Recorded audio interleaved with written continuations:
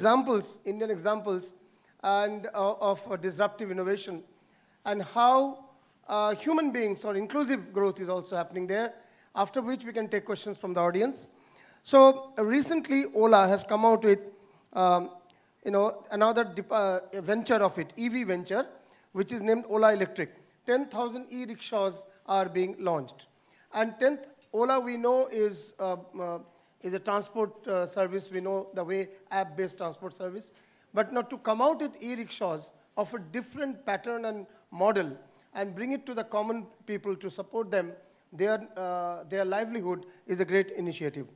Paytm's wealth management, we know about Paytm Money. Jio, the regular calling charges free through the Volte technology, and now they're controlling 1/3 of the telecom industry. How the free calling charges being free became a game changer in the industry. B2B supply chain, Ninja Cart. They acquire fruits and vegetables from the farmers, bring it to the retailers, and make the farmers earn much more money than what they would have done it through the local mandi. So Ninja Cart, they're not exactly a typical middleman, but it's more a technology-based. Very interesting one example I found, two examples, let me say. I don't know whether you've heard this name, Samosa King in Bangalore. So Samosa King, the guys, their husband and wife, they left their jobs, high-paying IT jobs, to start, now 7, now more are coming, a chain of samosa suppliers. And here, they observed what are the problems in samosa business and addressed them. No change in flavor, so they made multiple flavor, vegetarian, non-vegetarian, both types of samosas, and multiple flavors. Then crispy, it goes off after you cook, crispy goes off. So they brought in a technology by which for 6 hours the samosas are crisp. And then they also brought in not baked but fried samosas. So a lot of new innovations they've done, and they are successful. You'll be astonished, their latest valuation in the valuation market, the latest is $14 million. $14 million is 35 crores plus, I suppose. So that is the valuation that they've gone into. So the point is that you can actually innovate. One big example, unicorn, food unicorn, in my hometown, Calcutta, started from there, all over the country now, Wow Momo. Momo is a very, very favorite delicacy in eastern part and northeastern part of India. They made it the way dosa is across the country. Now Momo has gone across the country thanks to Wow Momo. It was there earlier in some cases, but thanks to Wow Momo, the whole chain has come, and it has become a unicorn. So the point is, and 72 types of Momo I could never think of. They are researching and developing every time. So there are many examples in this country, some examples already given by Raj, which are upcoming ones, and these also, and many more, I'm sure, that disruptions are coming. Now, before we take questions, I think 15-20 minutes are there. Let's check if there are questions at this point of time, or else I will ask them questions myself. But it would be good if anyone from the audience would just pick up your hand. Hindi mein bolo, Angrezi mein bolo, kuch bhi bolo. It's okay. It's not that we have to only speak in English. And please ask any question related to future of business, innovation, and disruption. These are the 3 keywords. In these times of digital communication, keyword is the usual jargon. These are the 3 keywords. So what comes to your mind that you would like to know from this panel? And you won't get these 3 gentlemen so easily and go under one roof. So any questions, please? Yes. Thank you. And if it's tough, I think there is no volunteer around. There should have been. You could come a bit ahead. Okay, there is someone there. Do you have a mic there, or you'll take this? There is.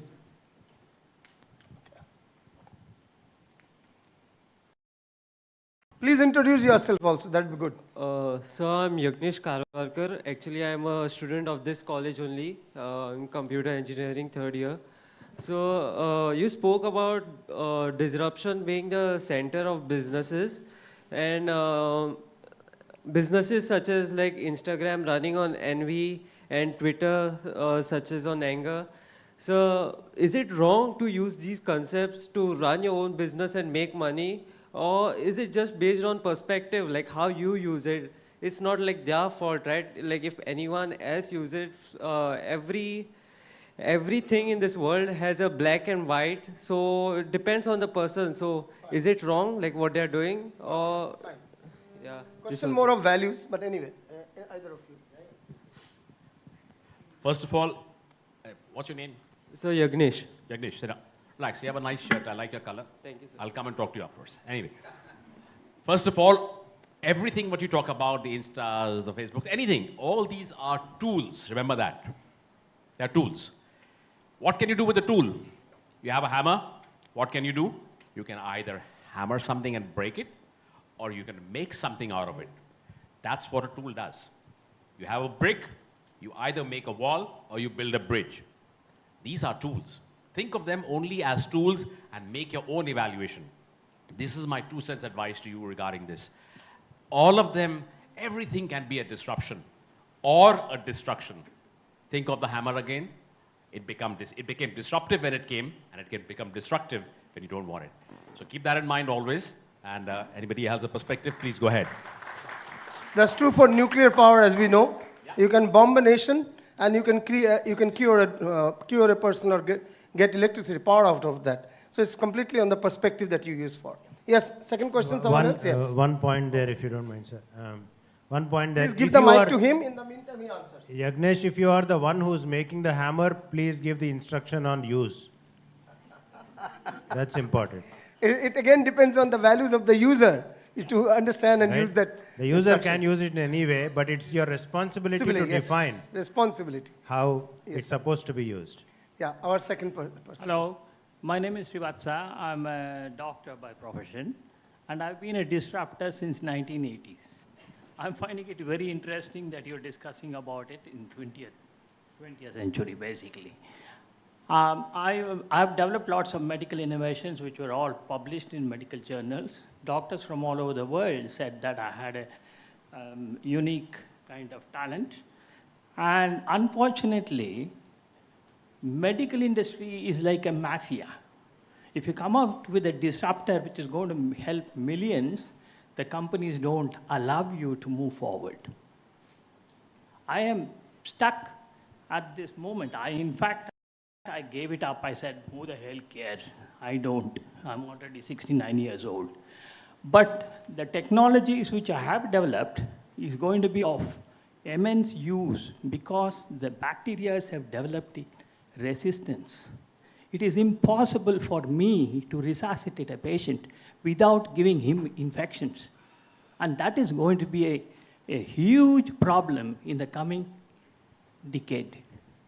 In what way do you think your organization claiming to support disruptors is going to move forward and encourage people like me, not me alone, but the youngsters, to come out with disruptors and support them? There is no point we telling, oh yeah, you have to come out with a disruptor after the disruptor has become a samosa king. No, you have to hold their hand and move forward. You have all sorts of things here. But I hope in the next decade, you will help people who definitely come out as disruptors, listen to them and offer the help. There is no point saying just apply here, apply there. You have to step forward because they're not going to be bold enough. Because I am a veteran, I have worked in medical innovations all over the world. I've helped companies develop medical innovations. I don't care whether I need it. It's not the money which drives me. It is the passion and the encouragement which helps me. Thank so you. I hope you encourage that. Yeah, And you have in already what made the way- point. Thank you very Yeah, much. Thank you.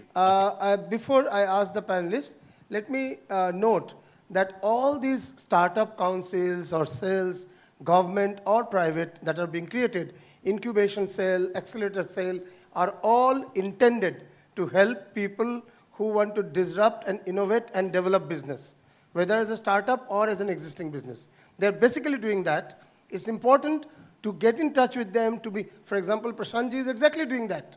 The government of Goa's cell on startup. They are exactly doing the same thing.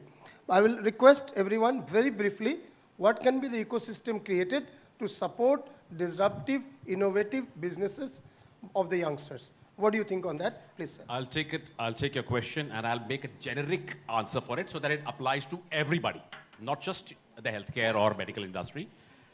I'll tell you a project again from India. What we are doing is, like, you have some patents, you have an idea which is recorded, which you probably uploaded somewhere. And I'll tell you very honestly, a lot of patents can be really unpatentized, so to speak.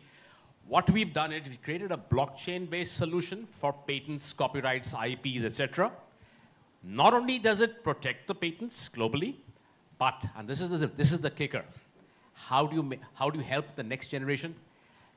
These patents can now be fractionalized and sold at a cost 100x than what you actually think it can.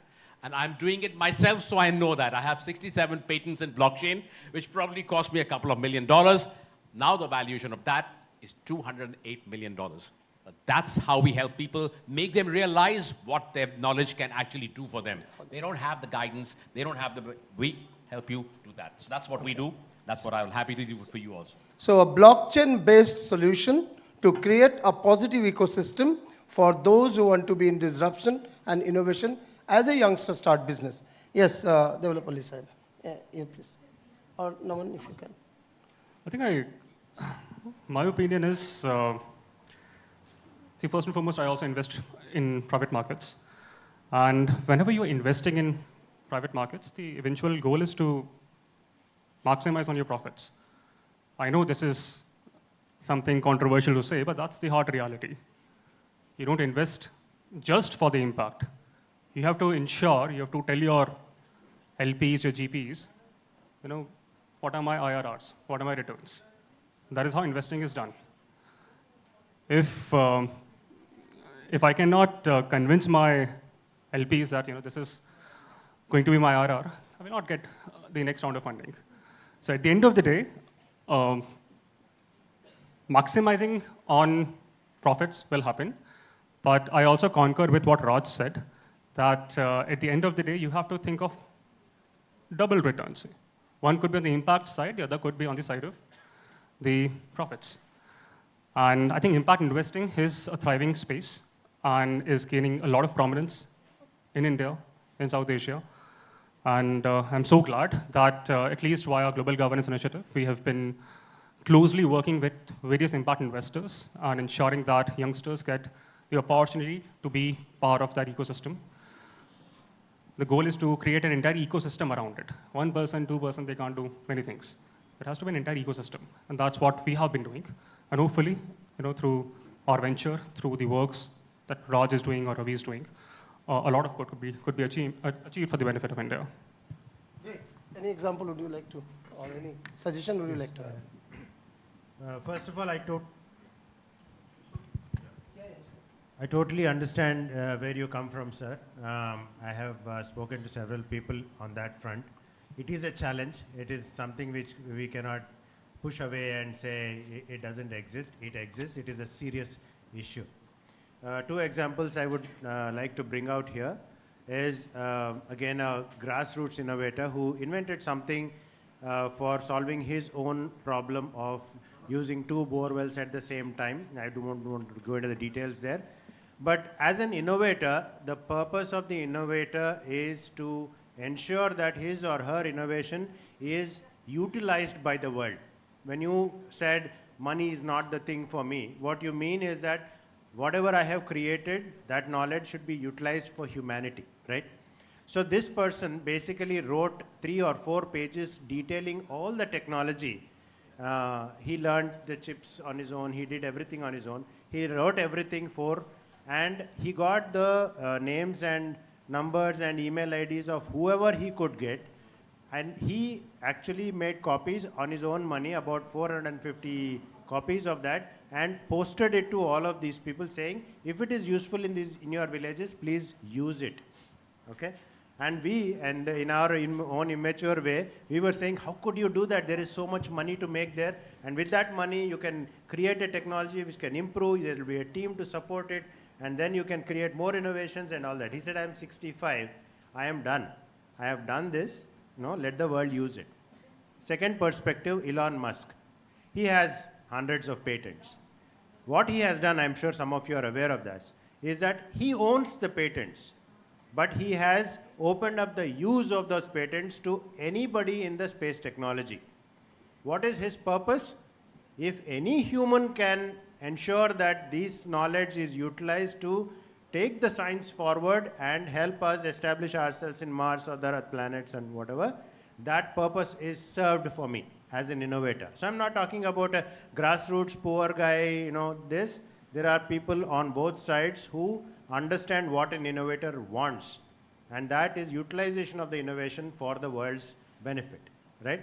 So one small thing that we have done in Telangana government, again, very practical, very difficult to implement, is that every innovation that is discovered, of course they are documented and all, there is a mandate given to the government department to give opportunity for the startups innovation to be utilized in the projects and not ask for all the mandatory requirements of 2 years of business, this much of revenue, this many people and all that stuff. That is eliminated and allowed for the innovation to participate in the normal bidding system. Very small step. I'm not saying that it has massive effect on the ecosystem, but it does, and things change over time. Those are my 3 inputs. Sir. Great. So we had a lot of examples, from technology-driven innovations to the concept of Samavedan or empathy leading to innovation, to the concept of inclusive innovation, to innovators or disruptors being allowed to do business, skipping certain mandatory aspects, and to the emerging Indian aggregator innovations as well. So there were a lot of examples that have been brought in. What is important is to finally grasp the essence of innovation, disruption, and apply in the problem or the issue that we are tackling individually. So at the individual level, rather than wondering at what the world does, well, it's good to know that, but unless the knowledge leads us to action, the value of the knowledge isn't there. Padho, lekin saath saath karo. So let's hope that we bring in small innovations, the way we study, the way we teach, the way we mentor, the way we act, in small innovations, because the habit of bringing in small innovations would lead someday to the bigger things of life. Thank you. With this, we bring this session to an end. Thank you very much. Thank you so much. We would like to give you all a citation from Herald.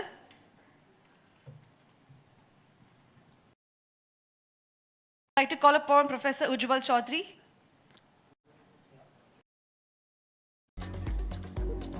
Kindly come forward.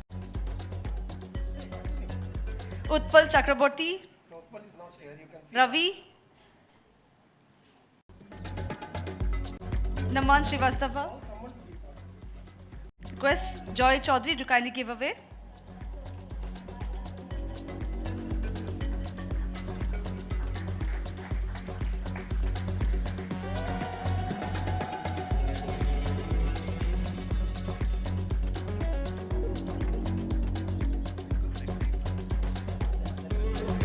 Ravi Devulapalli. All of you put your hands together.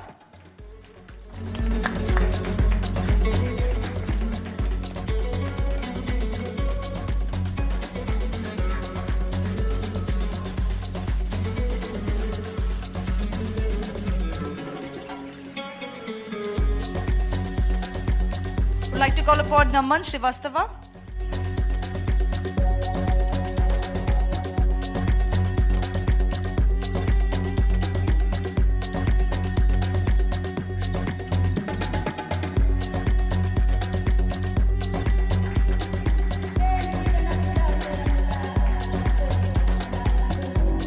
And also like to call upon Mr. Raj Kapoor.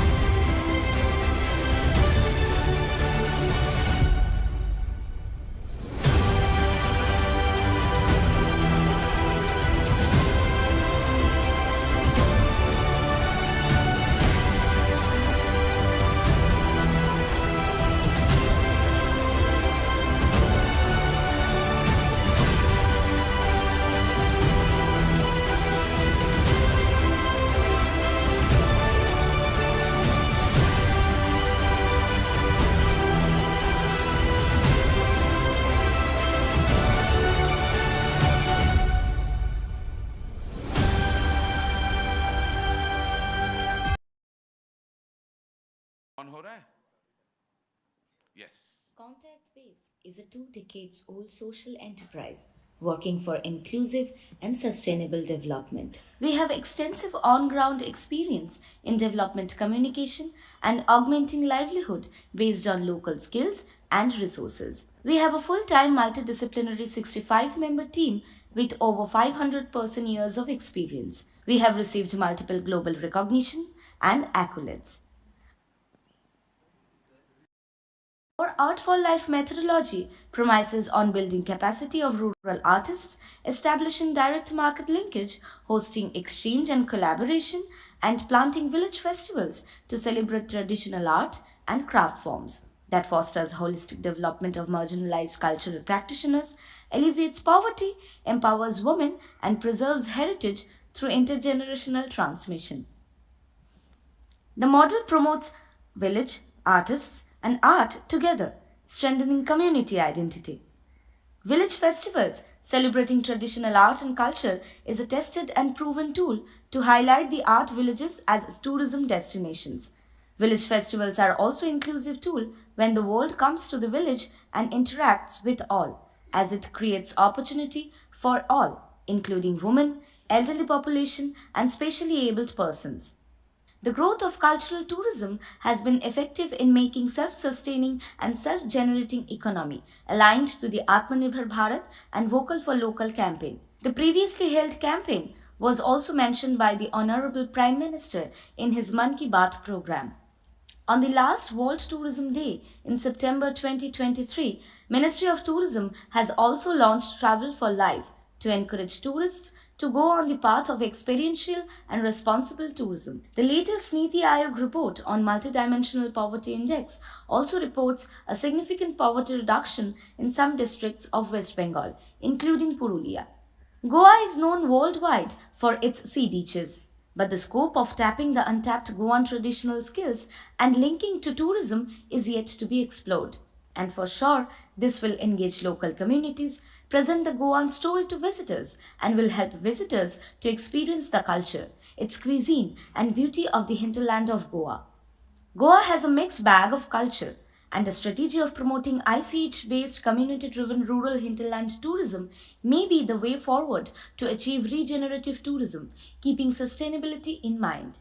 This may help Goa to safeguard its own cultural practices, its tradition, bring pride and recognition to the practitioners, attract Goan youth to join the efforts and innovate, as well as rebrand Goa tourism to attract a new set of global tourists altogether, to establish a model of responsible tourism, which may be a good opportunity for Goa as a state to place itself globally, keeping 2030 SDG goals in mind.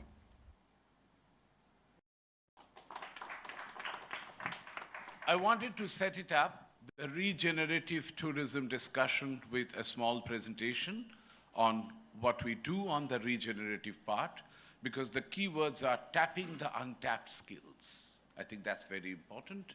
And reducing the gap between the community and tourism. Because it should not happen that the tourism is not bringing pride to the local Goan communities. I think that's a very important factor. It must benefit the local communities. And the more involvement and engagement it's possible. Yes, the hotel we are staying, it's so good to know that 86% of the staff are local. They host the evening shows every day, a different program, and they promote the local liquors. I think that's very good, because this is where an entrepreneur also supports the local entrepreneurship. So with this regenerative tourism thinking in mind, I will now call upon the next speaker, and maybe we should start with Maria. Okay? Okay, come. You want to come there? Oh, whatever. This is good. So, there's a short video that I have. You want to start playing the video? It's up to you. Yeah? Could we play the video?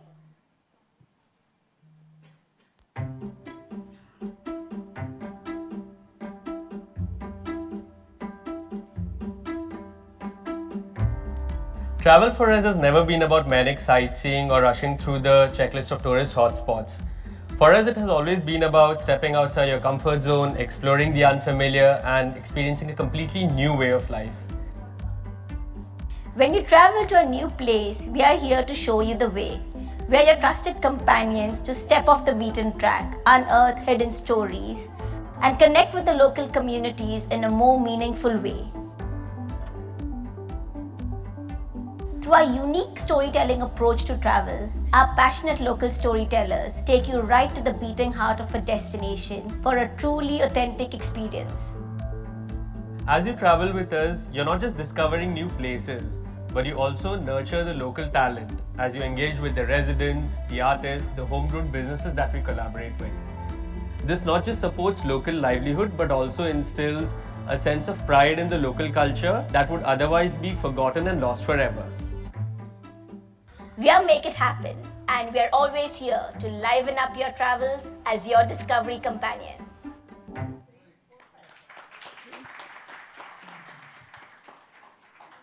So yeah, I would like to first, begin to thank Herald for putting together this think tank that I would consider for tourism, where we're going to explore different ideas, and see how we can bring in more collaboration, right? So start with, I'd like to share my journey, right? What inspired me to get into tourism? So I'm a chartered management accountant by training. I had about 8 years of corporate experience working in business analysis, finance, accounting, right? And one fine day, I quit my corporate job and decided to plunge into the tourism industry. So it was this, I was trekking to this little village called Dampus in Nepal. It's a tiny village, near the Annapurna range. And when I reached there, there was this shawl vendor who was selling yak wool shawls. Now, I was so mesmerized by the Annapurna range that I almost ignored him. Right? And he called out to me and he asked me, can you come here and see these shawls? Now, since it was a trek, I didn't really want to shop and carry stuff back. So, I politely declined. But he insisted, please come and at least see these shawls. So as I walked towards him, he asked me to click his photograph. Now, usually it is, travelers who want to click photographs of locals, right? And it's not the other way around. So, I took out my tiny point and shoot camera and I started clicking his photograph. And then he looked out to his wife and said, अगर हम दुनिया नहीं देख सकते हैं, तो क्या हुआ? दुनिया तो हमें देख सकती है. And this is actually what opened my eyes to the ample opportunities the tourism industry has to offer. Not just for the travelers, but also for the local communities to showcase their talent, share their culture, and eventually build a sustainable local economy. Right, so this is what inspired me. I quit my job and I set up Make It Happen back in 2011, initially as a hobby travel club. But then, eventually I started seeing what is the gap in the industry. And what I saw was, how can I bring communities to the forefront of tourism? That is what was my, the why of why I set up Make It Happen. How can I, as an individual, influence this kind of thought process where communities are brought to the forefront of tourism? So then in 2015, we started this project called Goa Heritage Walks. And at that time, we had great support from the local communities. Jack here was a member of Goa Heritage Action Group, and we collaborated with them, and several other locals who joined on board. But today, now, what we built over the years is a discovery platform where we connect travelers to local communities through immersive local experiences like heritage walks, culinary journeys, village saunters, nature trails. And we design these experiences where we train local hosts, right? So we work on upskilling local hosts, local storytellers. We call our, we call our hosts local storytellers because they are the ones who are narrating stories of the place. And that these stories that travelers take back with them, right? So we also thought of, how can we give a traveler a more holistic experience? So we introduced our recommendations on places to stay, shop, and eat. Now, these are recommendations that promote local businesses that align with sustainability. So this is some of the work we've been doing. we also thought of how we can upskill people, right? So we have introduced a training program around it. So this is a training program in collaboration with Intact Heritage Academy. So now, during this session, maybe we'll talk more about the other initiatives. And I'd like to hand over now the mic to the next speaker. I think Jack? Okay.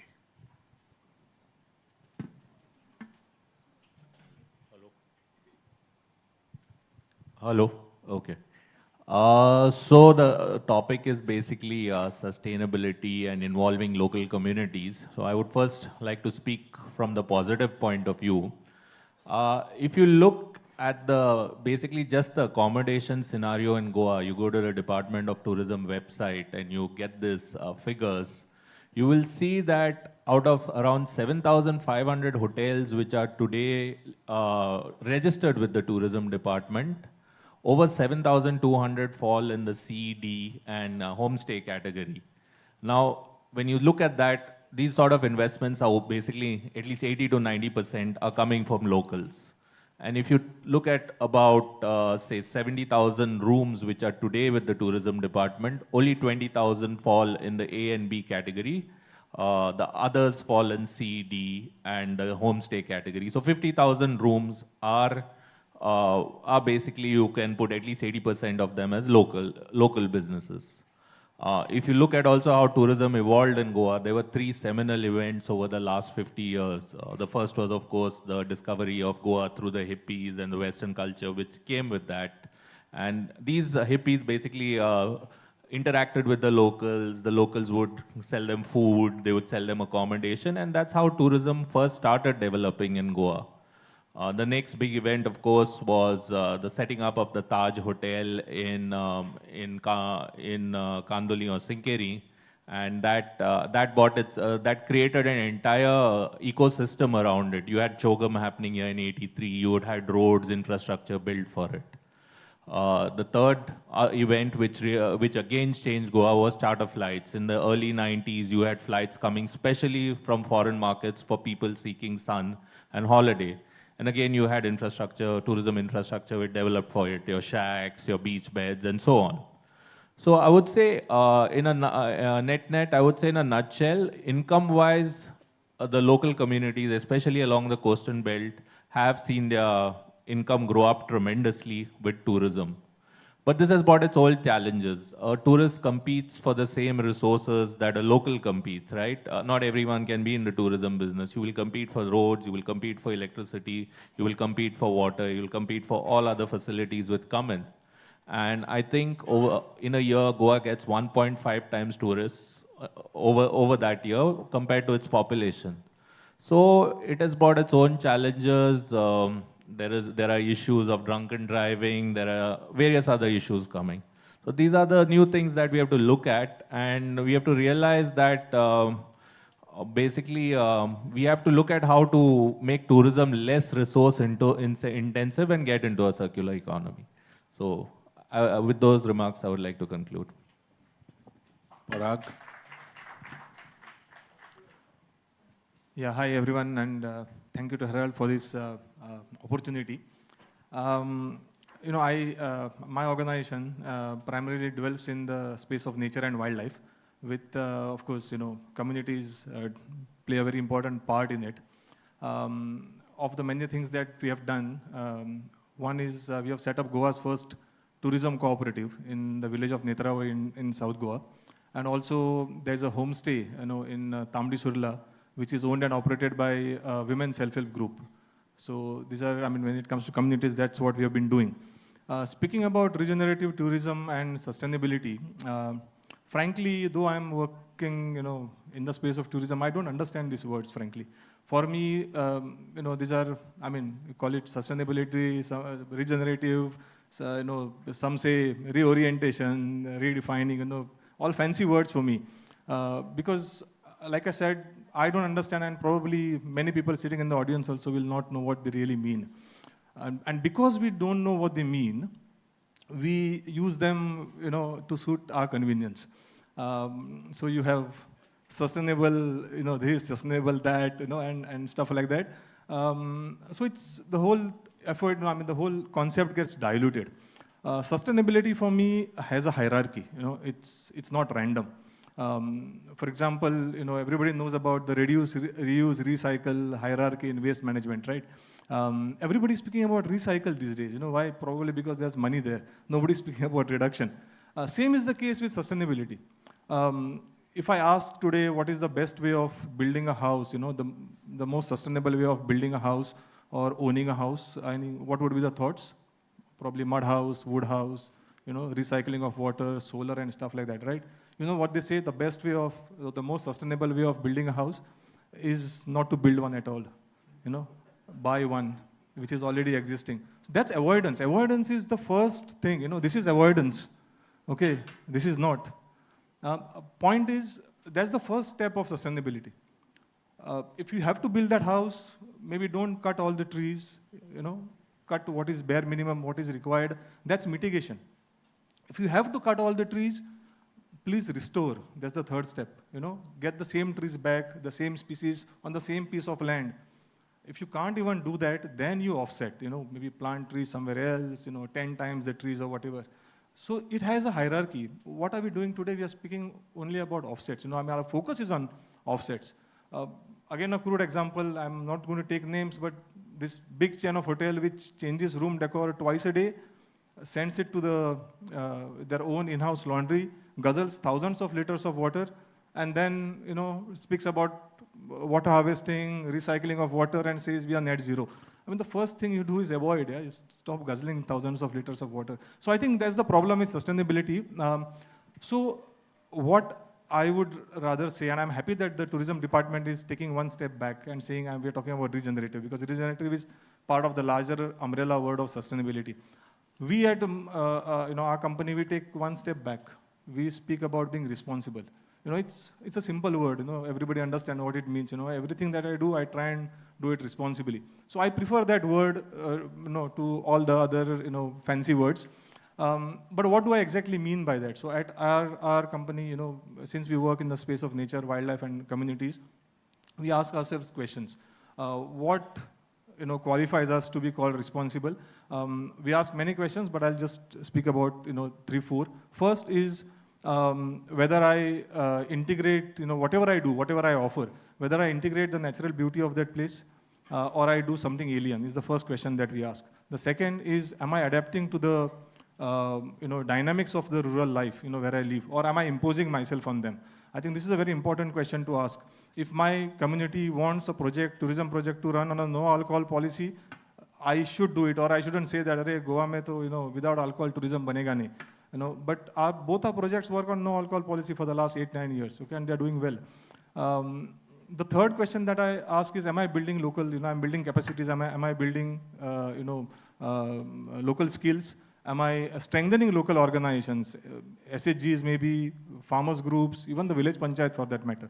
And the fourth and the most important question that we ask ourselves is, whatever tourism offerings I bring to my guest, do I have elements of education and conservation inbuilt in it? This is the most important question. If my guest at the end of my tour, doesn't go back a little bit well informed, or if he doesn't go back with a little bit of respect for the land and its people, then I have failed as a tourism operator. I think this is very important. So that's my perspective about that. Thank you. Parag spoke really fantastic. We must also thank Jack and Maria for this. Now we go to Rupinder Brar. She is the Additional Secretary, Government of India, Ministry of Coal, but she was the ADG of Tourism, Government of India. So I'm sure she has both the tourism perspective as well as a very important perspective of the role of corporate. I will request ma'am to do. Thanks, Amitava, and thanks, Heraldo, for having me with you here. As Amitava and some of my friends in tourism know, that though I may have moved to coal, my heart still beats for tourism. So that was the reason to accept being here. You can never miss an opportunity to listen to all the thoughts that get said about tourism, people around tourism, and tourists. But before I say anything, Parag, thank you so much. You took off a huge load off my head when you said you don't understand those words. That's exactly what I was doing. Our friend here said, Google it. So on way from my hotel to here, I was actually Googling what is regenerative, what is sustainable. Every single time one is called to speak, it's like, what does it mean? So, you know, there's this English definition of a few things. And then I was trying to memorize it. And I have to speak to regenerative में ये बोलना है और sustainable में ये बोलना है. So I will not waste my time in speaking on that. Google it, read it. But on a more serious note, it's everybody today before me has talked of disruption. I attended that session. Now we've shared concerns of the potential that tourism has, and also over-tourism, and the innate human greed to over-exploit just about any resource that is there before us. And I think that will go back to some ethical questions. Somebody back there, one of the students, I think, had raised the issue of ethics when the session before this happened. And so there are lots and lots of things that can be said, but here from this platform, one can't speak endlessly. Maybe later over tea or dinner, one can brainstorm more. But what should really be the goal of any good policy, any good action? I think the core has to be people, because if we are there and if we exist, then we create. If we do not even exist, then we just don't exist then, you know? So whether it's technology, whether it's policy, whether it's whatever that we do, I think if that remains the guiding principle, then we have a way forward for us. And a lot of what we are confronting today for people like us who are on the wrong side of the 50s, the younger generation who is kind of stepping there, what we need to do, I think, is to do a lot of learnings as to where have we brought ourselves as a civilization, as a humanity. Obviously, we've been doing some right things. It is certainly not a good idea to say that we've never, as humanity, done anything right, but it's important to stop and think that are there elements that we've missed along as we've gone and made policies or done economic activity, because economic activity has been a part of human life ever since. It may have taken shape of a barter. Today, it may not be a barter. But nevertheless, that whole concept of economic activity, however we may define it, whether it is with theories of Adam Smith or no theories being there, only Adam and Eve being there, yet it's been there. To me, whatever little that I have come to understand of tourism as a more organized subject while working in the Ministry of Tourism was that there was a huge disruption caused, and that was not a technological disruption. It was a nature, or there are theories around it, but there was a disruption when COVID happened. And there was a disruption not just for tourism, there was disruption of life itself. Suddenly, everything stopped. When you looked around, there was despondency, there was sickness, there was death, and it was casteless, classless. It just hit anyone, anywhere. No one was immune to it. And I think that was a huge disruption coming after 1919. Apparently, when the Spanish flu happened, it had caused a lot of anguish then too. But probably this time, the anguish was felt more. And I'm using the word probably, because we really don't know how a common man was feeling in 1919. There is never a lot of literature about a common man. But we know how it all shaped up in 2020. Each of us was there in 2020, everybody in this room. And life suddenly stopped. It was a huge disruption. But it was also understood by everyone that life is not going to stop. It's going to move on. But that also gave an opportunity through that crisis to question. And in tourism, I'm glad that a lot of questioning happened in-house and said that, what are people really looking for? Are they looking for those fancy things? And people like Maria, I think a lot of you contributed from that point onwards, where suddenly everybody was that, okay, we need to go back. We need to go to practices that are probably more sustainable. And Parag, I think that's where all of you fit in that narrative. You were already doing those practices. And a lot of people suddenly learned that probably we've been misusing or overusing the resources given to us. That was a big question, and that was also a big answer. To a lot of people living in the cities, and that of course may not have worked to Goa's advantage per se, because people from Bombay and Delhi suddenly said, let's all go to Goa. And suddenly you have everybody buying land here, building a house, let's move away from city. That's where technology helped, because you could suddenly work from home. It was an opportunity that COVID created. Why do I need to live in a small apartment, 800 square feet in Mumbai? Why I should not just go live in the hills? It's an opportunity, but it's also a challenge, because when you went the first time to the hills in Uttarakhand or Himachal, or you came to Goa, or you went to the backwaters, it was an opportunity. But if you overuse it, then it's not just an opportunity, then you're killing the opportunity. So I think there is continuously the need to think, is a sustainable, to me, that's a sustainable need more than anything else. We, as thinking humans, we need to stop, ponder, keep rethinking and thinking, reimagining, reevaluating, taking away the not so good practices in whatever we do. And now that I am in the Ministry of Coal, I do want to share with you on how thinking helps. To anybody that I now say that I'm in the Ministry of Coal, they say, aha, diametrically opposite, what are you doing there? Interesting that there is a paradigm shift in thinking processes everywhere, including in coal.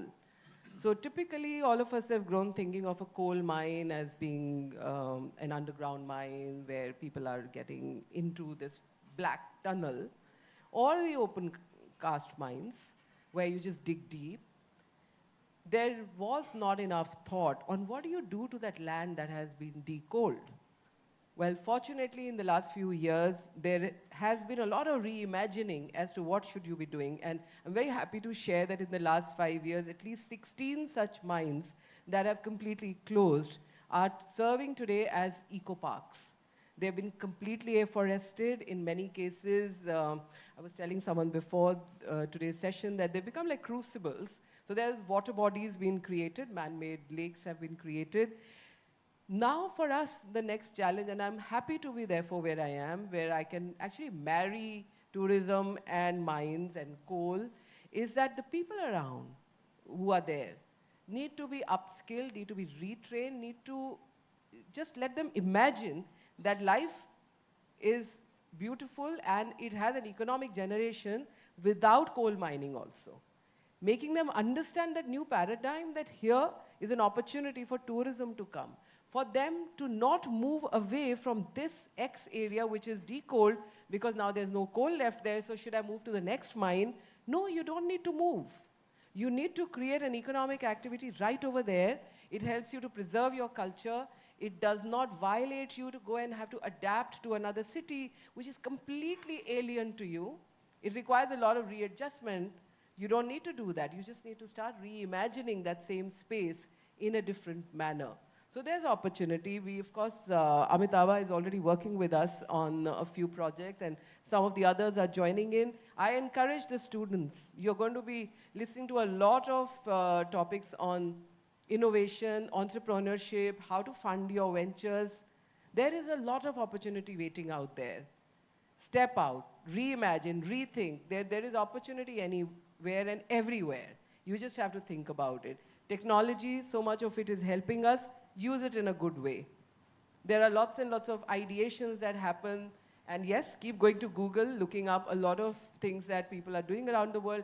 Get inspired. I think that's an important thing for the younger generation. Get inspired. Create sustainable solutions. I don't know what it means, Google the meaning. But a good practice is the one that adds value, does not take away. To me, that's what sustainable is. Regenerative, when you've taken away life from somewhere and you again regenerate life, you reignite the place. That to me is regeneration, and we are trying to do that in the coal mines also. So lots and lots of thoughts. I can go on endlessly, Amitava, as you know.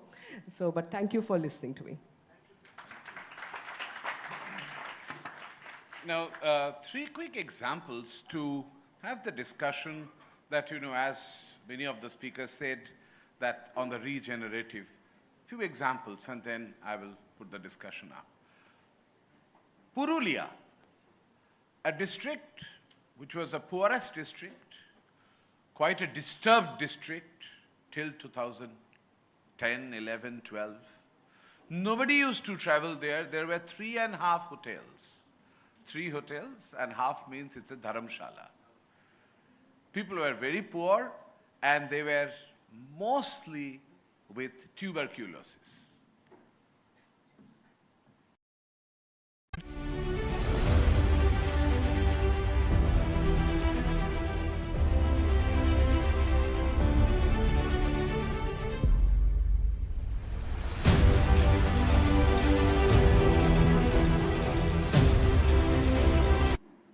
Purulia had 3 interesting things.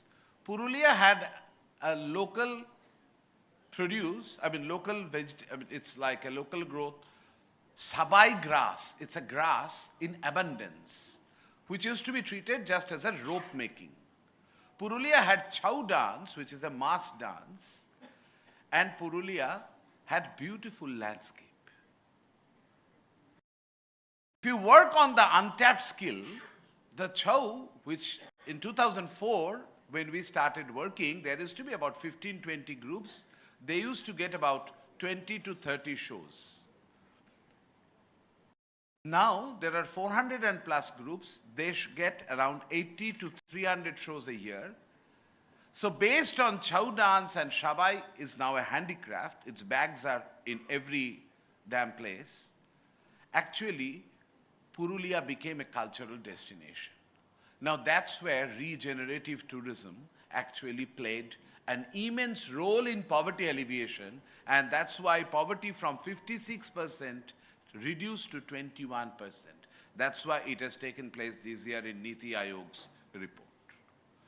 Another interesting part, in a small municipality of 130,000 population, the waste that gets generated, the plastic. Can you imagine what is the scope of that plastic? What is the area it takes? You will be surprised, shocked, because we don't understand that, we just see. It is 18 acres of land into 10 feet of height is a legacy waste of 130,000 population. That's where Indore excelled with an NGO called Sarthak, led by Imtiaz Ali. And he made Indore the cleanest city, and it's a model, which is also adopted in Bhopal. So good practices exist, and all that area where the legacy waste used to be there is actually a public park where people take selfie now. There are many works which are going on. If you look at in Goa, even till 2015, there was a village called Ibrampur near Arambol, right now near Mopa. That village had untouchability. But they used to make basketry work. Their basketry is not of the highest quality. But the point is the village is beautiful, have peacocks and everything. So when people started coming in, that untouchability goes away. People feel pride and glory, recognition. They become inclusive. So it need not be a big income generation thing. It addresses the social points that need to be addressed. So there are multiple examples of this. So I'm sure today's discussion that Goa is doing great, and Goa's poverty level has nothing to do with India's poverty level. We all are aware. But if Goa's more efforts in tourism becomes more inclusive, and if it really helps the local communities, because places like Gulle in Kankona, or places like Avedim in Kepi, there are multiple places, the traditional art and culture, because we have forgotten to treat it as a skill. So if we can try this out, and that's where I think the role of, you said the disruptive, the startup, the funding agencies, I think can actually come in. That's why even the startup sales, the heads, I mentioned to him that, only IT may not be the thing, because other factors are very important. Because I come from the Thai background because, you know, after IIT, 10 years in software, so Silicon Valley, when the Thai was formed. But it was never formed only for IT, but it was the IT hub, and that's why it became IT. Even Kanwal, whenever he speaks, he says, it's my failure that I could not take it above IT, but I wish others to take it. So with this background, I would like to open it up for a discussion, quick discussion, and then we will come for a remark here. Anyone? Yes, please. Please, you can speak, we will. Okay, hi, my name is Alina, and I live in Padola. We can hear. Okay, never mind. Hello, check. Okay. Hi, good afternoon right now? Yeah, afternoon. So my question is very simple. I love traveling. So whenever I have this motive that whenever I travel to any place, I would like to take a part of that place with me as a souvenir, like maybe a local craft or a local dress. So I'll give an example. When I went to Rajasthan, I got their turban as a remembrance. Then I went to Mysore. I got their Mysore Pak as a sweet, and I got a silk sari. And then when I went to Kerala, I got one of the motifs of the Kathakali dancers. So my question is, when people come to Goa, and as a Goan, when I say I'm from Goa, I know you all are smiling because you know what's coming up, is then they ask, oh, what is there in Goa other than beaches and liquor? And you guys only drink beer every single day. We are like, and then they ask us, where are the rave parties and where are these parties? I'm like, we Goans ourselves don't go for those parties. We don't know where they are. So my question is, how can we change this? How can we change this concept that though Goa is known for its tourism, but as a traveler, I feel Goa is very bad at tourism. I need to appreciate all the efforts y'all are doing, but I must point out that the efforts that the travel organizers and companies, it's more of if people reach out to y'all. But what about for those travelers, like especially me, I have this thing of doing budget traveling, where I do things on my own. So for us, how do we get a culture of Goa with us when we go back home? For example, even in Goa, there are so many places that are just unexplored. Like in the north, I went and I visited a Jain temple, and I was so shocked that there was a Jain temple in the north. And then I looked up the history, and I was like, wow, this is amazing. This is pre-Portuguese era. Why is no one talking about it? Why are we not learning about it? But We'll get a response now. Yeah, sorry. Yeah. So that's my question. How do we change Got that? it. Yeah. Any other question? Quick question. Rather than giving a big introduction, just give to it. I have nothing personal against you guys. Your talks are very, very impressive. I've been in hospitality for the last 36 years. A quick question, please. Yeah, not a question. I'm talking about present Goa. Goa is not the same it used to be. It's not the same. You're talking about the good side of Goa, but you're not talking about the bad side of Goa. Sir, if you can specify your question. Please. Yeah, but today I just talked to Mr. Gupta about it, and nothing personal against it. Herald doing a good job, and the watchdogs, and there has to be watchdogs. No friends in the politician. Goa is today in drugs, rapes, crimes, drunken drivings. Yeah. You talk only the good side. What about the bad side? Yeah. Today, Goa's tourism is only drugs, crimes, rapes, everything, all bad. Goa used to be famous for natural beauty, but not anymore. Not anymore. Right. Yeah. Yeah, my question is, we stop to these things. Police do their job. Right. The panchayats do their job. The sarpanches do their I will job. address your question. The concerned authorities do their job. Sure. Only then we can stop these things. Absolutely. And we talk about the real tourism of Goa, which used to be. Right. Thank you very much. Nothing Thank personal. you. Yeah. Yes. Just a moment. I will take one more question. Yeah. Thank you, sir. Any other question?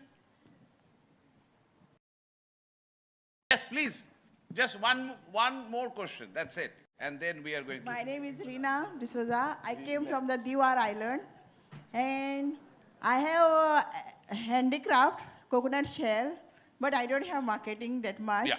And second question, ornamental fish culture also I'm doing in my own island.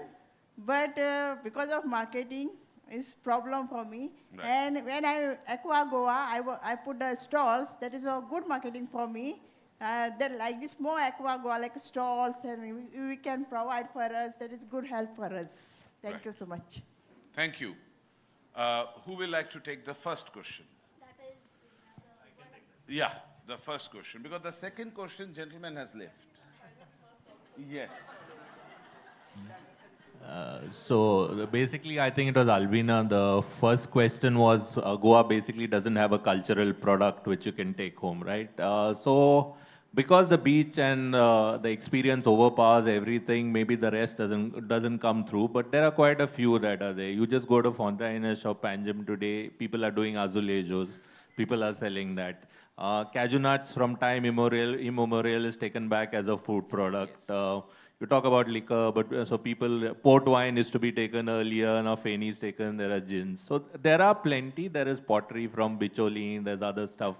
But maybe because the other thing overpowers, you can't find it. Whereas Rajasthan pushes its crafts, so things like that. So it's Kerala pushes Ayurveda, so you don't hear about Kerala crafts going. So each destination has its unique point. Thank you, Jack. Over to Parag. Parag wants to answer. Just a moment, Parag wants to... So, no, I'm just to, I think her question, more than handicrafts and stuff, was about the narrative that Goa has set. The branding. Yeah, it was about narrative. So I think, and I completely agree with you. I think we have messed it up, as a state about how we, promote Goa. I mean, at one point in time, there was this tagline of 365 days of fun, which is stupid. Okay, I mean, I'll put it bluntly. I'll give you an example. People who travel to the Guwahati airport, and I like to quote this, you land on the airport and you get into the lobby, the first thing you see is a life-size rhino, right? You immediately relate Assam with rhino, right? What do you relate Goa to when you land at the airport? Please, somebody? Not carnival, come on, casinos, yeah. I mean, nothing against casinos, but that's the narrative that we have set, right? Where's the state bird of Goa, for example, at the airport, or where's the state animal, or where's the Tamdesula temple? I think that's the first thing. That's a very clear-cut, actionable point, and it's slowly getting into the PR and marketing strategy of the state government, because I happen to sit on the tourism board. Is that the first thing that we're trying to do is, get all these signages out there, talking about the real Goa. Yeah, and Jack, you forgot Bebinka. Bebinka. Yes, Maria, you would like to add something? Yeah, so I like to add, maybe answering both, though the gentleman is not there, is, if Goa needs to bring out... Yeah. So if the real story of Goa needs to come out, then there needs to be more community participation in tourism, where communities become the forefront of tourism. So for example, the lady they shared about her craft in Diwar. Right now, we do an immersive village experience in Diwar, and you could collaborate with us. Right now, there is about handicrafts we're talking about. It's not only the traditional arts, it's also more contemporary initiatives that have been taken. So one of the initiatives we support is called Maka Naka Plastic. It's an initiative by an NGO called Sensible Earth, where we upcycle textile waste and create these really cute bags, okay, with the branding of Maka Naka Plastic. Now, Maka Naka Plastic means I don't want plastic. Right? And these are souvenirs that are given to people. So the narrative of Goa is now becoming more sustainable. So these are initiatives that we can take, through the community, and it doesn't cost much. It's old textiles which are, upcycling into bags. So yeah, just these 2 points I wanted to add on, how we can innovate in the kind of offerings we can give in tourism. Okay, thank you. The third person who asked, that's basically answered by Maria itself. So I will not take it separately. If you don't have any immediate, urgent question, then I will like to straight away go for the last comment from all of us. So I will start with Rupinder. I'll also kind of answer partly what was raised. I remember doing a Dekho Apna Desh campaign where we did more than 150 episodes. And so one episode standard, as you expressed your concern that why is it only shacks and why is it, but then I remember doing an unshack Goa, and we also did an untaj Agra. We did a lot of such episodes because stereotypes get built over a period of time because something is, like Jack said, there's a USP every place develops for maybe for marketing over a period of time, but every place does have something unique that it offers. But I remember that that particular episode got a lot of footage. And when you, Maria, do these episodes and you take people out for the walk, the digital information platforms are really coming to help now. It's also for the traveler to actually reach out, and it's also for all those people who are engaged in the ecosystem of tourism to create those experiences. People are looking for a lot of different experiences like you are. But we need to offer those. Those need to be sold out. And so there's a supply side and a buy side, on this whole thing. But yes, currently, as you also rightly said, currently there is a little extra perhaps focus on this part. Also because perhaps in India, we don't have another one destination which gives you the vibe the way we get it from Goa. Probably nothing wrong also in it, if I look at it. It's just the question always remains is that how to ensure that it doesn't degenerate into what it should not be. There's nothing wrong about sunshine. There's nothing wrong about a palm tree. There's nothing wrong about having a beer. There's nothing wrong about a hammock. It's how you take it forward, why it should not turn into a rave party, how to stop drugs. Our friend left. Definitely the authorities, the community themselves need to step in and make sure that the degenerative part of anything doesn't step in. And that's the whole sustainable narrative also, I guess. Yeah? Absolutely. Jack? Hello. So I'll just address the third question also about the coconut shell and this thing. I'll give you the contact. There's a foundation called Red Dot Foundation, which runs these programs for women on how to market or like this thing. So I'll give you that. Coming to basically the concluding remarks, see, like I said, tourism is, there are pros, like in the earlier session, someone said use the issue of a tool. With anything, there are pros and there are cons. We have to see that we push the pros more than, we see that the pros come out more than the cons and control the cons. Like Parag pointed out a great point about Goa being projected only for casinos. We have to change that branding. The message which goes out should be more and more on the positive aspects, so people come and do the positive aspects, like what Maria does and other people. So I think the branding, the key, like Parag said, is the branding of Goa going forward. That we have to make sure that the message which goes out points out the positive parts. And at the same time, we take action on things which need to be taken. Like for sustainable, this single-use plastic is something that a lot of states has done. There is a precedent, but our government, for various reasons, doesn't take action. We should look at doing that. Some things you need a hammer and then you go ahead. So yeah, saying that. What I would like to say is, we've spoken about a lot of problems in tourism, right? But we are in an entrepreneurship session. So problems give you an opportunity to do something. So it's an opportunity for a new venture, a new idea to come and play, right? So I think that, and that's exactly when I saw the problem, being a Goan, and when I saw that the sun, sand, booze narrative was overpowering the cultural narrative, I started Make It Happen. So that's the first point. Second point that I would like to say is, there's need for more collaborations and partnerships within the industry and with the government. So one of the initiatives, once we did our Goa project, we were invited by Diu Smart City to set up heritage walks in Diu. And it's become part of their smart city initiatives.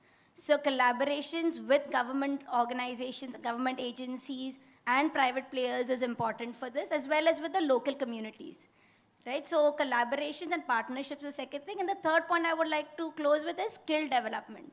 How much are we upskilling ourselves to the new age requirements? Like, for example, we spoke in the earlier panel discussion about Instagram and Facebook, right? And these are platforms that can also impart a positive change, right? So it's important to embrace an entrepreneurial mindset and upskill yourselves with new age skills. one of the courses that we are conducting is called Storytelling in Heritage Tourism. Now, storytelling as a concept itself is very new into tourism, and it upskills people on how to conduct an experience and also how to develop an entrepreneurial mindset. So yeah, these are the 3 points I would like to conclude with. Yeah, so, there are quite a few people in Goa, like, Maria, and then there are a few more, who are into the alternative space already, okay, and they're doing some excellent work. All of us are part of, a very informal collective called the Responsible Tourism Collective. But let me also, accept that we are small fry, right, Maria? In the larger scenario, with the push now, for hinterland tourism, ecotourism, whatever you call it, there's a sense of fear, even in me, is that what if we repeat the story of the coast, But then, with the new thinking, call it regenerative, responsible, or whatever, I think we have an opportunity to put things right. Okay, and I think one of the most important thing right now we need to do, Amitava, is, work out the carrying capacities of this area. I think that is where the excesses is what has really ruined, everything that we have seen. I think in the hinterlands, wherever we are pushing for tourism, I think carrying capacities, and not just carrying capacities in the typical sense of it, we have to look at acceptability limits, of the rural communities, and accordingly work out our products. I think if we can even do this basic stuff, this is basic, I think we'll be on the right footing, yeah. Thank you. Before I conclude, I will just like to give you again few examples, which should be an interesting thing. Rajasthan, people talked about it. What is Rajasthan known for? It's palaces and forts, right? It was seen in the research, and it was understood by the policymakers, that actually the gain of Rajasthan tourism is not percolating to communities. Based on that, they actually took up an initiative, one more extra night. That means develop rural places where people will go to have experience. They return, and that will cause one more extra night. So these are not, these should be promoted by the hotels, because these actually help them. So this is a very important part. Number 2 is that good policies is excellent, but good practice, I think, is the key. And here it's very, very important that we listen. We listen to all. And unless we listen, we will not be able to come up with solutions. And when somebody spoke about the marketing, it's very nice of Jack that he will link it. But the point is, look at the skill that you have for what product you made and what is the possible market. Improve the skill, it will attract a higher market. A very important part. A lady, Kantha Stitch, 2004 used to earn 500 rupees. The same lady, Taj Kira Begum, Nanur, one of the most disturbed area in Bengal, she actually recorded 96 lakhs of declared sales this year. Skill matters. So many a times we think that, market linkage, skill improvement. Another very important opportunity that tourism can build is tourism micro-entrepreneurship at the grassroots and skill building, making them tourism guides who will talk about the local stories. And that's where startups can come in. And because there are a number of places it is existing. Go to Mizoram, go to Meghalaya, the Northeast is doing fabulous on this. Arunachal, zero waste state. There are 29 tribes in the books, but in a reality we have seen after staying there for 7 months that actually the tribes are, what you can see is basically in tune of 19 to 20. Through the weaving pattern, you can identify who belongs to whom. Goa has many things that a tourism can take as a souvenir products. Innovating is the key, and that's the gap, I will say, even now. There are many things which Goa can give you as a souvenir tourism product, but there has to be an effort in this. End of the day, one thing is very simple. Invest in people. They have the story. Thank you very much. Amita, would you allow me one last comment?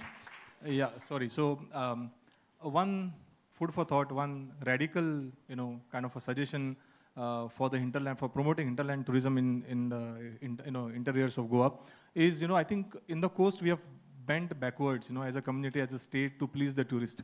In the hinterlands, I think we should say that, I will not change for you. If you want to experience my life, you need to change. I think that's something that we'll have to do. So thank you, Herald. Thank you, all the people, for listening to us, and thank all the speakers. What a fantastic group of speakers we had.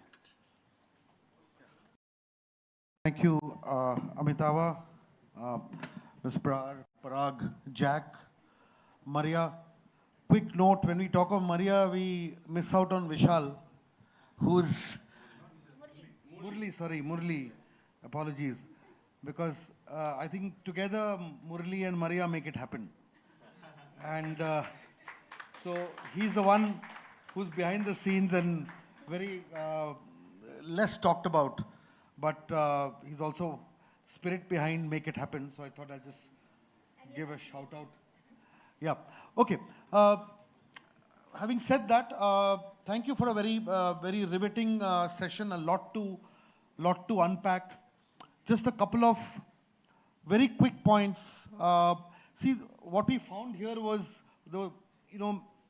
in every aspect that they spoke about, there was a missing link, and the link was that the government always does not connect, departments do not connect, everybody works in silos, and when you do that, then you don't have a very cohesive plan. And everybody talked about sustainable, regenerative tourism. I feel that one needs the good aspects of regenerative, sustainable Goa rather than look at tourism. And when policy making happens, it cannot be isolated to one department. If you need to change Goa completely and have linkages, there should be a policy change in governance where the government realizes that if you have to preserve our villages and our ecosystems and our way of life and tourism, you need to keep these places alive. Because once these places get destroyed, then all we are talking about makes no sense, because you're eradicating the basis of what we are speaking about. So, and that will not happen just with the tourism department. It will happen with an overall cohesive policy planning which encapsulates this. That is extremely important, because also one small note of discord. See, when we have meetings like this, or when we have events like this, where there are so many people, experts from all over the country, giving in such amazing inputs and takeaways, one would have expected the stakeholders of government to be here to listen for a change, to understand, to take things away, and then build on these learnings. So while all of us are extremely pleased and grateful for this whole participation, one would have expected the government to have taken a greater initiative in being a part of this in a more interested manner. Because otherwise what happens is, we look like flies on the wall, though we are not. But the idea is to come and listen, only then can you integrate. And I think that's a point that I wanted to make before we ended this session. Thank you. Sujay, I think they would have got a great idea what to do with the INO mines also from them. Yeah. Well, I hope the ideas are for all of us. But as Sujay mentioned about it, I must mention one thing, the positive story, that 2004-05, remember, Goa had pedophile problem. Goa solved it. And the solution did not come from Japan or Germany. Solution was from here. And how? The tourism police was introduced. Every school visit by any guest, the police checked the Form 13C that was established. The house to rent that was also done. So, it's a very important part. And I think a very important role was played by the NGOs like CRG, Sangat, ARZ, I think it will be a good idea when you talk about a good policy for tourism, good practice, also to involve such organizations, because which actually also can give ideas, because it works. Thank you.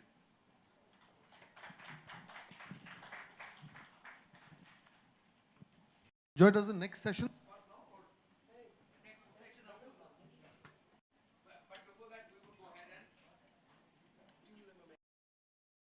I would like Sujoy to come up on stage and give the citations to all of us.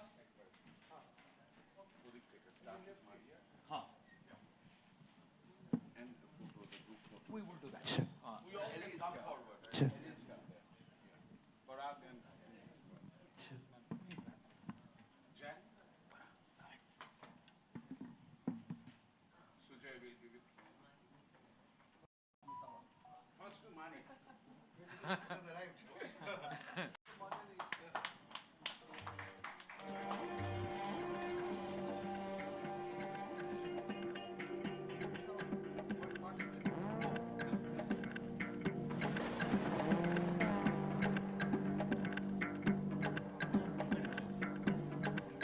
Yeah.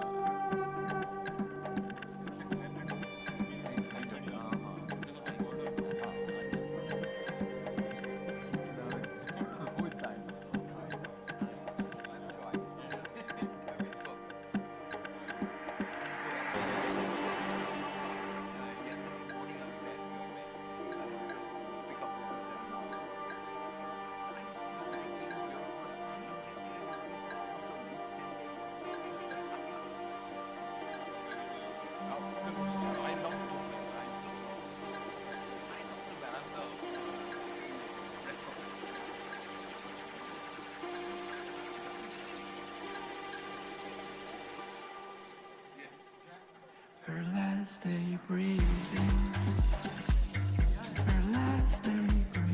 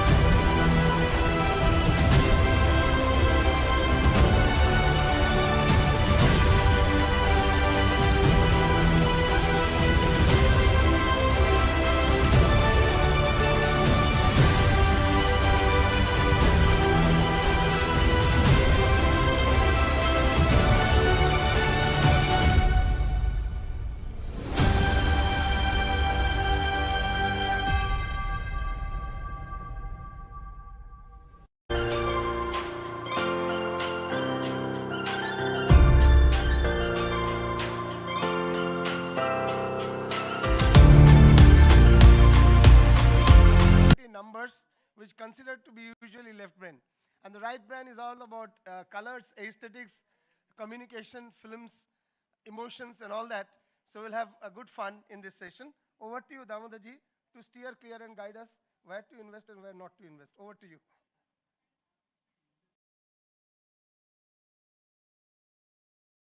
Good afternoon, everybody. I think people are still. It's on, no?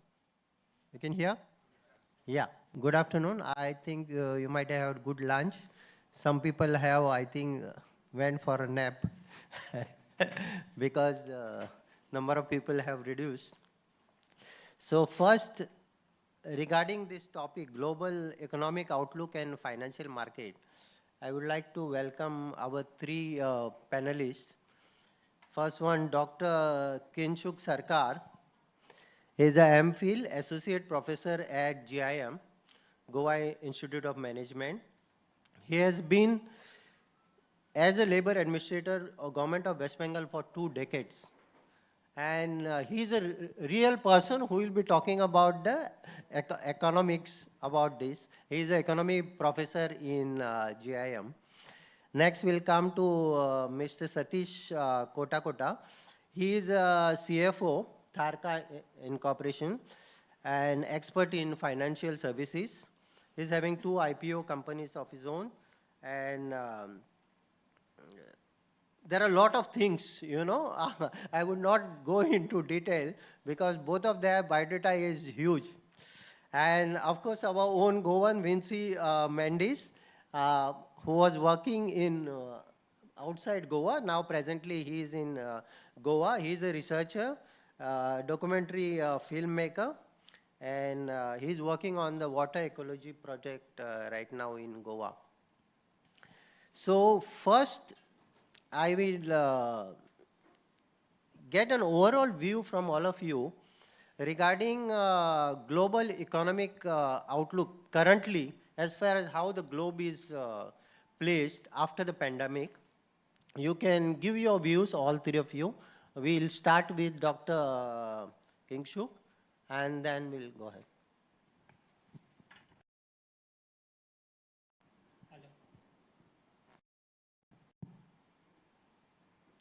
Can I go there also? Yeah.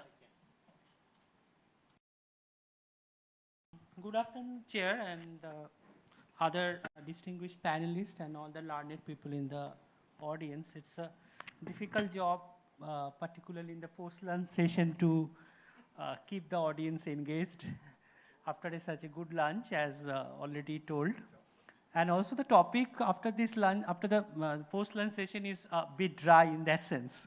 So it's doubly challenging to keep you engaged. So I'll, as our moderator like already said, that I'll try to give a brief, very brief kind of a description of how the global economic outlook looks like at this stage. So the basic question that still plagues global economy as a whole is how to get back to the sustainable long-run growth is still the big questions in the world economy today, as on date. Because if you see that there has been, like if you look at the economic size of the economics as a whole in the global market, it's still to get back to the pre-pandemic level. So pandemic happened 3 years back, but we are still to get back to the pre-pandemic economic size. So we are still figuring, the entire world is still figuring out how we get back to the pre-pandemic stage. So this is one thing, and this has been, there are few more challenges that came up. First, that COVID pandemic came. Then you have Russia's invasion of Ukraine, which has a huge impact on the commodity trade. Then in recent years, there is the conflict in Gaza area. And that also had led to geo-economic fragmentation, particularly in that area. So that also disturbed the flow of commodity across the world. So these are the challenges, and this also led to a fall in the living standards all over the world last 2-3 years. And another problem that was witnessed was the huge inflationary pressure during 2020, 21, and 22.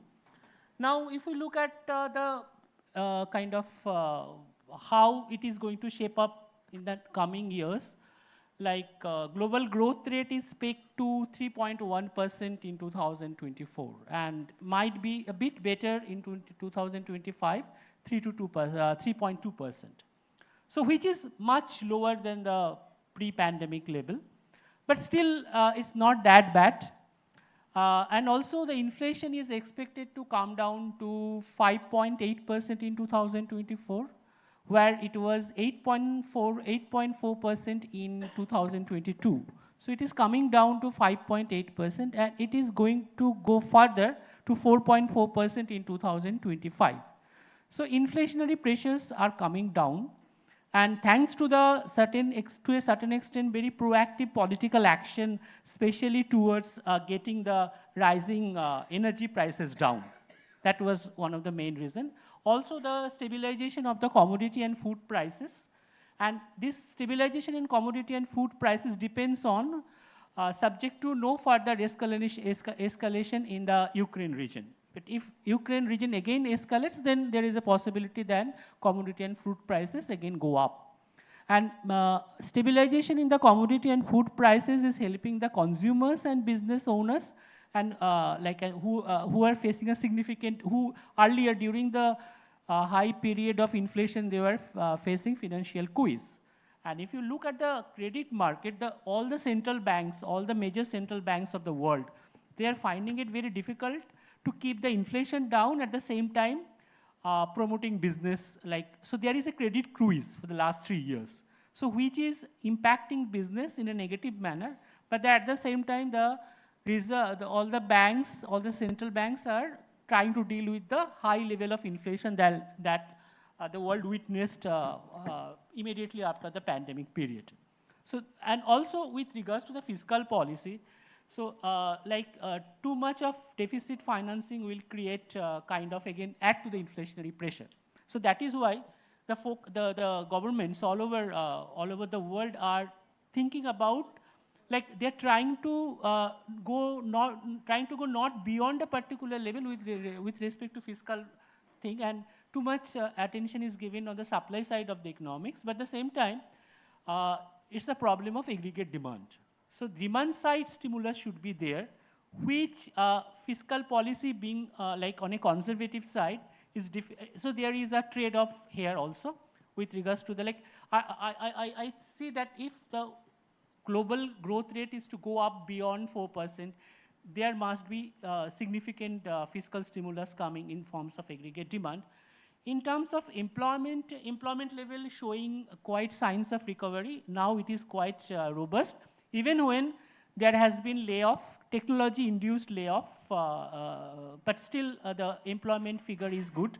And strong employment figures are often seen as an example of buoyant markets. They reflect also, but they also create challenges for the banks, central banks, in the sense that the central bank has to juggle between the higher wage expectations, tightened credit conditions, and the present danger that any shift in the conflict in Ukraine and Gaza could again bring the inflation back.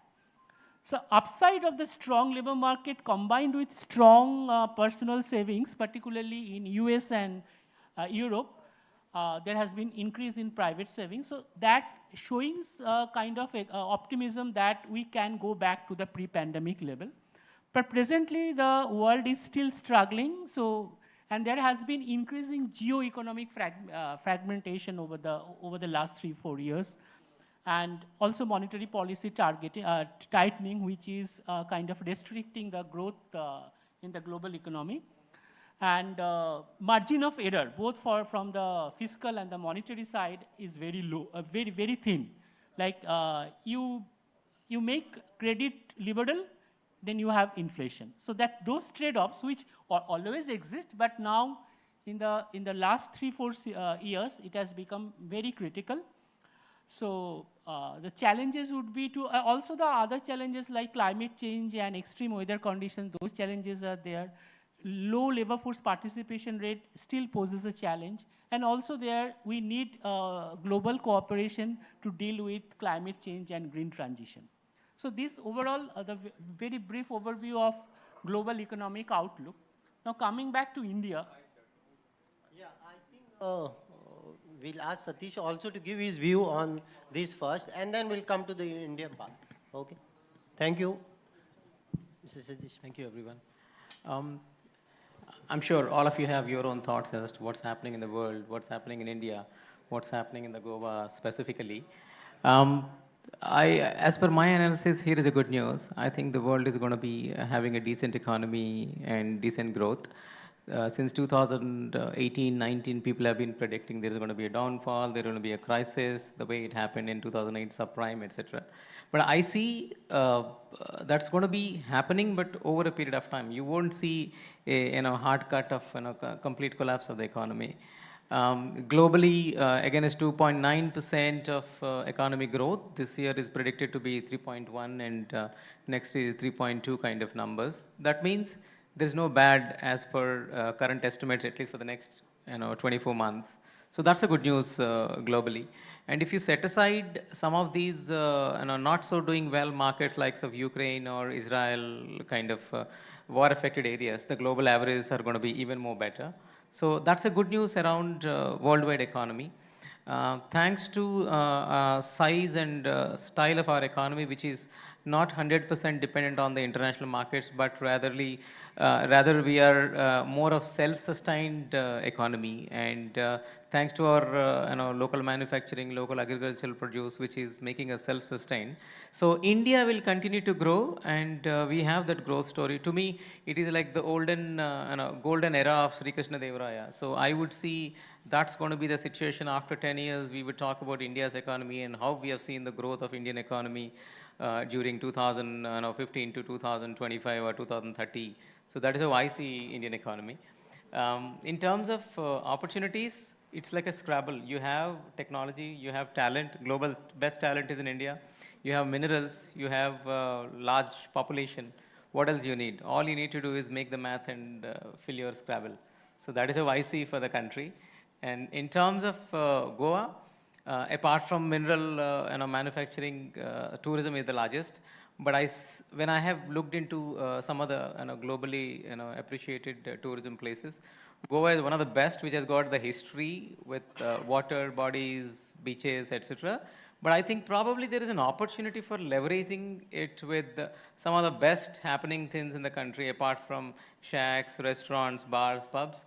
There could be a few more tourist attractive possibilities in the country. I mean, I've seen quite a few, likes of Macau or likes of Sanya in China. Great places. I have seen Sanya in China where they have moved few millions of large trees from one island to the other, physically transported and planted and made the whole city green. So Goa is blessed with all these naturally. We don't need that. You don't need that. All you need is a plan and execution. I'm sure the state has done pretty well, but I'm only thinking of few more opportunities where you can attract more talent. Yeah, so basically what doctor said first is global situation, though people were predicting that it will be worse after pandemic, it is not so, and it's growing up. True. And India is substantially doing very well. Yeah. Now I'll come to Vancy, and basically I think globally they have spoken. Now you talk in respect to Goa, how you look at Goa, how we should move forward, and what is your take on that? Okay, so the first thing I'd like to do is, while both of you all speak in terms of abstract numbers and concepts, I'd like to bring it down to the tangibles. And for me to bring it down to tangibles, I'd look at it in terms of land, water, and its people. Okay? Because these are the core essential elements from which we build and define property and construct futures, and then how we contribute to a global economy. Now, again, I'd like to just touch about the global economy, because when we look at, again, we are part of a larger ecosystem. And now when we look at the larger ecosystem, we are dependent on the US and China property prices, because that defines the resources and the utilization of resources. It defines the minerals and the elements, whether it looks at IT or health or any of those in terms of allied services. And it has a direct impact on India. While the finance minister has pegged us at 6.5 to 7% growth, it's great. Those are still decimal points, okay? But furthermore, what it Post-pandemic, what you've had is a consolidation of supply chains across the globe. And this has led to a singular economy in India, and it's resultant in Goa, and that affects us in a certain way. Now, when we understand Goa, Goa has always been part of the global economic trade historically. Okay, before there was an idea of India, Goa was trading with the east coast of Africa, Mesopotamia, Egypt, all those nations, okay? The first world came searching for us. Columbus found America by mistake. 15 years later, Vasco discovered Calicut, and he was told to go to Goa to negotiate trade before he could trade on any part of the west coast of India. Okay, Goa was a powerful center for trade globally. Post-colonization and the colonial effects of blockade, which were brought about by the British and later the Indian government till 1961, have actually hampered Goa's growth. Okay, and this is historic economics. Okay, so we have to also understand if Goa is going to be part of a global economic trade, how then does Goa reclaim how we existed? And then it has to be geospatial from Goa, not from an outside dependency, but us defining our values in terms of what our core competencies are. And we can talk about that ahead. So I would like to come back to Dr. Kumchuk. She spoke about what was there in Goa. I want to specifically tell what is the present economic condition of Goa, because you are a person of figures, and how we should go ahead. What is first, should give us a picture about what is the current position of Goa economically, how it is doing, and what is the next step, so that they become self-reliant.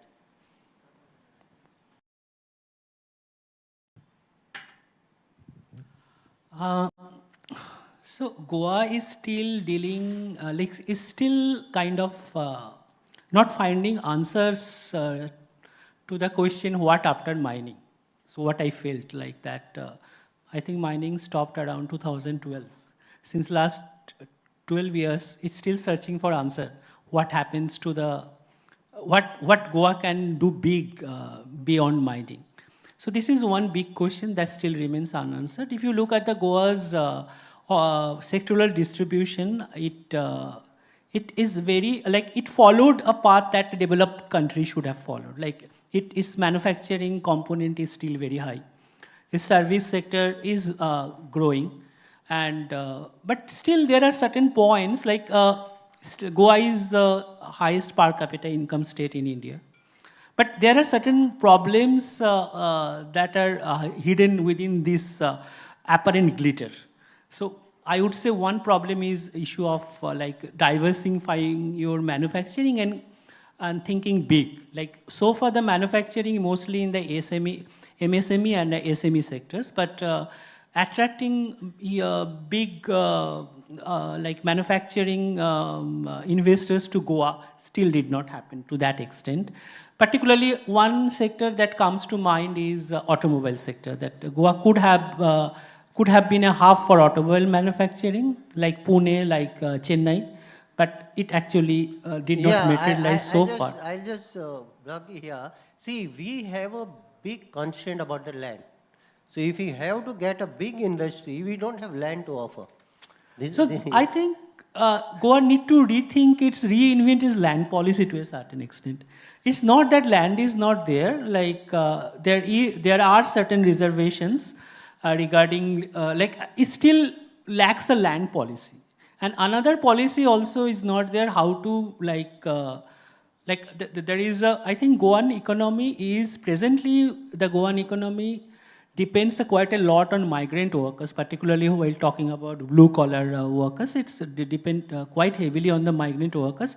But seemingly there is no kind of admission of that fact. Suppose like we had an e-Shrom portal running for the last 2 years, and there has been registration of more than 30 crore workers in that e-Shrom portal. Even few months back, Goa's number was the lowest. I understand that Goa is one of the smallest state, but the labor department in Goa was a bit clueless about how to reach out to the migrant workers. So Goa's population as per the census 2011, might not be that high. And, but at least 30%, 30 to 40% of the population which is not getting counted is migrant population. So that, and that adds to the economy quite a lot. So how do Goa deals with that migrant workers, both blue collar predominantly, but also white collar migrant employees? That's still a question Goa is still kind of searching for an answer. That is still not there. Yeah, and still we see that a lot of Goans are moving out for work. This is like the blue collar workers, they are getting into jobs which an average Goan would not like to take. And average Goans, they want to take those jobs which are available outside Goa. So obviously there is in-migration as well as out-migrations also. And there is very high level of unemployment among educated Goan youths. So that answer is still to be found, like how you employ educated Goans meaningfully within Goa. So that is also another issue that comes into mind. Okay, so I'll come to Satish. See, you talked about the China is doing a beaches, you know, artificial beaches.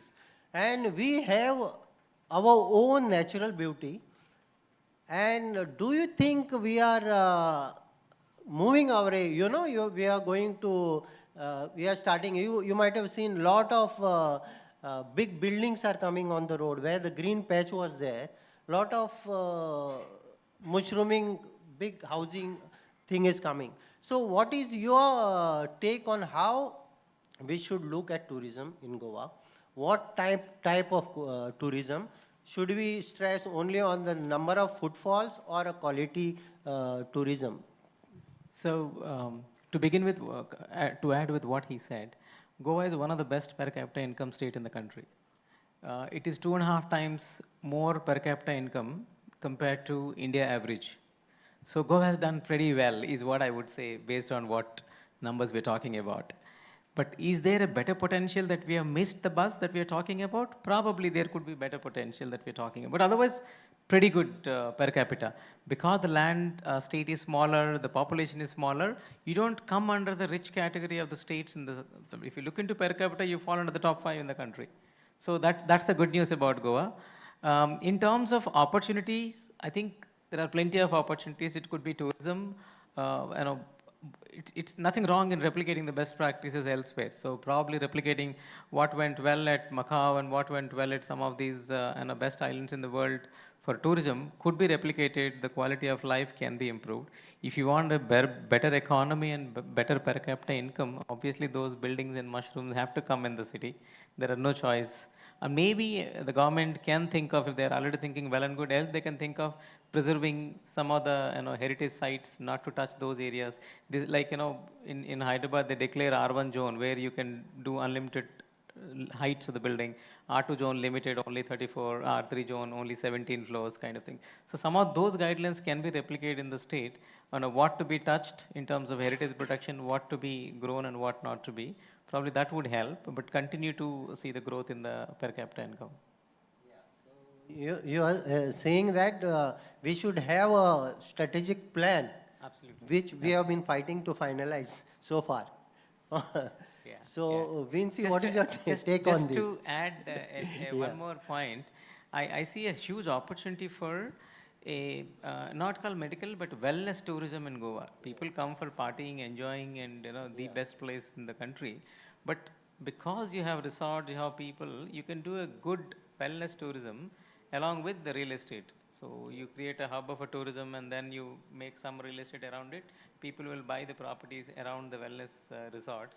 The property value will go up, more money will come into the state, and it can go further. Thank you. Okay, so there are some things I'd like to clarify, okay? So while Goa has one of the highest literacies at 80%, we are still, in terms of higher education, only at 32%, okay? That means our youth, and India has the largest youth population in terms of 65% of our population employable. In Goa, only 32% of our youth have reached higher education. Now, if you're looking at the service sector, which I'll talk about, we will address that. But there's one more point I want to talk about, because in Goa, we really don't have any inequality studies done. So while we may be 4.4 of the GDP, okay? But Goa is between the bottom 2 wealth quintiles states in this country. Okay, that means there is no wealth distribution amongst its society. So when we talk about growth and development, it has to be inclusive, and that we do not have. So when you look at these urbanized spaces that are emerging in Goa, it is at the effect of a certain class and caste of society only who are benefiting. It is not cascading. There is no trickle-down economics, okay? Thomas Piketty wrote extensively about it. Now, in terms of a service industry, now when we look in terms of a global market, okay, and this is where we're trying, because the subject of this is the global economy. The startup ecosystem is defined by process. If something is process enabled, it is automated, okay? Earlier we had a session on AI. Now, if you're going to get into an automation system, we are entering the cycle at the end of its cycle. Why are we doing that? Goa needs to take an approach where we are technology first. Okay, now when we look at Goa geographically, we are bound by the Ghats. And that has allowed, from colonial times to today, a blockade. The only exit out, and that again happened at extreme high cost, where the Portuguese had to give away Bombay as dowry, you know, and went into heavy loan to the East India Company, then took another loan from the East India Company to build a railway track. This is history, right? And then the Goa port also can only service certain minerals, which is extractive. And like you very rightly said, the environment is a big part of Goa's natural heritage. Okay, we only developed 40% of our land in terms of accommodation, housing, and industry. When we look at building industry, again, in terms of MSMEs, we're building it on our plateaus. And now the plateaus are critical for water. While today, again, if you look at the statistics, and this is Government of Goa portal, there's been a 35% drop in our groundwater supply, and nobody's talking about it. Because when we look at water, we see water everywhere, but it's drinking water that is critical, whether it's for industry, where you have Nestle, whether it's for pharmaceuticals, which again is there in our industrial estates, okay? Now again, I don't know if you remember, 5 years ago, there was this huge thing that Nestle had to stop making Maggi noodles because they found heavy metals in Nestle. Where does the heavy metals come from? It comes from our water. Okay, so when we look at development, we have to think of top of the cycle development, not end of cycle technology development. And for me, that then is critical, because again, when we look at labor and service, are we just being a subservience in terms of a tourism industry? Because you talked about a brain drain. Again, another journalist in Goa says the best Goan minds have left. Why? Why are we not here? Because the only ones then left as a waiter at your restaurant served you like one more, you know, fish fry or something like that. We are not subservients. The gentlemen and the students in this room, we do not want to be subservients, right? So then how do we build innovation? And how do we then have entrepreneurship that engages with this innovation? And I think that is the critical question we need to ask today.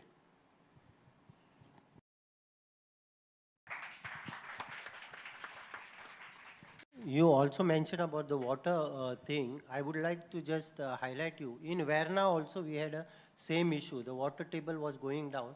Kesarwal stream had almost dried up. You know, but last 5 years what we did, there was a lot of raw water available in Salaulim Dam. And there was a special pipeline we brought to Verna, 30 MLD water storage we created. And now all pharma units are using the raw water. And now from last year, the Kesarwal stream is showing the water. So you can check up that also. The plateau water level has also risen up. So what you are saying, see, industrialization in Goa is fine, but it should be sustainable also. We have to take care of our environment. That is the first priority. And saying all these things, see, when we get people, see, 1 million people we have in Goa, but we cater to almost 10 million people tourists. And that is a huge load on this system. And an amount of, you know, waste that is generated because of this, that needs to be properly processed, and you might be seeing what has been happening, the after effects of this. So I will come back to doctor on this. So overall, what is your suggestions? Again, I'm coming to the same question to you. How we should look at the prosperity of Goa, how economically we should move forward in terms of by keeping the balance of all the sustainability, as Vinci said, and also the economic growth, and it should be in par to everybody in Goa. I think the question is how to make the development in Goa more inclusive, because as ONC was telling that might not be, we are not sure whether the gains from the development is percolating down to the lowest strata of the population. And that is not, even in that sense that after 3 years of living in Goa, I find that to have a good life in Goa, you have to be financially secure, otherwise it's difficult. So, but there are many people who don't have that financial security or sustenance. So they find it difficult to survive or have a sustaining good life in Goa. So Goa has to take care of its poor people. I think there has been a sense of complacency within the policymakers of Goan administration that everything is very good, we don't need to do much, and things will shape up well in future. But that complacency is not serving Goa that good anymore. So there has to be some proactiveness, making the fruits of development reaching to the lowest level of the population. Suppose one area where I find that is possible is that Goa has a huge number of women self-help groups. All over Goa, all the blocks have huge number, but most of these self-help groups are, we call it SHGs. All these SHGs are either dormant or not working. Maybe 5% of the total SHGs, more than 3,000 SHGs are there. It's a huge number compared,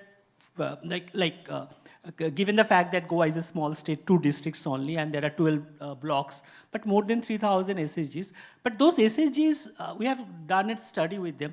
So they lack ideas. They want to work, they want to make some meaningful business at the grassroots level, and these are all employment intensive activities, but they could not go beyond papad making or something beyond that, or some pickle kind of thing. So that hand-holding from the state is needed, where there is a quantum jump. And suppose even tourism, if we can make it more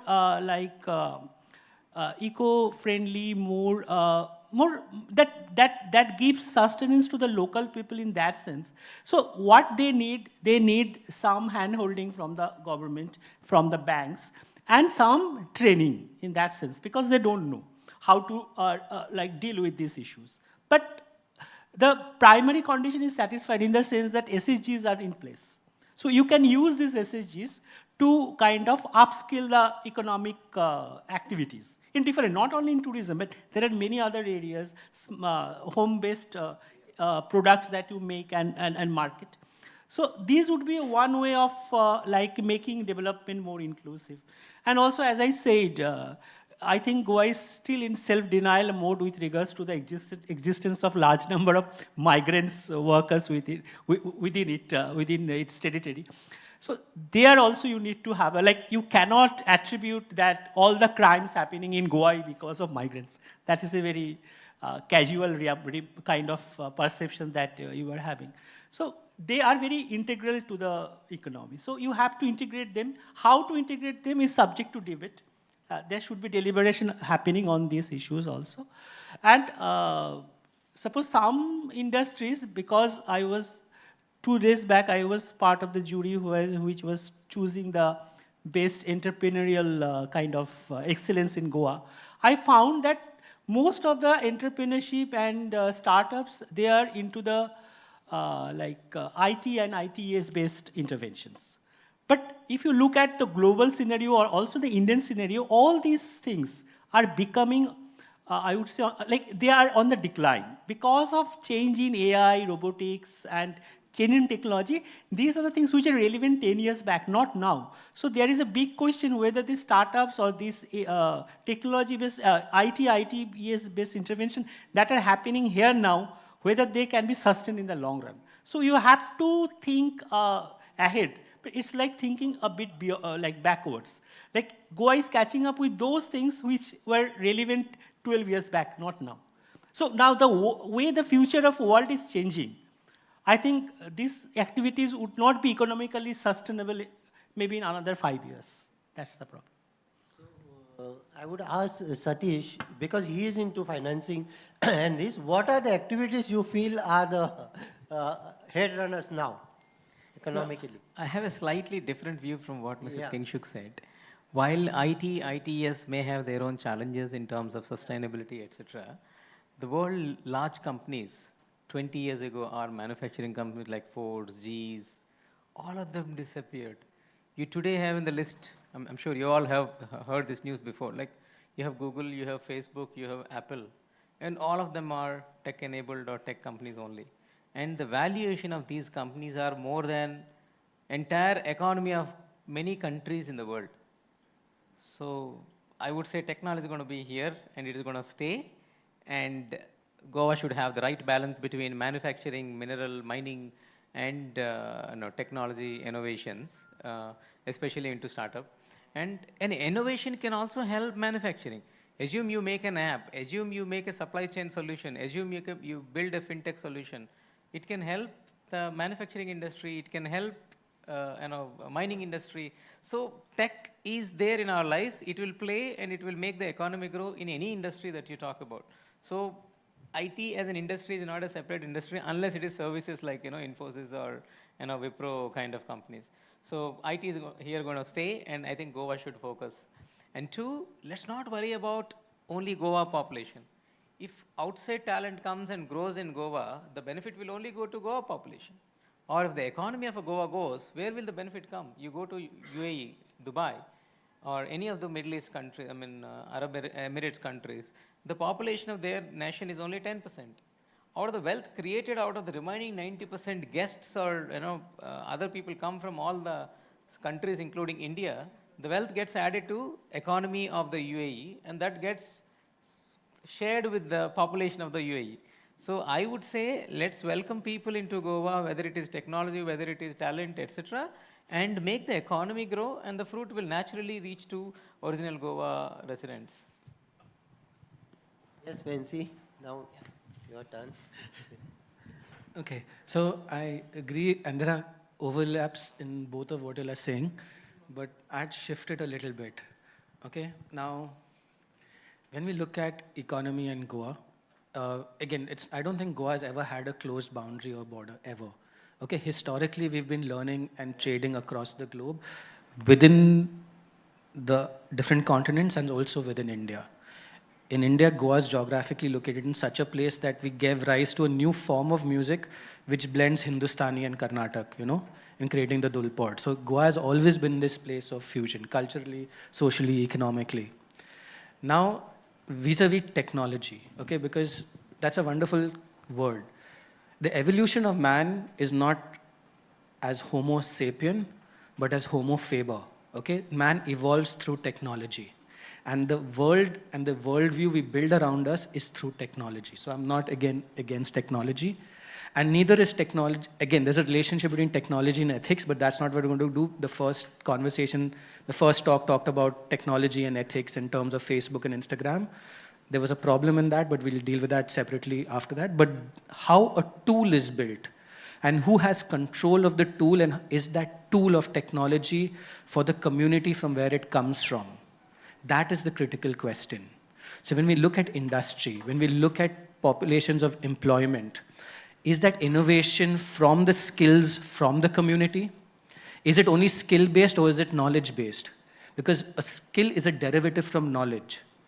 Can we have a knowledge system back again in Goa, where we have so many innovations in our ecology and our ecosystems and with the people through lived experience and practices? We call it craft. Okay, but again, that is where innovation happens from the making and doing. So again, when we look at industry today in the 3.0, 4.0, 5.0, it is about servicing the geographies from where you exist. The post-pandemic world has taught us that. And servicing those and then scaling from there sustainably. That is how I think we would have to take Goa forward. Again, I would say maybe we need a protectionist state in a certain way, but again, not in the way where our ministers go to the center and say, nobody from outside Goa can buy land. but rather a protectionist state where we say we're going to have first adoption of high-end technology or moonshot technology as the startup ecosystem refers to.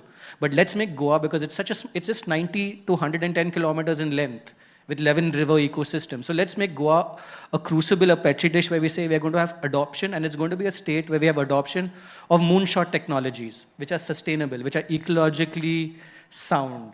Let's make Goa a place where you actually invite brains to come and work, where we actually work on brain capital, on intellectual capital, rather than an extractive capital from our resources. Let it be a place which nurtures the human, and let the growth come from there. That again, then in terms of today's world of intellectual property rights, that is where capital exists now. It's no longer in pure materiality of the world. So then let us develop there. Let's be at the cutting edge of that. Why are we at the bottom of the chain? Yes, Vansi. So in short, I will just try to sum up the ideas what have come forth. See, basically, the economics is required, but we presently are in a state where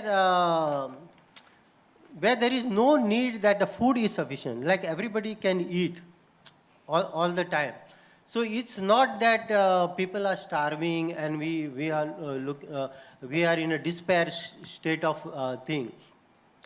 But as a whole, Goa, which is over all the states in India, which is doing very well.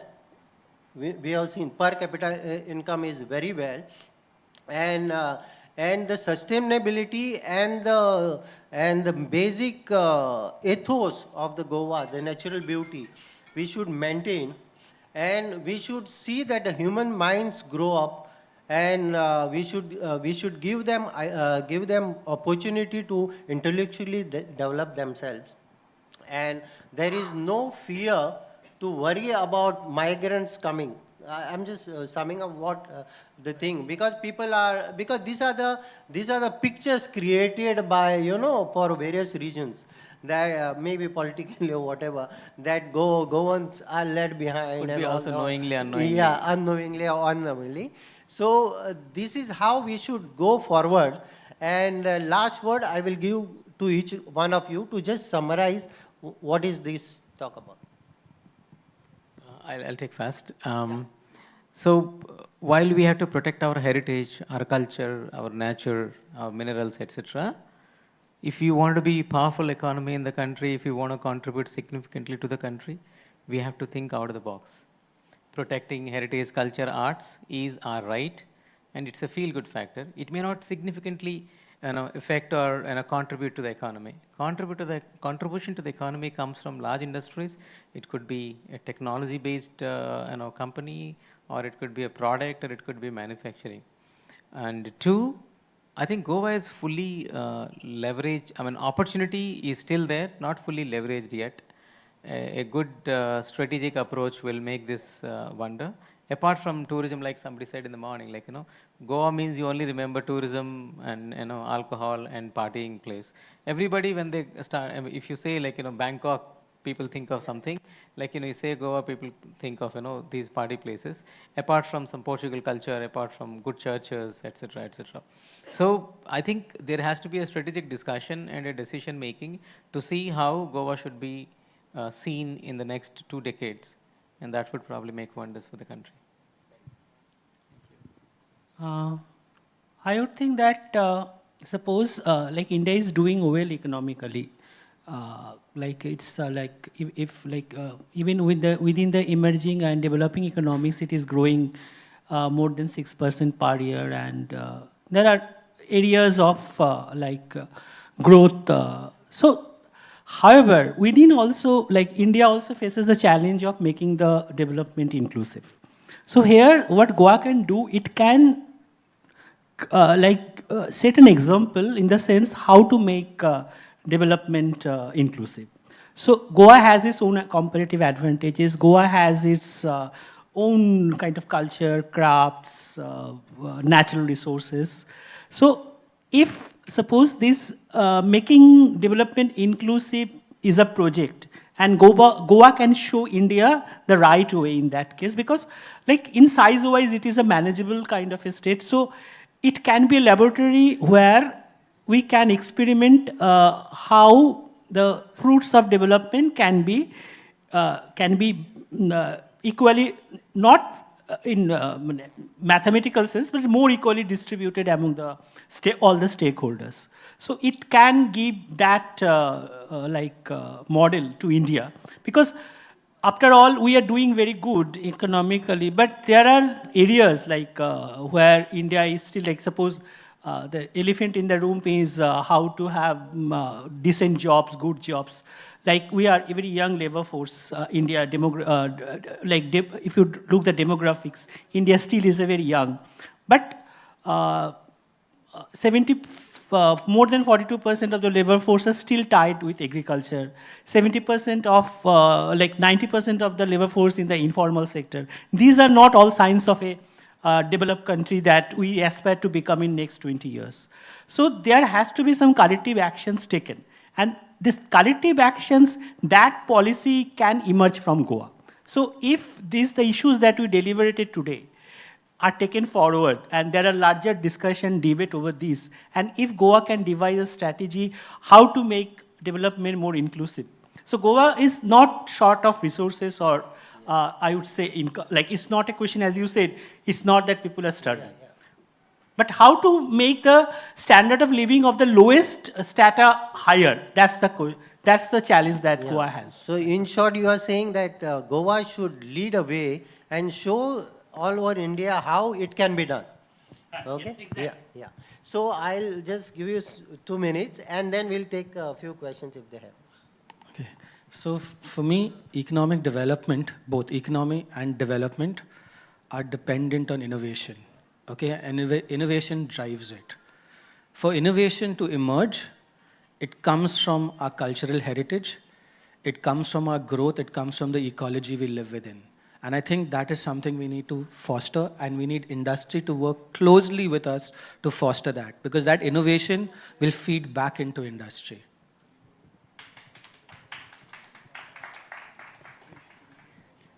So if anybody is having any question, or we'll...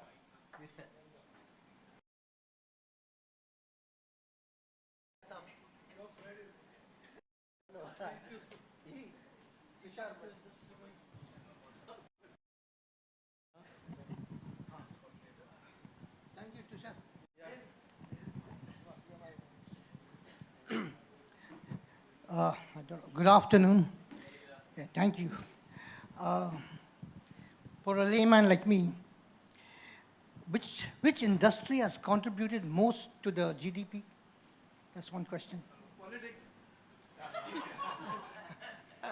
It has to be the second one. The second question is the per capita income. All of you all have mentioned it. Fine. Now there is an amount to the tourist who comes in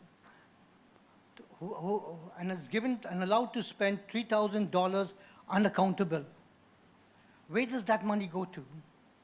And also, back again to the per capita income, which industry also has contributed to that?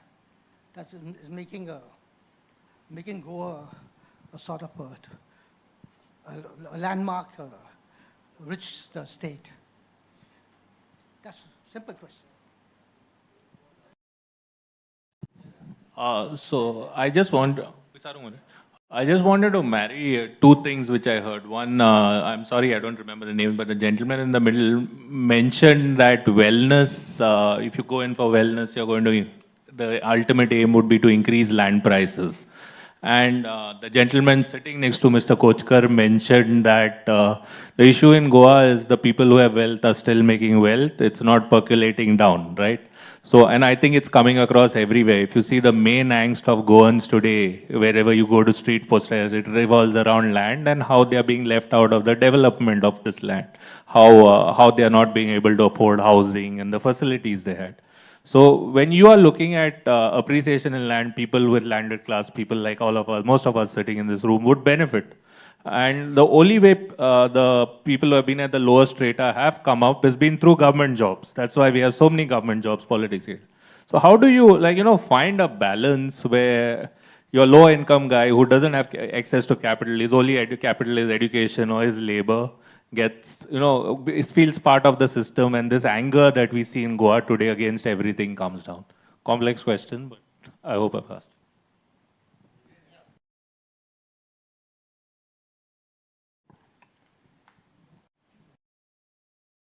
In terms of land prices going up, right?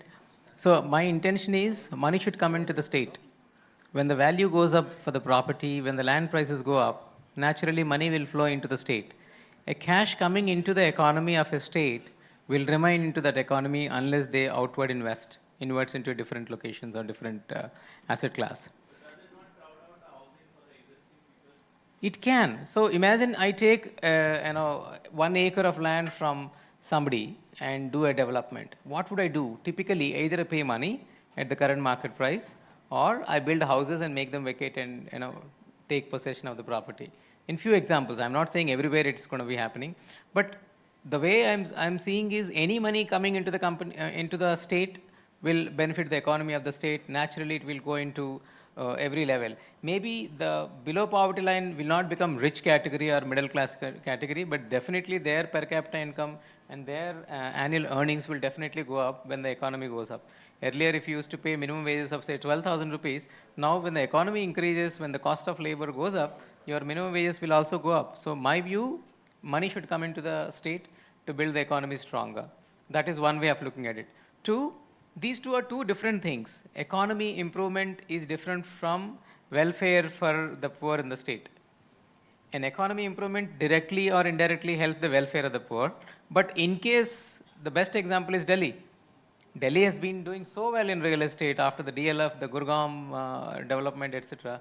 But poor still voted for the current government for free electricity, free bus services, and free medical facilities, Dawakhana, etc., etc. So the difference will always going to be stay unless politicians genuinely work for the benefits of the poor people. But to conclude, I agree with you. But there are two different activities altogether. Economy improvement indirectly benefiting the poor, and specific schemes and beneficial activities by the state government for improvement of their wellness. Do you have anything before on the black money and the financial before?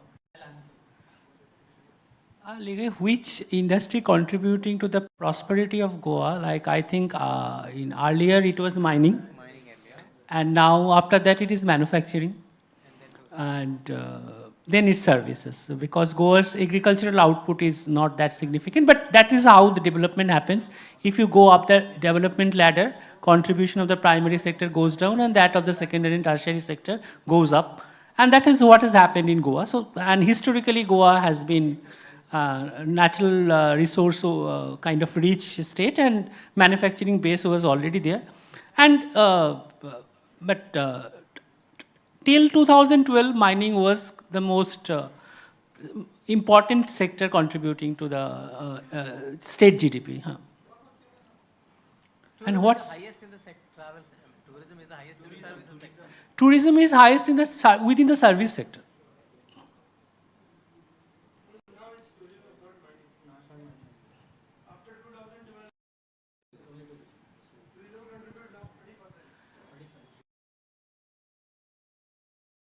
I don't think that figure is that. I think manufacturing still contributes, like all manufacturing together. I'm saying that all manufacturing together contributes almost 50% of Goa state GDP. Manufacturing is higher. Anyway, that debate will... Just if you allow me 1 minute on these facts. The government of Goa's data shows 19% contribution to GDP by tourism, 7% to taxes, and 9% to employment.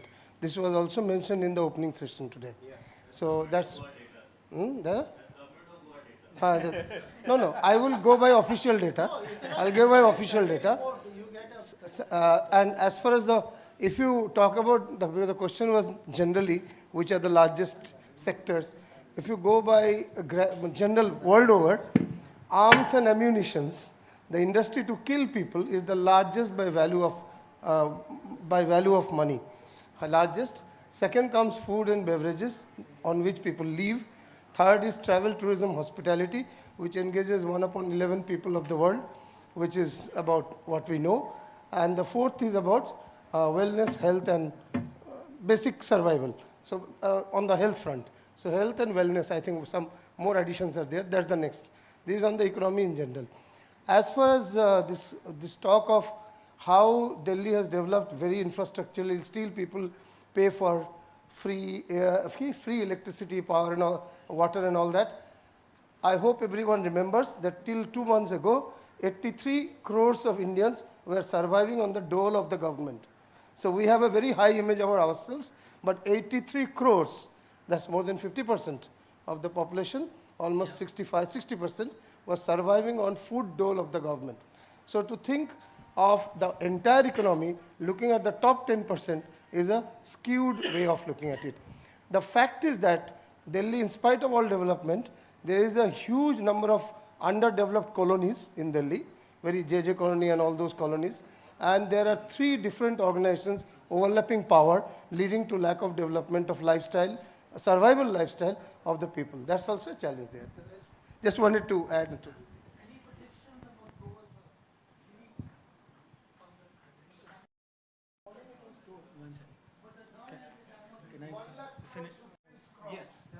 The way things are going, Goa's GDP will plateau after a point. Like it's still rising, but it plateau, and state per capita income would be actually lower, because if you include the migrant workers in the population, the state per capita income would be actually lower than what is being shown now. You have to have the first this census happening, then it will get a true picture of that. So, Mr. Vinci, you... Yeah, just to close with, I know it's still pending. Okay. It's a very complex question you ask, because one is you talk about land and then you talk about inequality. So I'm just going to separate them two and how they connect. So when you look at land in Goa, you have the Bhatkar and you have the Munkar. And these are age-old systems within the Gaonkari and then becomes the Comunidad. Again, within the village setup also, you still have the unlanded who never had land ever. Okay? And they were migratory communities. So, and this has been going on for at least 3,500 to 4,000 years. For a solution to emerge in this meeting or in the next 50 years is going to change. You need a social revolution, okay, to bring about an equitability, because there's a caste system. And again, the caste system, the word caste comes from the Portuguese word castes, which emerges from Goa. You know, our villages are built into vardos, and each vardo is based on your profession. Again, this is for those who don't know how Goa functions and works, okay? Now, land and how land gets transferred is through inheritance. And again, in Goa, we're very happy to have a Portuguese law which allows all various and equitable within the family. But it is still defined by roles of caste. So for you to say, like, how do we give the unlanded land? And we can see the effects of the Bhumikar or the passing or the trying attempt to pass the Bhumikar Act and how it creates, again, it comes back again to the migrant. If you're 15 years, 35 years, how old are you? How long are you to be living here to be identified as Goa? You know, how far back, you know, do you go back? Or if someone is proposing an intergenerational that everyone who's in Goa will get a dividend because you lived in Goa, you know? Again, these create problems in terms of how we solve that. But land is a debatable problem. Again, if we live only on 40% of the land and the rest is in terms of forests and waters, how then within this section of society, which is 15 lakh or 16 lakh people, that we have an equitable distribution. We can't, nobody's going to say, okay, you can take my land and, you know, I will share it with my, this thing. In fact, for the Bhatkar to allow that Munkar to get that small little plot of land took almost an uprising. You know, and that's historic in Goa. Okay, so to have this further, it's either going to go into that 60%, that means we have now an ecological destruction that will happen, and that is something that we got to be aware of. Secondly, in terms of whether we allow migrants, not allow migrants, who's a migrant? We're all migrant in that sense, because if the origin of man is in Africa, we've migrated into India itself, you know, what is peninsular India, and that's 40,000 years old. So These are complex questions to find an answer, and then we need a lot, it's not just economic, it's also social and political. Now, in terms of inequality and how do we bridge a kind of inequality gap, state and government jobs is one. Education is obviously a very critical part, but what education? Are we educating to a subservience industry? Are we educating towards innovation? Because if we educate towards innovation and we share knowledge, that is when you can have growth. If it's only skill, it is then defined by market forces and an industrial state of replaceable parts, you know? And that is, for me, the contention that we need to be looking at, and actually the point of discussion.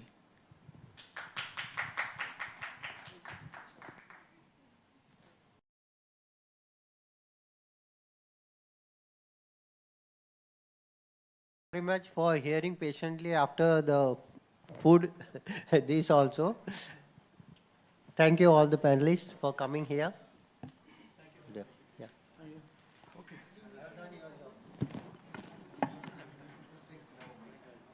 Oh, I can use that, right? Oops. I just thank all the panelists for their points and riveting discussions. We are running a little short of time and need to quickly get to the next session. So we'll just quickly do the honors and move to the next session immediately.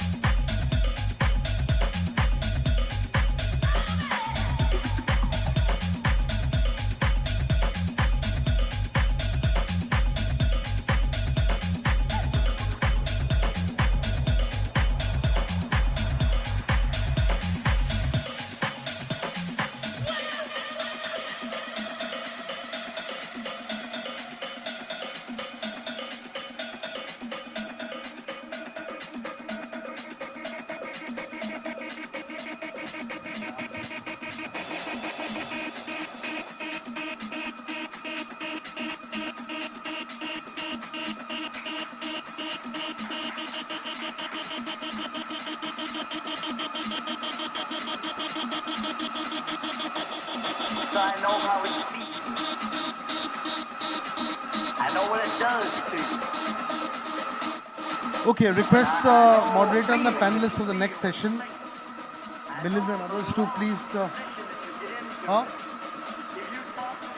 Group photo, okay. What it is about music that they like. The first thing they'll say is, the beat. Come on down here, y'all. I know how you come out here.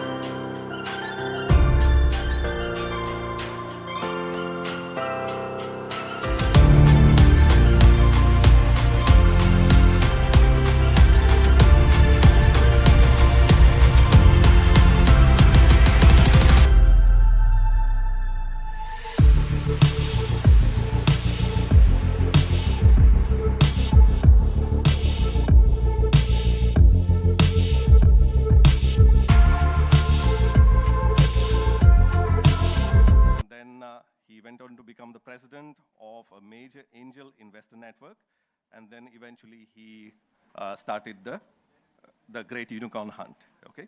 Then we have Milind Prabhu, young man, a Goan young man, we are proud of, and he's the CEO of Genera Infotech, and he has been leading Genera Infotech ever since his college days, and also he is the chairperson of the IT committee of Goa Chamber of Commerce. Then next to Milind, we have a hero with us, and that is Major General M. Indrabalan.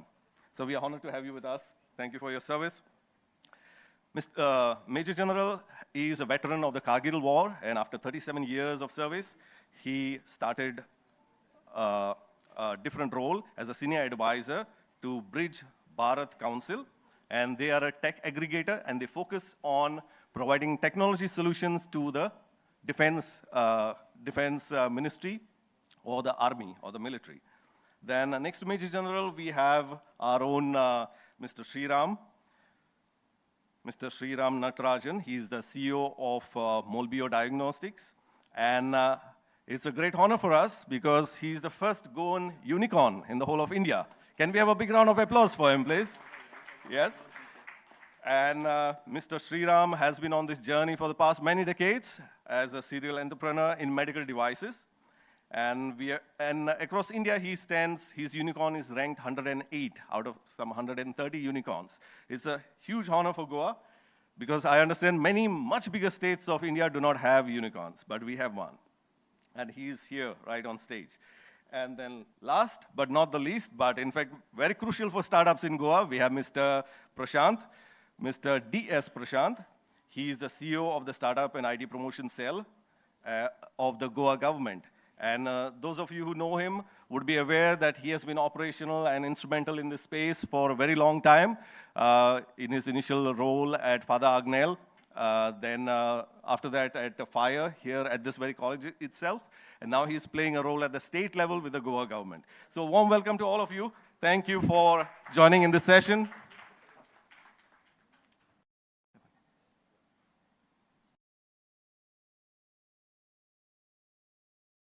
Otherwise, I'll move back there.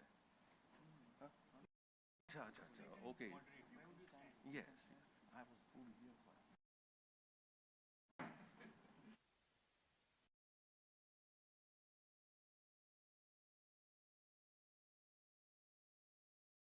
Hello. Myself, I'm Vincent Toscano. I'm the founder and managing partner of Uzurba Technologies based at Shoreham Island. We are primarily into social impact work. Besides IT services that we did earlier, we have been leading the transformation of IT or ICT education in Goa.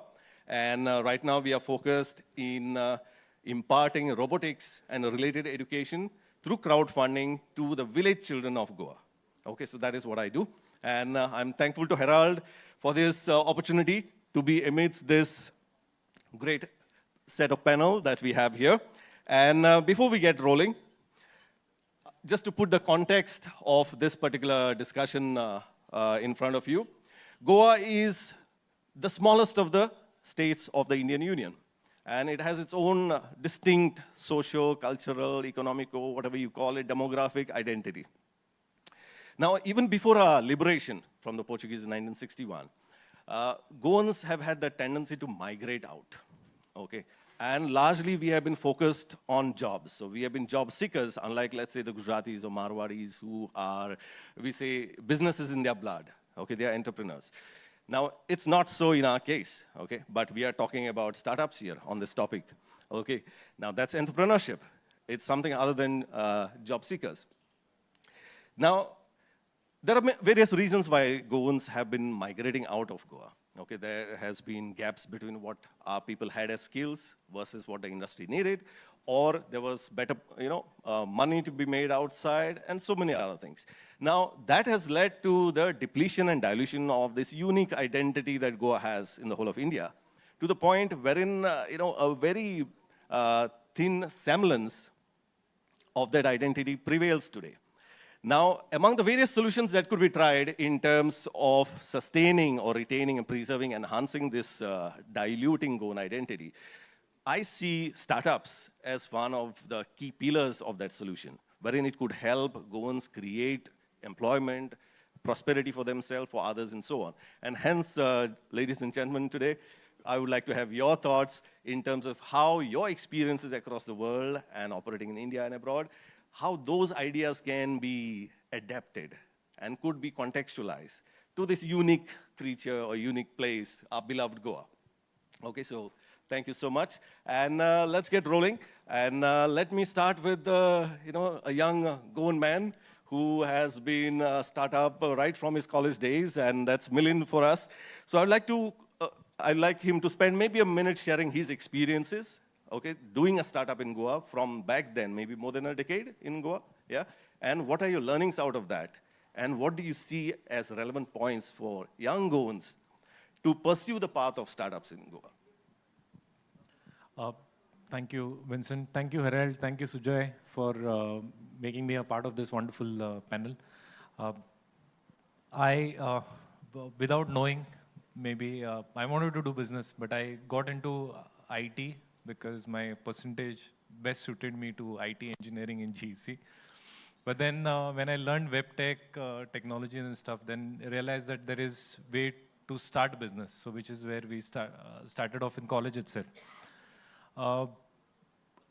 I believe that was the most beautiful time to start off then today, because technology was just rolling, and we had a center by Goa Chamber of Commerce and Industry, JITIC Goa IT Incubation Center. The founder is sitting in the gathering here, Mr. Nitin Kunkalikar. So I, along with, I think one more startup, two of us were the only ones at that point of time. So whatever we did got amplified. We got support from Goans. And because there was nobody else, we got that support. But I think it is a little more difficult today to start than what we did start at that point of time. Okay. So in terms of facilities, you are fortunate to have JITIC as a platform for you, and also the early bird advantage that you had. But in a way, are you saying it's difficult to do a startup today? I thought it would be easier today with a lot of things that Prashant has to share with us regarding the government enablement. What are your views in terms of what needs to improve, let's say, today in terms of the startup ecosystem in Goa? Vincent, great you ask this question. When I say it's difficult to be starting off today, what I mean is when I was 18, it was the most beautiful time for a technopreneur to be starting off. Okay. Because the new mediums were emerging. The internet was speeding up, mobile technology was coming up. Today, these mediums are already saturated when you want to do a startup. And that we had the opportunities at that point of time, we had the ideas at that point of time, we were lacking the exposure. So if I had a startup idea, because I was in Goa and the culture was not very supportive of startup, I did not know a way to take this startup and make it a unicorn. Most of the projects that we have started at that point of time, the same ideas were unicorn, but I was not able to structure it well. So today, when we look at the upcoming wave for technology that is coming up after a long break, I would say that this would be the most beautiful time to be alive on this side of the planet, which is India. But are we prepared for it as far as Goa is concerned? When I say preparation, do we have the right exposure? When the ideas would emerge, do we have the right ecosystem? And by ecosystem, I mean the support from the startups around you. For instance, if I want to start a tech product, I need support of IT engineers. I need a culture of advanced technologies, which probably do not exist in Goa today. And I would be blunt enough to say that. We need to probably also welcome the IT industries from outside of Goa coming in here to Goa. But we are still not ready to accept that we want to get the industries from outside of Goa. We have this challenge of outsider by law, that kind of a yes, mindset but issue. That is an imperative thing to happen in Goa. We need larger companies coming to Goa.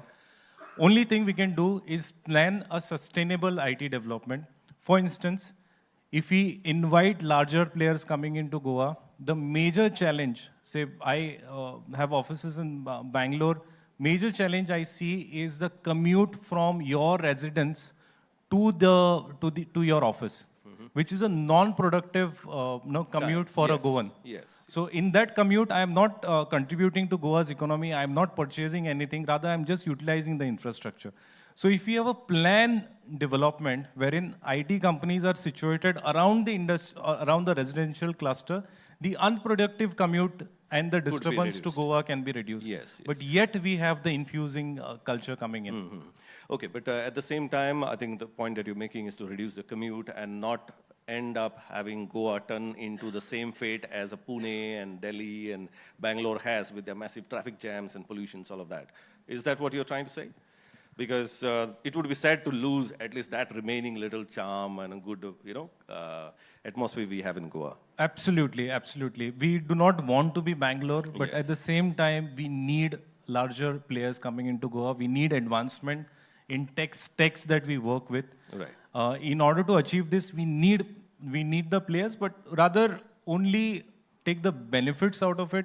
No, let the engineers coming in here go out for shopping, go out clubbing, go out to restaurants. Okay. That is a productive Contribution to the contribution economy. to the you mean to say. economy. Yeah, okay, I think fair Avoid point. the transit. Yes, yes. Okay, okay. Thank you so much for that. Moving on to Prashant.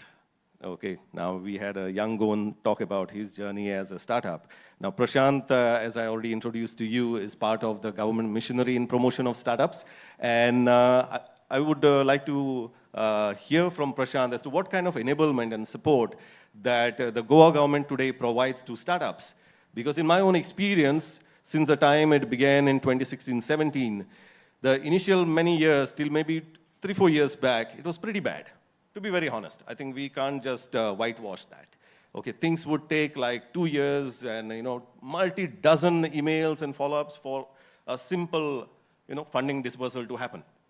Yeah, but Prashant, knowing his track record earlier at Father Agnel, then at FIRE, and what he's doing today at the government, there's greater hope, and of course, there is also a young and dynamic minister in the form of Mr. Rohan Kaunte. So let's give some hope to the audience that a lot can happen regarding startups and positive things are in store from the government side to enable. Thank you, Vincent. Thank you, Harold. Starting up, promoting entrepreneurship is the need of the hour. And it's a must that should be focus in this sector. Vincent, you spoke about the culture of starting up. We inherently have a culture of either looking for a job or going abroad. So how do we change the culture, Inish? So that's the first question which the government is asking. How do we make sure that today's youngsters are thinking about starting up, thinking about becoming business owners, and thinking about being creative in nature? And there are a lot of initiatives which have been started. Now let's look at the startup journey in 3 distinct sections. The first section is getting the pipeline of startups or getting people interested in starting up. The second section will be for those people who are already startups and what support the government is intending to provide. And the third is for those people who are looking to scale up. Now, as far as the people who are interested to start up, that is support at 2 levels. One is at informational and training and hand-holding support. And second is through financial and through incentives. Now, as far as hand-holding support, if, for example, there's a program which we run known as Startup Yatra, what we do is we go to the colleges, we talk about the charms of being an entrepreneur, and we pick up some of the good ideas. We run through a boot camp, and we pick up again the best ideas from those boot camps, and they are run through an incubation process over a period of 6 months.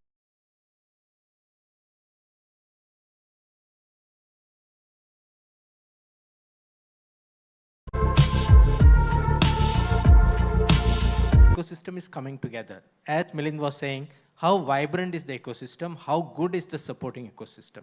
Are there enough mentors? Are there enough hand-holding experts? Are there enough investors and so on? So this kind of support through the incubators, which is happening through the Startup Yatra, is the support which is provided for the early stage entrepreneurs. Second part is the incentives. There are a number of incentives, close to 7 schemes. As you said, it takes a long time previously as experienced. We are trying to cut down on that, and we are trying to streamline. And nowadays, we are committing to a deadline and a timeline. So that's the improvement which you can see what's happening at this point of time.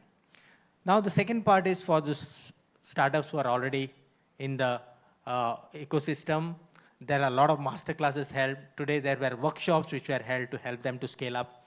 Also connects with venture capitalists, connects with people who can scale and take them both abroad and to connect to other ecosystem are also initiatives which are taken up with the help of the ecosystem. And finally, for those who are already established, we are having a program known as Corporate Connect.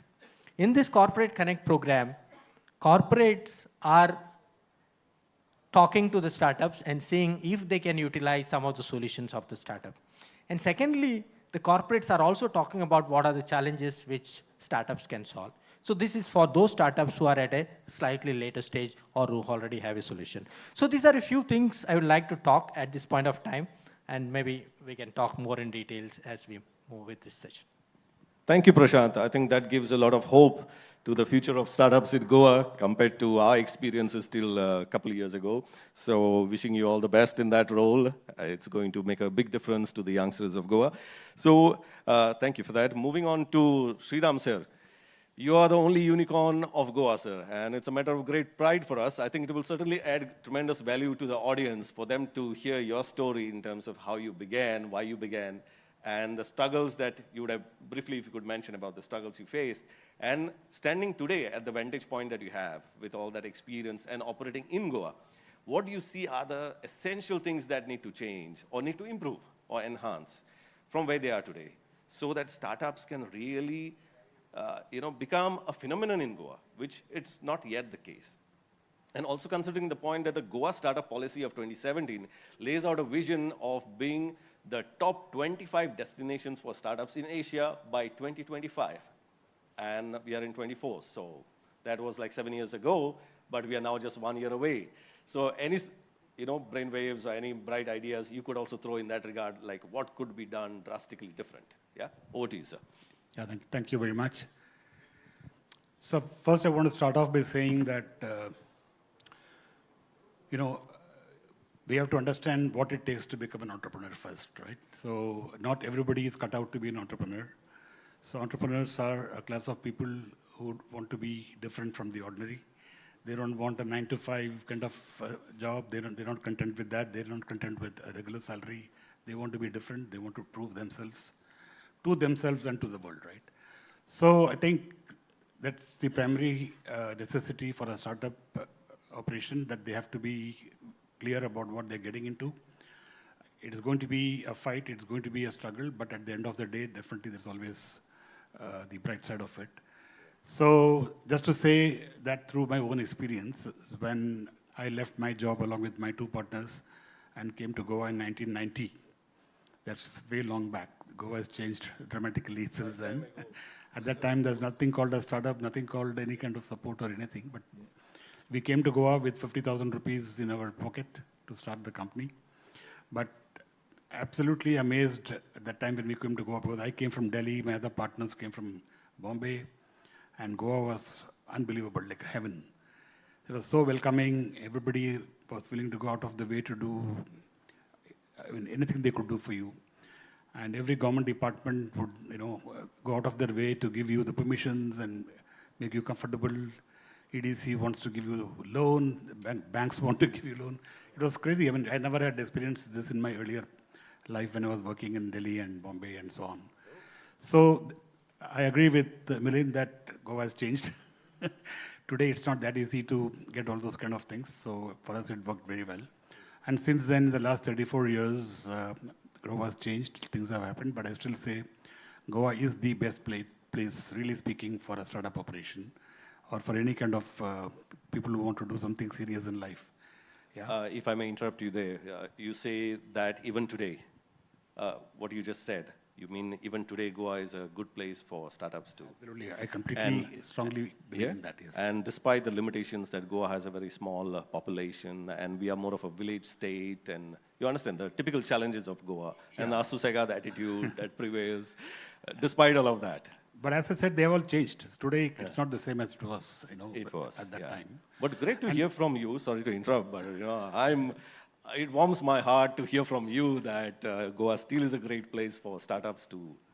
I completely believe in that. Wow. Because I still travel around and see what's happening other places.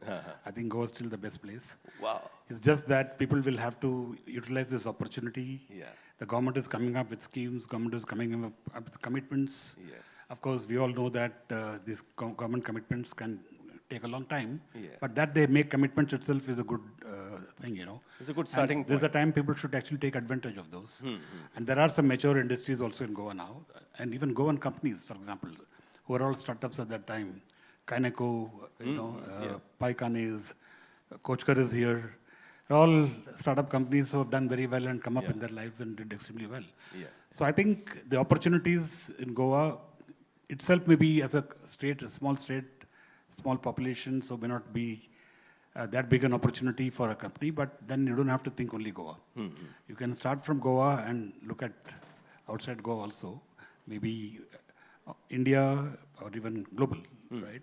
And the opportunities globally is even getting better and better because, as you know, China is becoming more and more of a less preferred destination by most countries. Yes. And they're all looking at India for solutions. Right. I think the global opportunity today for India is unprecedented. And all of us have the opportunity to, ride that bandwagon and try to get into that kind of an area. So the potential is huge. But as I said, like even when we came here, everything was great, of course, but then funding is always a major issue. So even though we got a small amount of loan from the bank, but after that it was a big struggle. It took us 10 years of real struggle. I still remember I used to go every day to the bank, sit in front of the chief manager and keep telling him, please give me a 5 lakh overdraft just for 10 days because I have to pay my salary. Oh my God. We have not taken our own salaries for years. Okay. And, so those kind of sacrifices you have to do, but you have to then be fully convinced about what you're doing. You have to be fully determined to do what you're doing. And I think that patience, that grit is what makes an entrepreneur see through things. That's extremely important. No one should expect that things will happen overnight. It never happens overnight. So it takes its time, and as a startup, and when you're starting with some new innovations, it takes longer. So you have to be prepared for the grill. But then once you go through that, then you can be anything you want, right? I don't want to use the name unicorn because that's not what I think people should be looking at right now. Yes. But you can be a significant player, whether you are wanting to make money or whether you want to create an impact, whatever way you want. So everybody has their own reasons why they want to do things the way they want to do. But as I said, it was a lot of struggle, but you keep looking at opportunities, keep trying to find ways of coming out of it. And it works. I mean, if you want to do something, you can do it. And I'm fully convinced. And as I said, I did my first company, sold the first company to a multinational, and then started this new company, Molbio, which is also not new anymore. But then it was again starting from the scratch, and again going through the same pains. But by that time, Goa was not the same as that time, so we had to struggle quite a bit to get this through. But anyway, that's the way it works, so we managed to do that. And grew this company, but we were very clear that we want to be a global player, and that's what we have always been. And currently what we're doing is Indian innovation, which is globally the only innovation that can take a high-ended molecular technology to the primary level. So we are globally a unique technology. And so the company is growing pretty well, thanks. Well, your investment in research is something that's much needed by a country like India. So we have a very strong R&D. We have about 110 people now in R&D. And so you do a lot of work there. Fantastic, fantastic. Okay, thank you so much for sharing that. Thank sir. you. Thank you so much. So now we have heard so far from three gentlemen who are based and rooted here in Goa, and the work that they have done in the startup space so far. Now we move on to the second half of our panel. Okay, and in that I would request Mr. Sachin Karnik, because he has been involved with some startups in Goa, and I think you have a very beautiful story to share about Goan startup success case study that you could probably enlighten the audience about, and especially the need and the challenges and the enablements which are necessary for startups to scale up. So in that context, if you could. Sure. Thanks, Vincent. Firstly, let me say this. It's an absolute pleasure and privilege to be on this panel with such esteemed panelists, moderator, achievers, sharp brains. So thank you so much. Thanks to Prashant for suggesting this event. Thanks to Joy and Sujoy for having me here. Like I was sharing earlier, it almost felt as if we have had a panel discussion already, but I'm sorry, I'm going to repeat that stuff. We have seen scores of instances where a startup from Goa, was presented. I'm talking of, a few years back, to a larger community of investors, outside of Goa. And, I think it was a great experience where the sheer exchange of ideas that was happening was powerful enough for that startup from Goa to get funded by investors, from outside. And it's very, very possible, with little more friction, a little more, exchange areas that can, happen. So that obviously I would say anything that can help create those bridges. And I'm not saying there aren't any, there are a lot. But, this is something that, need not be finite. There can be n number of bridges that can welcome investors, corporates from outside into Goa, and most importantly, expose the startups from Goa to other stuff. Because finally, what do you say about the ecosystem, for places like Bangalore, etc., is nothing but a lot of exchange of ideas. Now, whether that happens over beer or whether that happens, on a beach, shouldn't matter. But I think that would go a long way. And the great part of it is, from an outside perspective, I certainly see a lot of stuff that's happening in Goa which was not happening earlier. And I'm not saying because Prashant is here, but we have had a lot of exchanges where, in fact, we have suggested what could be done. He's inviting people to talk to them. Last time he met me meet the OSD, the director, saying, what else can we do? So I see a lot of vibrancy, a desire to kind of make things happen, a desire to take concrete steps in terms of moving the needle. Including the digital nomads thought that Prashant has shared. But clearly, a lot of stuff is happening, moving. But if there's anything we could do as the Great Unicorn Hunt to further accelerate it, would be more than happy. But if there was one recipe, I would just say just more exchanges, more interactions would drive heavy enablements. Okay, fantastic. Thank you so much for that. Now, since you have already experienced Goan startups, okay, what are your views, or what has been your first-hand experience of Goan youngsters doing the startup versus the stereotype Goan who is perceived generally to be, the laid-back, we call it as susagad kind of stuff. Okay, compared to that stereotype that prevails, and even among our own community, okay, there are a lot of dimensions which kind of hold Goans back. Yeah. What has been your experience working with these youngsters that you have enabled, supported? Yeah, in fact, I must share that, till it was brought to my notice, we hadn't even noticed anything different That in they terms are of... from Goa? Yeah, that, okay. So whether an investor needed a quick turnaround on Yes. some factors, or some things needed to be, challenged or actioned from the market, go-to-market perspective, never ever realized any difference. While I do, because we interact with a lot of startups across the country, we always see this regional stamp, so to say. So there's a certain flavor in Bangalore, and which is different from Hyderabad, which is different from Goa. But to answer your question, no, none whatsoever. Fantastic. I hope the young Goans are listening to this. So a lot rides on you, and if you apply your mind and your heart to it, there's nothing holding you back.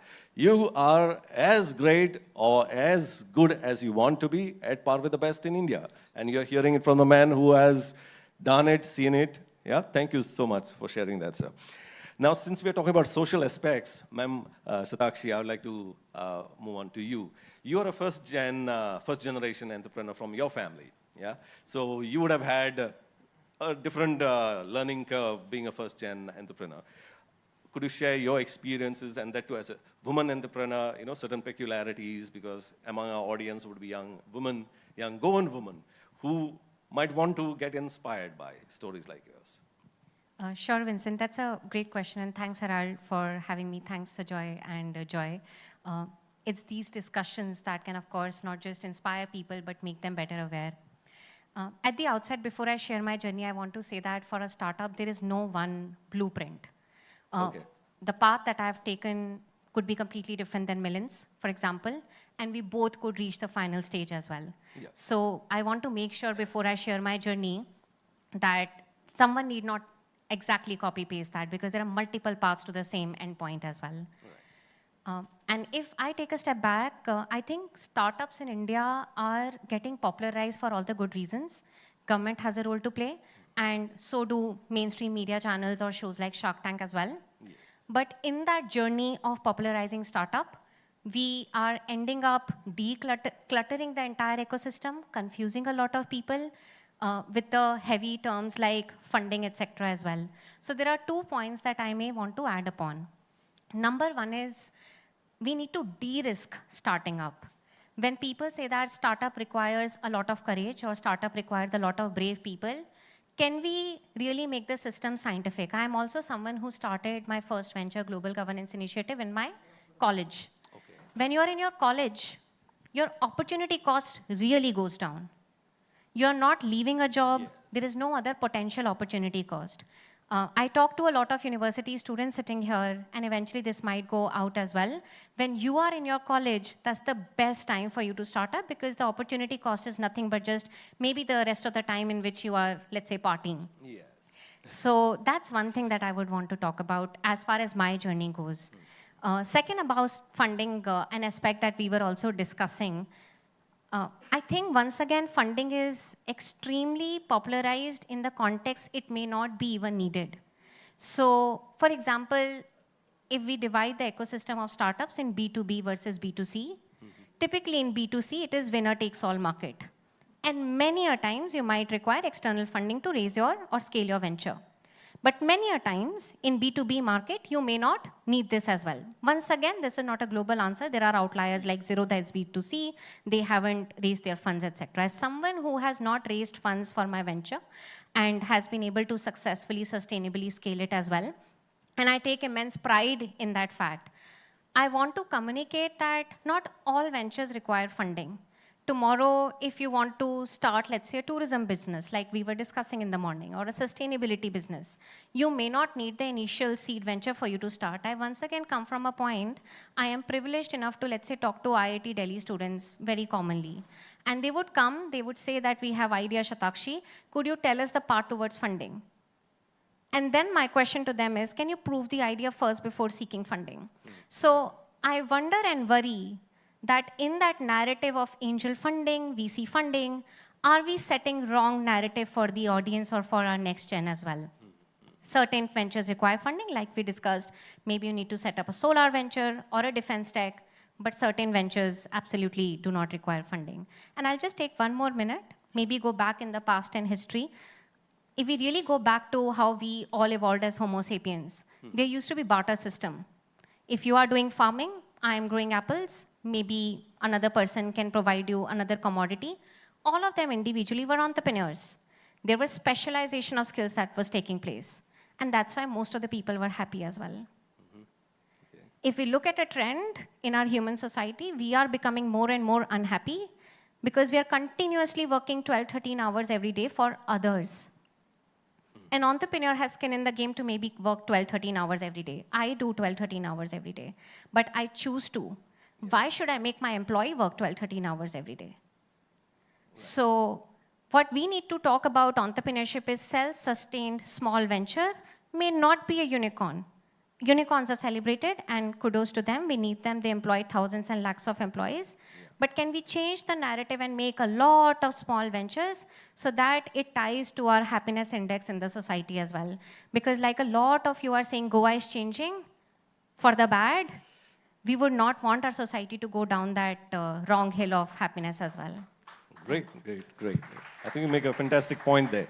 But again, each person's motivations or, driving, factors psychologically, sociologically, whichever way, could be different. Somebody like you aspires to have an impact. Somebody else might be actually dreaming of having a certain bank balance in their... To each our own. Yeah, to each their own.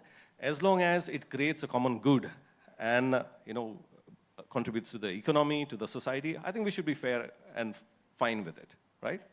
Would we agree with that? Because I'm sure different people would have different motivations, right? Okay, thank you so much. But before I move on from you, Shatakshi, as a woman entrepreneur, any specific challenges that you faced that you'd like to share with the women in the audience here? So yes and no both. I think I would say I've been fairly very lucky in the journey. Okay. But let me actually take an example of being part of a workforce in which I've been a woman, and I've been on few tables like these as well, and I have considered myself privileged. So 2 parts answer to that, how it has gotten into the way. So I've been in meeting rooms where I have been presenting a talk, and the chair would not even look at me, would look at my junior because he or she is a male. Many people, especially women, witness this. They don't talk about it. I have ignored it as well. But I'm taking that example more because maybe women and girls would hear me. Maybe most of them are not entrepreneurs.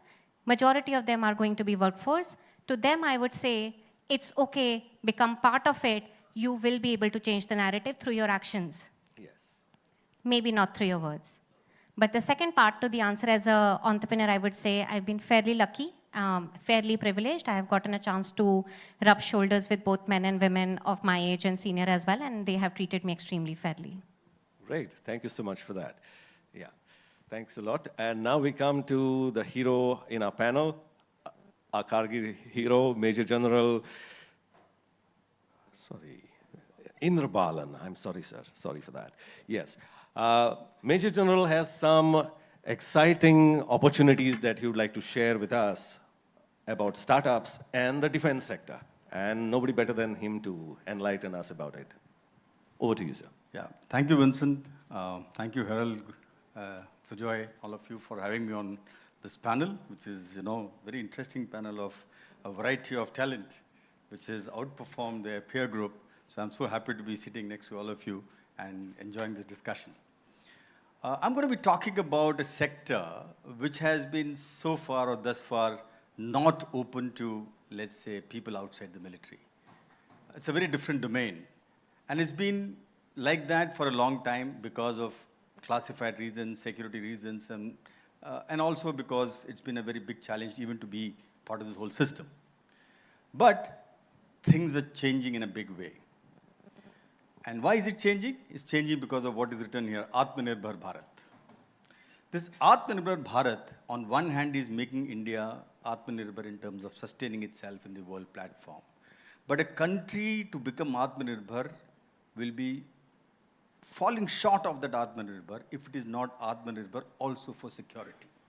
So here I'm going to talk about the opportunities for an entrepreneur who's not looking at social entrepreneurship as his career, but as entrepreneurship in the field of security, in the field of national security.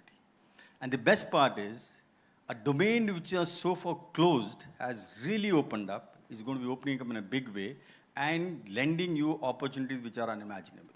So I'm just going to give a small example of what this sector does to people and where the opportunity lies. So can anybody make a guess, in the Ukraine war, who's one of the biggest beneficiaries who can monetize this technology to the biggest extent? A lot of us will think it's a missile man or it's somebody who's making tanks and all that.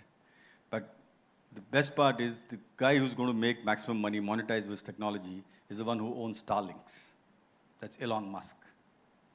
So the low orbit satellites, which Elon Musk has already, 3,000 of them, he plans to make 12,000 to 40,000 of them all over, provides you reliable internet services even in a war-like scenario.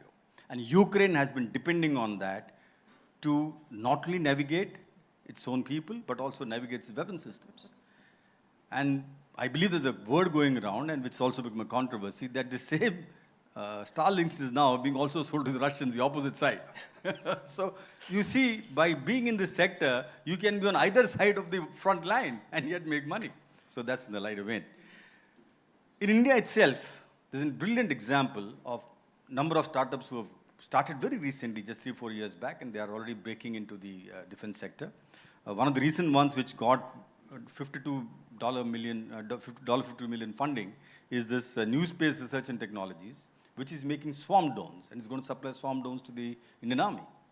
So likewise, there are many as we go by. But why I'm saying that this sector is so promising is because of the numbers. And I'm going to give you some numbers which are available right in front of me. I'm going to read it out for you because I don't want to go wrong on the numbers, because they're big numbers. So the defense budget of India is 6.2 lakh crores, the third largest in the world. You've not heard me wrong. And it's nearly 2% of our GDP. And what is the expenditure of the government of Goa? Is 25,000 crores. So you can imagine what is the defense expenditure of India vis-a-vis this expenditure or the GDP. The GDP of the Goa, I believe, was 1 lakh crore, if I'm not mistaken, right? Yeah, 1 lakh crore. So it's 6 times more than the GDP of Goa itself. The expenditure by defense. Now, all this was so far closed for even Indians, because most of it used to be procured from outside, and good number used to go into possibly pay and allowances. If that is not enough, the capital acquisition is 4.3 lakh crores. India has moved on from a net import company, net import country, which used to import every single big ticket thing, even small ticket technology thing. Today, from about 1,000 crores that we used to export in about a decade back, we're exporting 16,000 crores worth of defense goods. And the government aims to take it to 50,000 crores by 2028. The defense exports apart, we also have a major change in the target that has been laid down for defense production. The targeted defense production within India, indigenized production, is targeted at 3 lakh crores by 2028, 29 or 29, 30. So that's as near as that. So if you do a startup by now, in 5 years' time, you're already taking advantage of all this. There is, in order to make all this, they have said that the 75% of capital acquisition is going to be procured from local companies and manufacturers. There is going to be import ban on 411 weapon systems, platforms, and systems. These are going to be all indigenized in phases. There is going to be reservation for private sector in a list of 3738 type of components which India used to otherwise import. All this is going to be now manufactured in India, and 25% reservation for private sector to do all this. So what is going to do all this? I'm just giving you the macro picture. I'll come to the micro picture later, and as to how the opportunity presents itself and what the government is doing for a startup. So all this is going to percolate in form of technology needs, from small technology to deep technology to high technology to diversified technology in different ways. And it will percolate ultimately to the grassroots level, to small companies, whether they are startups in terms of technology, or they are startups in terms of technology service provider, or in startups in terms of application, whichever way, this has to come your way. So if you are poised correctly, and you've planned your way out, you've got into the sector, the opportunities are galore. So I'll just stop here for the time being. How this is going to help you and what the government is actually doing to help you come in as a startup, I'm going to cover a little later in your probably second round. Thank you, sir. Thank you very much. I think you opened an exciting window to new opportunities. I think a lot of stuff that most of us would not be aware of as possibilities. Thank you so much for that. Now, moving on to the next stage of our discussion, we shared our initial thoughts. Now, since this particular discussion is about the challenges and opportunities in the startup ecosystem in the context of Goa, okay, we heard about some defense possibilities. We have a success story in the medical devices field. We have IT services, success in Million, and so many other startups that exist in Goa. From the panel that we have here, what do we see would be the most impactful next set of opportunities that startups in Goa should look at, given the fact that overall, if you look at, for example, the IT industry, we are probably still about 10, 20 years behind, let's say, Bangalore or others. Okay, if we look at, let's say, even startups, we are quite a few years behind, given the fact that we had set a target of 2025 for being the top 25 destinations for startups in Asia. And I'm not sure whether we are anywhere, in the ballpark of that. So we could go the organic route of slowly, gradually hoping, praying, and doing little things, and eventually, hoping the dream come true. Or probably we could look at some radical, steps or some big, ticket items that could be attempted or pursued for Goa to leapfrog forward on this journey of startups, rather than, just crawling on that path and being satisfied with where we are today. Yeah. So this is an open thing. We haven't synced up on this. Now this is, open for direct, raw thoughts over here. So anybody who'd like to take a shot at it? Yes, sir. Sriram, sir, over to you. See, at the moment, it's all individual activity. Every company is on its own, and they do what they want to do, and they take it in their own way. But I think to reach the kind of targets that you're talking about, and to make Goa into a meaningful startup economy, we need to aggregate, and we need to create an ecosystem where we have clusters which can, address sectors. So you can have a biotech cluster. I think they're already talking about an electronic cluster now. So these kind of clusters will help in building up a complete ecosystem in that area. That can fuel startup scale up and growth much faster than you trying to do everything yourself. Like she was saying, we don't have to keep on doing other people's jobs, right? We should focus on our job, and the ecosystem should take care of the other jobs. Right? That infrastructure has to be created. So although Goa has a lot of plans from the government side, I think they should seriously think about this infrastructure part and the cluster building part, where you don't have to keep looking around, while you're manufacturing in Goa, all your components are coming from outside Goa. So your costs are higher. Still, it was the same situation when I came here 34 years ago, still the same situation. I still have to get most of my raw material and components from outside of Goa, but there is no Goan supplier. I keep trying to tell people to do something and take as much as they can, but the uptake is slow. So these kind of incentivizing, as well as building these kind of clusters where people can get together, so that this person who will make a component for me will have many more people who will take the same kind of component, then it makes much more business sense. But for him to make it only for me in Goa becomes much more expensive. And that's how the scale of operations. So here, sorry to interrupt you, sir, but you make a very important point there in terms of the supply chain of the necessary components. Goa government has been working on this electronic cluster, electronic city, manufacturing city in Tuve. But it has been dragging for quite some time, but probably Prashant could share later the latest update on that. But is that something on the lines of what you are expecting? Whatever is the plan and the current progress, or whatever is the state? Yeah, exactly. So those kind of things should be speeded up. Speed it up. The longer we take, we keep missing the bus, right? So yes. these things have to be taken on priority. And like I was telling Prashant some time back, the government we should not also be expecting the government to do everything for us. Everything, right? correct.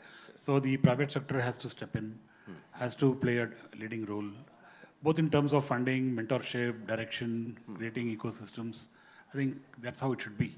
And the government should be open to accepting private sector also in this kind of fora where policies and decisions are taken. Right. So that right decisions can be taken and right implementations can happen. Yeah. Okay, thank you so much. Red tapeism in Goa has been quite a thorn in the flesh of entrepreneurs for preceding many years. Hopefully things are improving now, and especially given the focus at the center and focus on Atmanirbhar Bharat, and also we have a similar initiative in Goa. Hope things are changing, but as an industrialist based in Goa, since others are not, and maybe Milind and myself are not in the space that you're operating, do you see any improvement, or there's a glimmer of hope at least? Things are improving. But still getting resources, human resources, is also the big problem. So the skill gap is still there. So that again is something people have to focus on. Right. Because you know what kind of industries you want. You want IT, you want biotech, you want a few listed. Yes. So why not focus all the courses and skill development to those industries, so that you don't have to look out for getting people. So skill development aligned to the local industry needs is something that it's needs again to something be which will speed up a lot of work here. Yeah. Okay, thank you so much for that. And Prashant, would you like to share some latest status update on the Tuve project?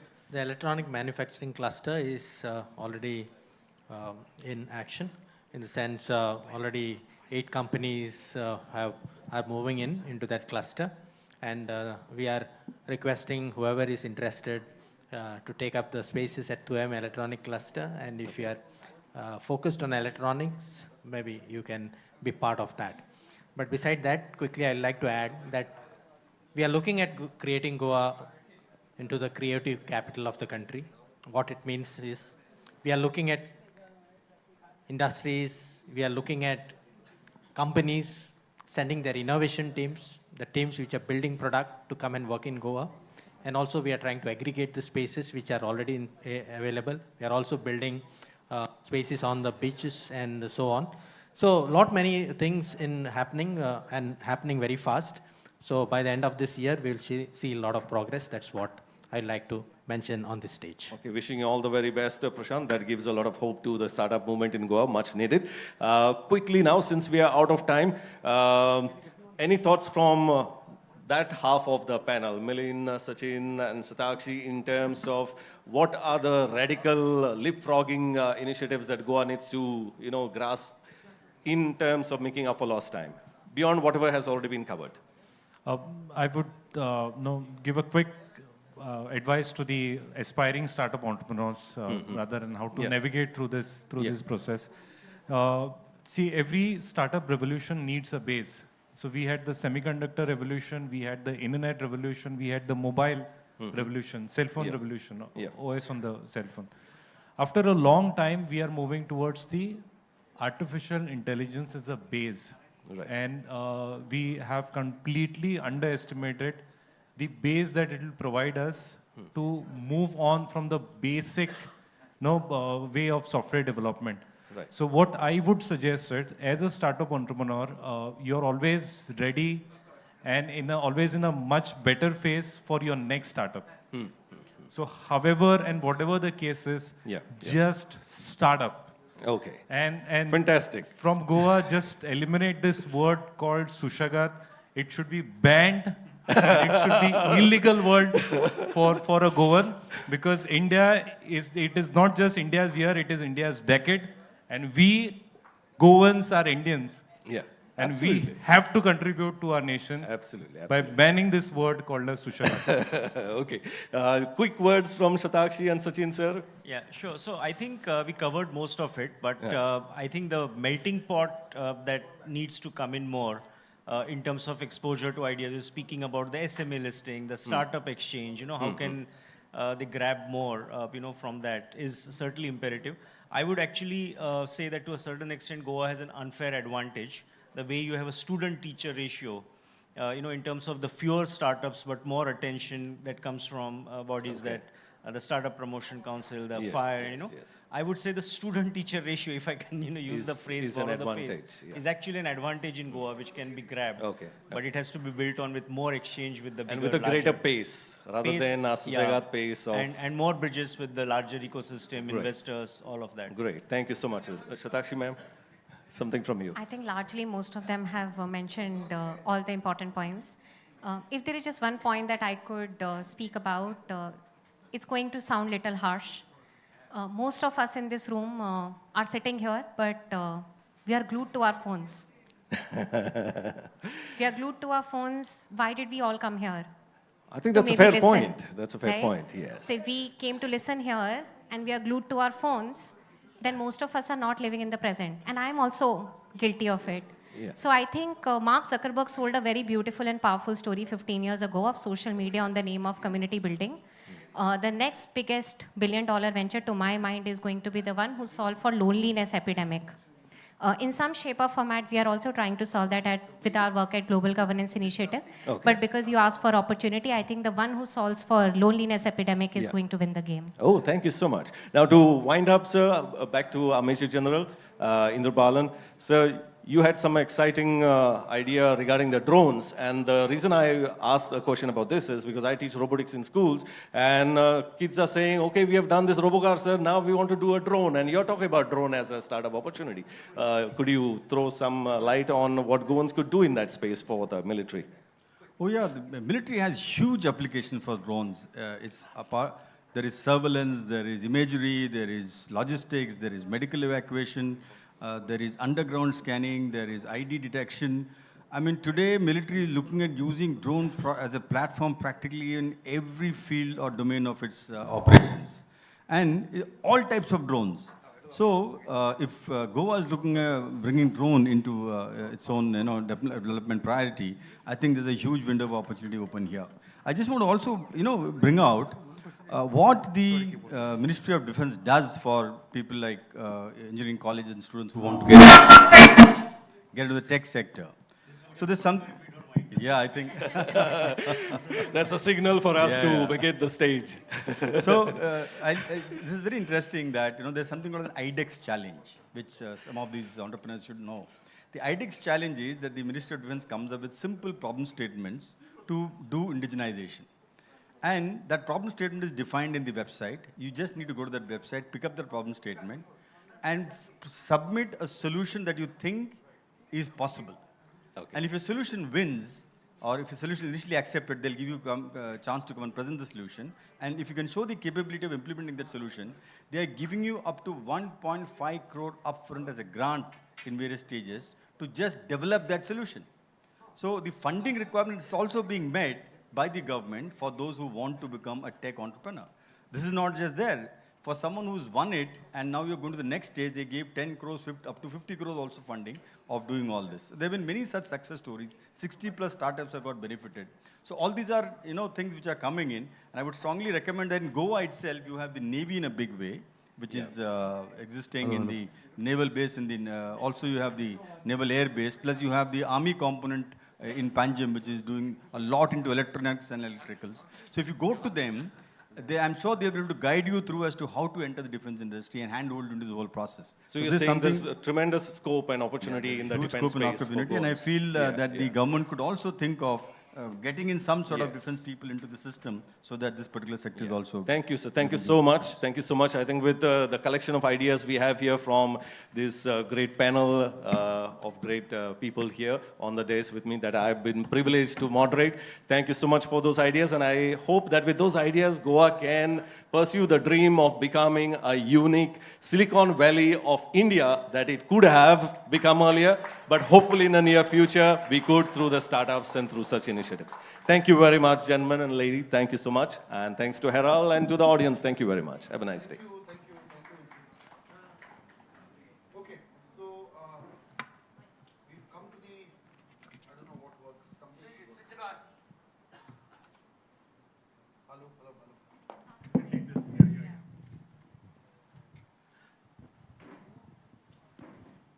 Okay, thank you for a very riveting session moderated by Vincent.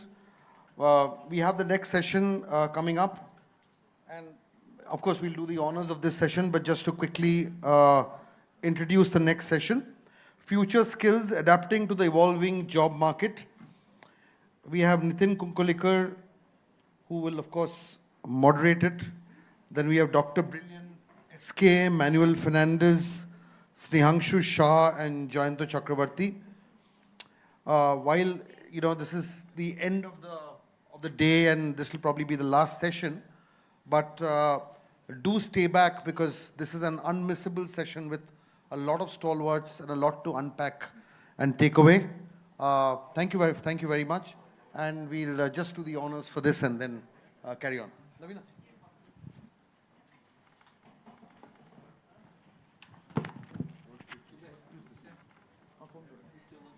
Thank you so much. I would like to give away the citation.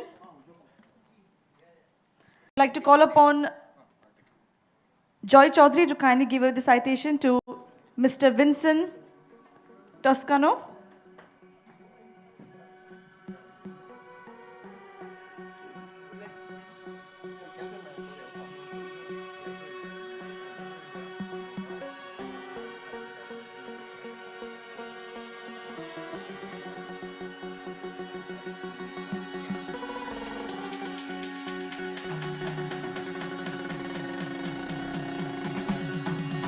Everybody put your hands together.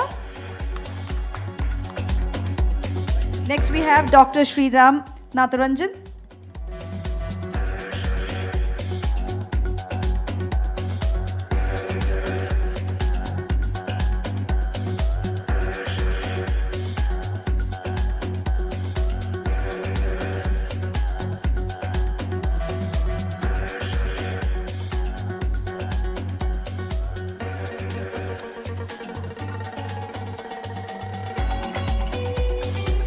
Next we have Mr. Milind Prabhu.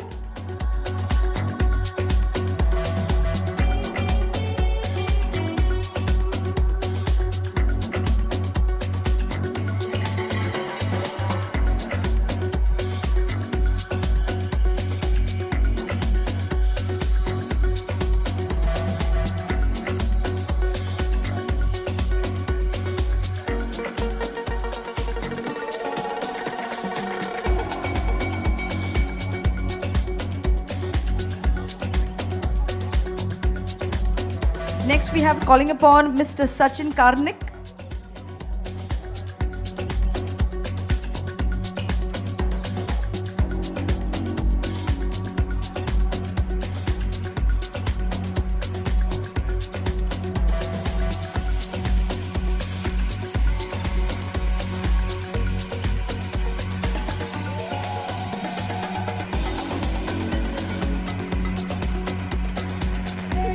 Next we have Mrs. Satakshi Sharma.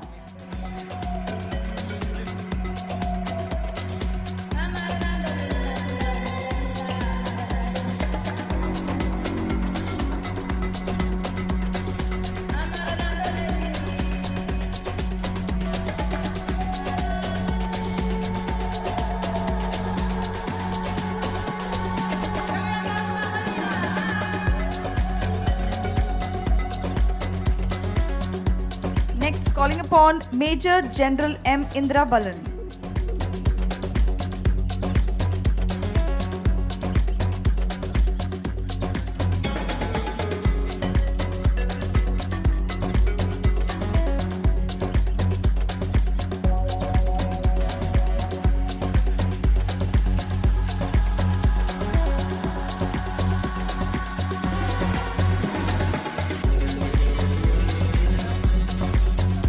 Kindly stand together for a group picture.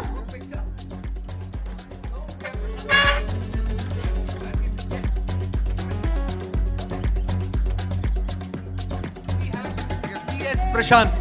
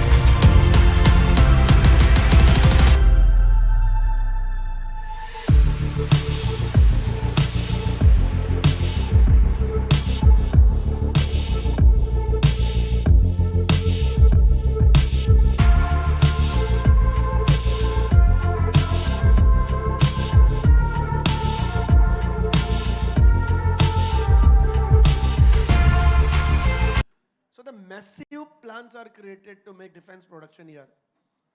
We talked about 16,000 crores of defense exports, but remember, it's also going to be increase in exports. China also, when their participation in global value chains is unavoidable. So India is participating in now FTAs, in bilateral and multilateral trade treaties. And if we want to make the 26 trillion economy, India has to export. And when you export your products, you need to be competitive. And if you have to be competitive, you need to make your very highly competitive manufacturing sector. And that happens through innovation. That happens through high productivity linked manufacturing, deploying latest technologies. And that's where we are today. I would request the esteemed panel to speak about what do you foresee, because that ultimately will also have an impact on Goa.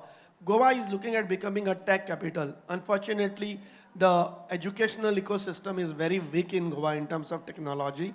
Though we have BITS and IIT, I myself have seen IIT, I have been on the board for the last 5 years. It needs real engagement with the local ecosystem. So Goans have to look at different things. Migration is unavoidable.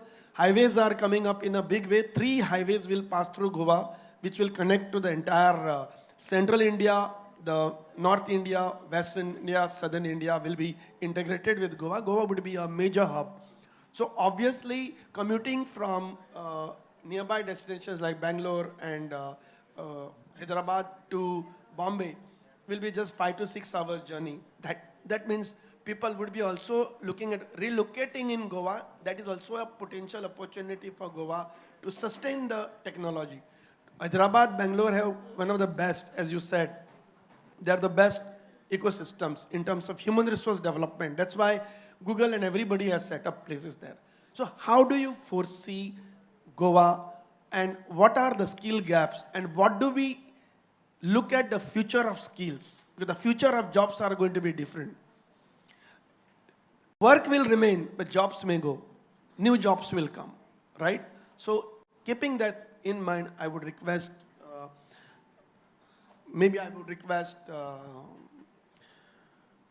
Manuel Fernandez to speak first on this. Hello. Hi, everybody.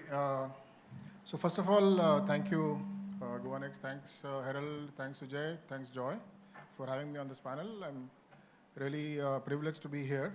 And it's, I'm really happy because first of its kind, something like this that is happening that has probably never happened before in Goa. So Goa Next 2024, I'm sure everybody is on the bandwagon, the entire country, and Goa is following suit. So better late than never, I would say. Apart from having the sunburns and the Filmfare Awards and all of that stuff, I think, you know, it's only time that we got started with this kind of initiatives. So kudos to Herald and the government of Goa for this initiative. So I think I'll just kind of go back to the premise or the article that came up in the newspaper this morning, which said that the focus is on gross domestic happiness.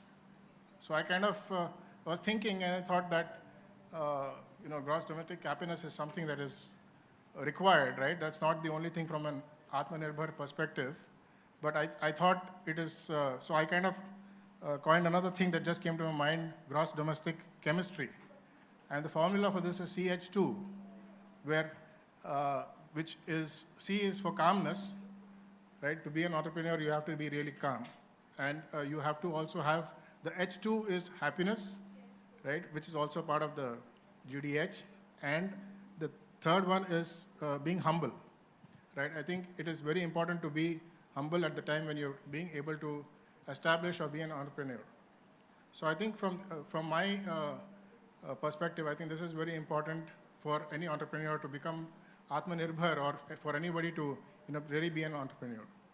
So I think this, from an opportunity standpoint, Goa has you know, huge potential, because this is something that has never happened before. And I, being a Goan, right, I've never lived in Goa for a long time. We used to come for summer vacations and, you know, spend time here. But I think there's a lot of things happening on the technology front. I'm sure we are all looking at what are the skills which are available right now, which are the things which we need to do, what are the things we need to do. The governments are taking a lot of initiatives to provide the necessary infrastructure. But when it comes to skilling, I think that's something that we really need to speed up. So, and since Goa is really far behind, I think there's tremendous opportunity for Goa and all Goans to kind of come and set up their base in Goa, so that they would have exponential growth for all for the government as well as people here, right? That's my two bit. Thank you, Mr. Manuel. Now, the next speaker I would request is Professor Ujjwal Chowdhury. I really appreciate the courage of the 50 plus people in the audience that you have endured and tolerated the huge flow of ideas from the morning. I hope that you can maintain the same level of tolerance for the next half an hour, 40 minutes, whatever we are here. I really appreciate also, I have done it in the beginning also, that just a general discussion on Goa Next 24 around 3 months ago has actually flowered into this program, which, as Mr. Manuel has said, is one of its kind in Goa. Having said this, my good friend who has been a leader of the industry here, the Chamber of Commerce he has led, and we have known for some time each other. I've been seeing that the question of skilling is not new. It has been there for some time. But new education policy has brought it in the forefront. It has created that from class 6 onwards, bring some skills. Some basic skills start from there. So my whole life has been in higher education, from Symbiosis to Amity to Adamus, Pearl Academy, and everywhere. So wherever I've been, it was only in graduation and post-graduation level education. So what I see today, going into careers, professional careers, 3 sets of skills are required. First is the common set of skills, which irrespective of the domain of learning, people need to learn, people need to know. It could be good communication skills. The first thing is, if you can't communicate, you can't actually take it forward. And in India, minimum 3 languages is, like it or hate it or love it, minimum 3 languages is common. Ideally, if you have to work across the country, minimum 3 languages. Second, leadership and teamwork. Now leadership, many a time we put it one against the other. It's not that so. One has to be a team worker and a leader. The mindset can go together. Leadership, when you understand, when you have empathy for your team and take them along and create an impact, take ownership of the work. You may not be technically the owner, but emotionally you take ownership. That's the leadership skill. And while as teamwork, no leader will be successful unless there is a team. And the team has a coherence. Without getting into detailing of each of these themes, I'm only flagging the common skills that's compulsory to be brought in education. Digital skills, love it or hate it, basic digital skills everyone needs to know now. And that's not about just social media managing. Well, that is one, but that's not the only one. And it might very soon go into even how do you put your content on cloud technology, basic cloud technology. Again, not into coding and creation of the software for everyone, but even someone passing out of a humanities subject, economics, psychology, literature, also would need to have digital skills, also would need to have the basic understanding of cybersecurity or artificial intelligence. For example, anyone in content development needs to know 2, 3, or 4 artificial intelligence tools without exception. ChatGPT, ideally the paid version 4.0, or now the advanced ones are coming, or Jasper, or Norton, or Notion AI, or Midjourney. Some of them have to be known. And in any case, even for those who are not a STEM student, STEM itself is becoming STEAM, that's the addition of the art. But anyway, so AI tools is one. And data skills. We know a lot of things, but I can't analyze it. I know a lot of facts, but I can't analyze it. Because reading the facts, understanding facts between the lines, or connecting the dots is also a quality that everyone needs to have in professional field. And surely the whole outlook to education, outlook to work should change from how many number of hours you are giving, whether you are coming in the morning and giving the biometric or not? Well, those are basic discipline, but the focus has to be on outcome-driven work rather than hours-driven work, timeline-driven work. So it's the outcome that matters. As in the West, as we know, the same degree can be done in 3 years, and it can even be done in 1 year. That depends on the number of credits, the outcomes, that is in a way, the number of credits that you cover. So there is a graduation. In India, you cannot do a master's degree without spending 2 years, whether you are good or a bad student. But abroad, you can do it in 12 months also, depending on the credits that you cover. So certain and value systems. Indians do have certain value systems and should uphold the way the intergenerational relationship between parents, grandparents, and the next generation, and many other factors. I am not taking, when I'm talking of values, I'm not talking of religion. So this is a set of common skills that everyone would develop. I would expect that beyond the common, there would be certain broad common skills of a domain. So the first set that I've said is domain agnostic. Whichever is the domain, this must be done. Then domain-specific general skills. So I'm from the field of media and communication. So we have 3 areas. Anyone in future going into any of the 3 must know all the 3. It's like the medical science. A doctor knows the anatomy and the physiology before becoming a specialist in heart or ENT or orthopedics, gynecology, whatever. A doctor is not straight and orthopedic. The first anatomy and physiology as a whole. But that's not the approach that we have in most of our learning. We largely focus on the specialization a bit more. So the second set of skills will be the common skills specific to that domain. In my case of communication, it will be news communication or entertainment communication or brand communication. Then the third set of skills will be the specific niche skills within the domain. So if I've taken brand communication, I need to understand what is, let's say, content marketing. I need to understand what is, for example, crisis communication. What is, for example, service branding. So these are niche communication skills that I need to have. Having said this broad thing, I'd also like to point out that traditional subjects are moving to an IT-enabled services now. So agriculture, traditional agriculture, which our agriculture universities teach, have to be smart agriculture. Again, due to lack of time, not getting into it, but agriculture to smart agriculture, tourism to smart tourism, and tourism to sustainable tourism. We had a very good session on regenerative tourism a little earlier in this hall. So similarly, the current issues of smart, IT-enabled, or sustainable and regenerative, these factors would make a change of every domain that these skills have to be brought in. Finally, degree is fine, but what we considered people earlier, a person is great if he has many degrees, if he knows a lot. This mindset has to change. This is a mindset brought in by the British imperialists in our mind. Babu culture. More degrees, can speak a lot, has read many books, is a great wise man. Fine, but for the economy to grow, it is not enough to know. It's more important to apply, to actually do. Padho, lekin karo. So that whole culture, Padhna is not an end in itself. Karna is the ultimate purpose. There's no harm in learning beyond degree. That's fine. But degree plus micro-credentials of small different skills, blended learning, learning online, offline, on air, all levels, and at your own end, self-learning, lifelong learning, the concept of learning to learn or lifelong learning, these are the skills in the long run that matter. So in conclusion, general domain agnostic skills, domain-specific general skills, domain-specific niche skills, and moving to smart skills, sustainable skills, and lifelong learning skills. This is what I would like to say. Thank you. Professor. Now I would request Professor Snehanshu Saha. He's a professor from BITS Pilani, Goa campus.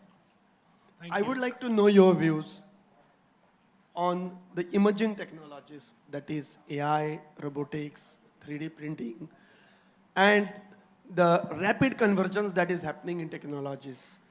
The rapid technology convergence, rapid democratization of technologies, dematerialization of products, all this is happening with the new emerging computer-led or IT-enabled processes.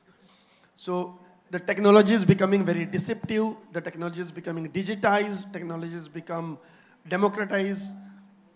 So where do you feel is the demand going to be for the future, and what is the preparation of the institutions like BITS Pilani towards this? Or what are your views rather? Okay.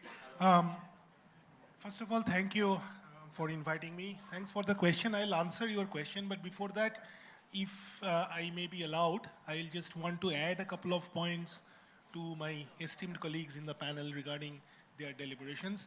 One is, yes, I mean, if the skilling in technology and its subsequent effects in Goa are two things that we are discussing here.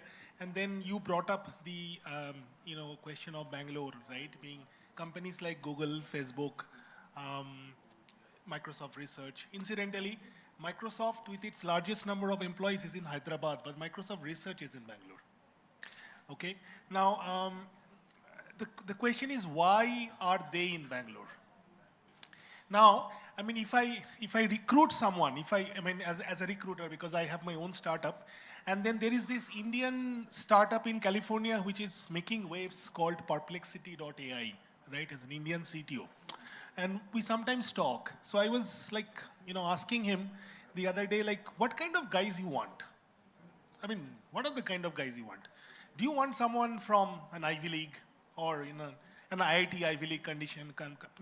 He says, no. See, the kind of guys that I want is the following. That the guy might be trained in a different field. Let's say he or she is a computer science undergrad, right? He comes to my company, comes to my organization, I give him a task, which is maybe looking at the derivative sheet of some other company whose stocks I'm analyzing. It's actually absolutely got nothing to do with what he has studied in his 4 years.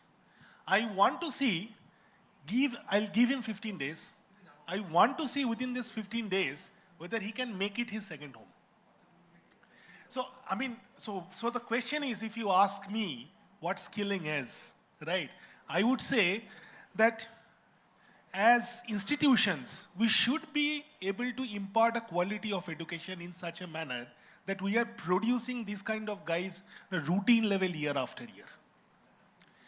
Right? Because things change all the time, particularly since you asked me a question and I'm from computer science, I mean, there is so much churning that is going on, and it is still not a mature field. AI, though, it's definitely not a mature field. Computer science also, despite being in 50 years in business, is still not mature.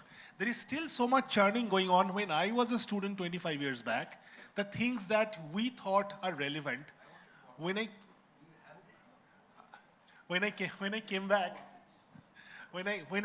came back and started my first job as an assistant professor, excuse me.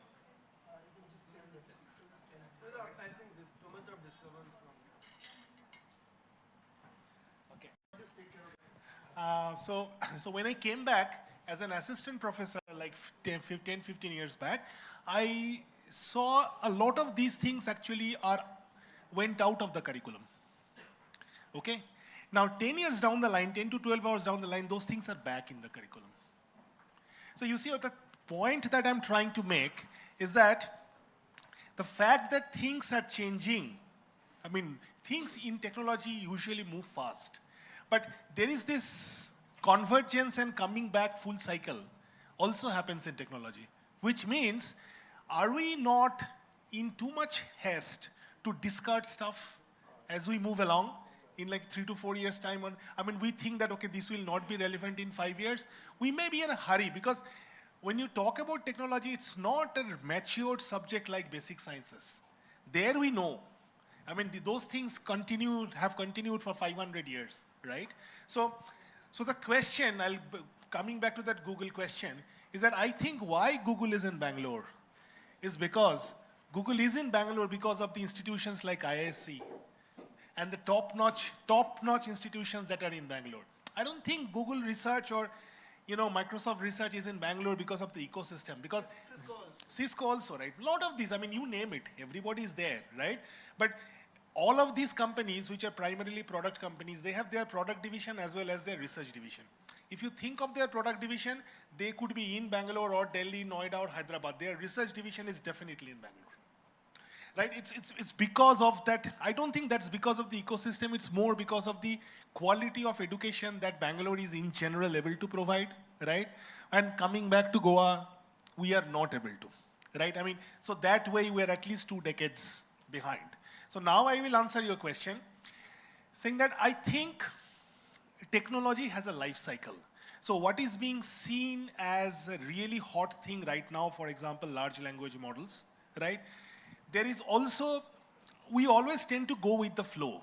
There is also an alternative view of the large language models saying that it's much worse than a gas guzzling, 8-wheeler or 16-wheeler, right? Running a large language model. So whenever there is an AI wave or a technology wave, are we simply going to adapt it, or are we in a position, we are able to give our students or our colleagues that kind of quality education, and they're able to figure out what is right and what is wrong?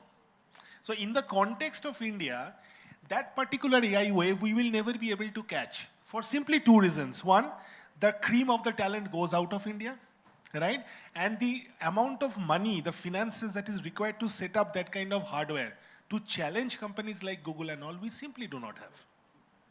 Right? So what is out? So what does that mean? Can we not compete? Yes, we can still compete. We still have companies like Flipkart. We still have companies like Postman, Swiggy, Zomato, and all those companies. They have done well in their respective sectors by using technology. So the bottom line, if you ask me, whatever it is, I think it is the problem-solving skills. If you teach your students excellent problem-solving skills, I think they will be done well. Like for example, I think government needs to realize it, whichever government, state government or central government, you are setting up a hospital, right? Okay, you are setting up a hospital, you need land, you need a bunch of resources, you need human resources, right? And you need to set up an operational guideline. Right now in most of these places, including AIMS, the way these things are done is this is based on a set of thumb rules. In the US, they will hire an optimization specialist. He or she will come, set up an optimization design problem, solve the problem, and give you optimal numbers in terms of each one of these heads. And this happens from Medical Council of India directly. Exactly. It's all bureaucratic system. Exactly. Right. So I think, I think in terms of skilling and adaptability, it is primarily the quality of education, and government of Goa should really think hard that one BITS and one IIT will not solve the problem. It's simply not going to happen. It's like, in fact, it's not possible for us. I mean, I come from BITS, and if I have to be self-critical of the system that we are part of, I don't think even we are doing we are doing an okay job. But we also do not have the resources, despite being a private organization, to do a kind of a job that we would really like to do. Like something like a UCLA. We want to become an UCLA, but we can't become an UCLA. And UCLA graduate, you ask that person, he can effortlessly, navigate from fine arts to a recent trend in technology. So that's the kind of, you need guys like that. No, that's where many Indians did well after going to US by going through unlearning process. Exactly. They went on relearning and they did well. Exactly. It's very well said. I mean, I think I sort of made. No, Professor, yes, very, very well said. And just I'm running a bit fast, so I would request Dr. Brilliant to share his expertise. चैन से सोना है तो जाग जाओ. Srivardan Tripathi, if you remember, shook the nation. In an engineering college today, an engineer telling you this, 2021, 85% of the engineers that passed out were not ready for getting onto a job. Shocking. As of today, it's just about 57% of the engineers who are employed gainfully. All through the session since morning, what we have heard is skills. No one ever spoke about a degree. No one spoke about formal education. And that showcases the change in the mindset that we need to bring in. As a child, I wanted to be a doctor, medical doctor. No money, so I decided, closest possible, become an engineer. Finished engineering, no jobs. Jumped into being a teacher. Went into software development. Then I realized, udhar bhi maza nahi aa raha hai. Became an HR professional. Now look at how life took me through various journeys. Today, kids of today do not really have to face these kind of challenges by exploring, because opportunities exist, and thanks to some of the initiatives that we have, including Swayam Plus that the government has launched, the focus is on skills. The Skill Sector Council, if we talk about, everything is talking about how can we make people gainfully employable. And that's something which we all forget. We have grown up in an ecosystem where everyone says, "Bada hoke kya job karega?" Right? Will you be a doctor or an engineer? No one asks us about what would you really want to be. How many of you today think, sorry, the photographer is here, but a formal photographer is required for an event? The answer is no. Everyone with a smartphone is a photographer. They have learned the skills. You can click fix, ma'am. They have learned the skills which can actually put official photographers to shame and say, "Oh wow, what a beautiful picture this is." No offense to you. Now what does this indicate? It indicates that formal education needs to undergo a lot of change. We spoke about learning, unlearning, but the problem with what Professor also said is we have come from an ecosystem which talks only about the Babu system. It says, degree hai, matlab bahut bada saap banega. As an organization, when I look at it, I am in a higher ed tech organization. I hire people. I go out to colleges, premium institutions, engineering institutions. I couldn't get people onboarded. Tier 3 college, I got 3. Now, is it because of the level of the institution, or is it because of something else? And that is where I would say the 3 A's made a difference. The right kind of attitude. The attitude is what makes a difference for me today in an organization. The ability to say, karke dekhte hain, kya hoga malum padega. There needs to be agility in the individual. As Professor mentioned, we need to be continuous learners, learners for life. And if you don't have that agility, it doesn't make any difference in your life. And the last but most important A is adaptability. Hamare yahan pe aisa hi choyenga will not work. You need to make sure that I am in a position to adapt to the situation. If you have been in any movie, have you been? No. But today, VR, AI makes it possible for you to put yourself into a movie. Whoever thought that was possible some time ago? So today, if you want to thrive, I would say break the mindset of a job. Think of what is it that you can develop as a skill, and no longer a specialist works. You need to multi-skill. One skill alone may not help you be there. I read in the morning, and Joy reinforced with that newspaper article which says, rethink, reskill, reiterate, and refocus. If you're able to do that, I think all the challenges, from morning we heard people talk about Goankars are going out. There is a exodus from here outside. But with the advent of technology, if the relevant skills are learned, I don't think you need to leave your homes to be gainfully employed or become productive as an organization, as an individual. So focus on what works. Bring in that 3 A's. I think life will be easier.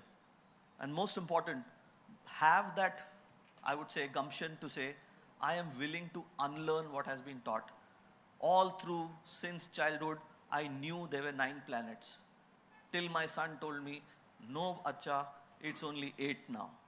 Ek kahan chala gaya, pata nahi. It's become, right? I need to adapt to that circumstances today. Because what I learned was relevant at that point of time, but today's reality is very different. And that's what will make a difference, starting with the mindset. That's my... Very, very well said, and really appreciate that. So, over to you, Jayanta Saab. Well, good afternoon to everybody. I am Dr. Jayanta Chakravarti. I am honored and humbled to be here, being invited by the Herald Group. Thanks to Sujay and Joy, the duo. And this is the last session, and we are having a lot of very serious ideas bombarding over the brain. Okay, so I happens to work with the small and medium sector business owners as well as startups. And I will go on a little bit of journey, you can say. As my professor friend referred about Microsoft. So Microsoft Canada has come out with a research which shows that we have a lesser level attention level than the goldfish. We can't focus. The attention span is almost 6 seconds, something like that. Okay, and this economy is called attention economy. How you can fathom out what is called attention economy? Perhaps you know that Google is facing a court case in US. They have spent $26 billion to grab the attention of the entire universe. Why?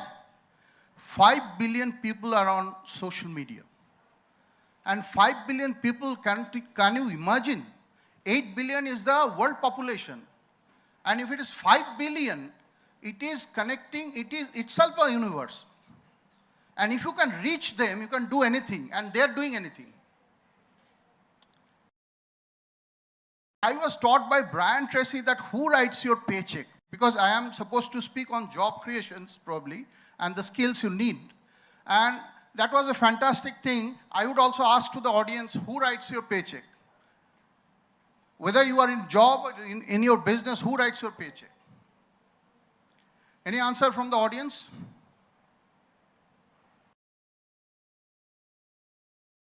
So I think you are all tired, so I am giving you the answer.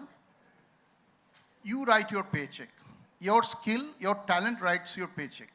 It's not the company, whether you are doing a job or you are an entrepreneur. Nowadays, entrepreneurship is over-glamorized. You had to call yourself a business guy. Because, you know, there is a social... आज से 20 साल पहले जो अमिताभ बच्चन का movie देखते थे, उस समय जॉब नहीं था. तो उसमें उनका एक फेमस डायलॉग था. बोला, आप क्या करते हो? बोले, आजकल काम ढूंढना भी एक काम हो गया. तो कोई कुछ नहीं मिला तो स्टार्टअप फाउंडर बन गया. ऐसा भी बहुत सारा देखा है हमने. Sorry to say like this. So friends, and another joke I came to listen from so many of my AI friends and gurus I am surrounded with, and he told a very funny thing. Bole, you want a job? Bole, then what I need to do? Bole, write AI before your name. Means AI Jayant. You want fun? Write AI before your company. You'll get fun. You want girlfriend? Write, I don't know whether it is practical. But don't try it with your wife. They are above AI. Okay? So, World Economic Forum 2023 report shows 63 million jobs will be created by 2027.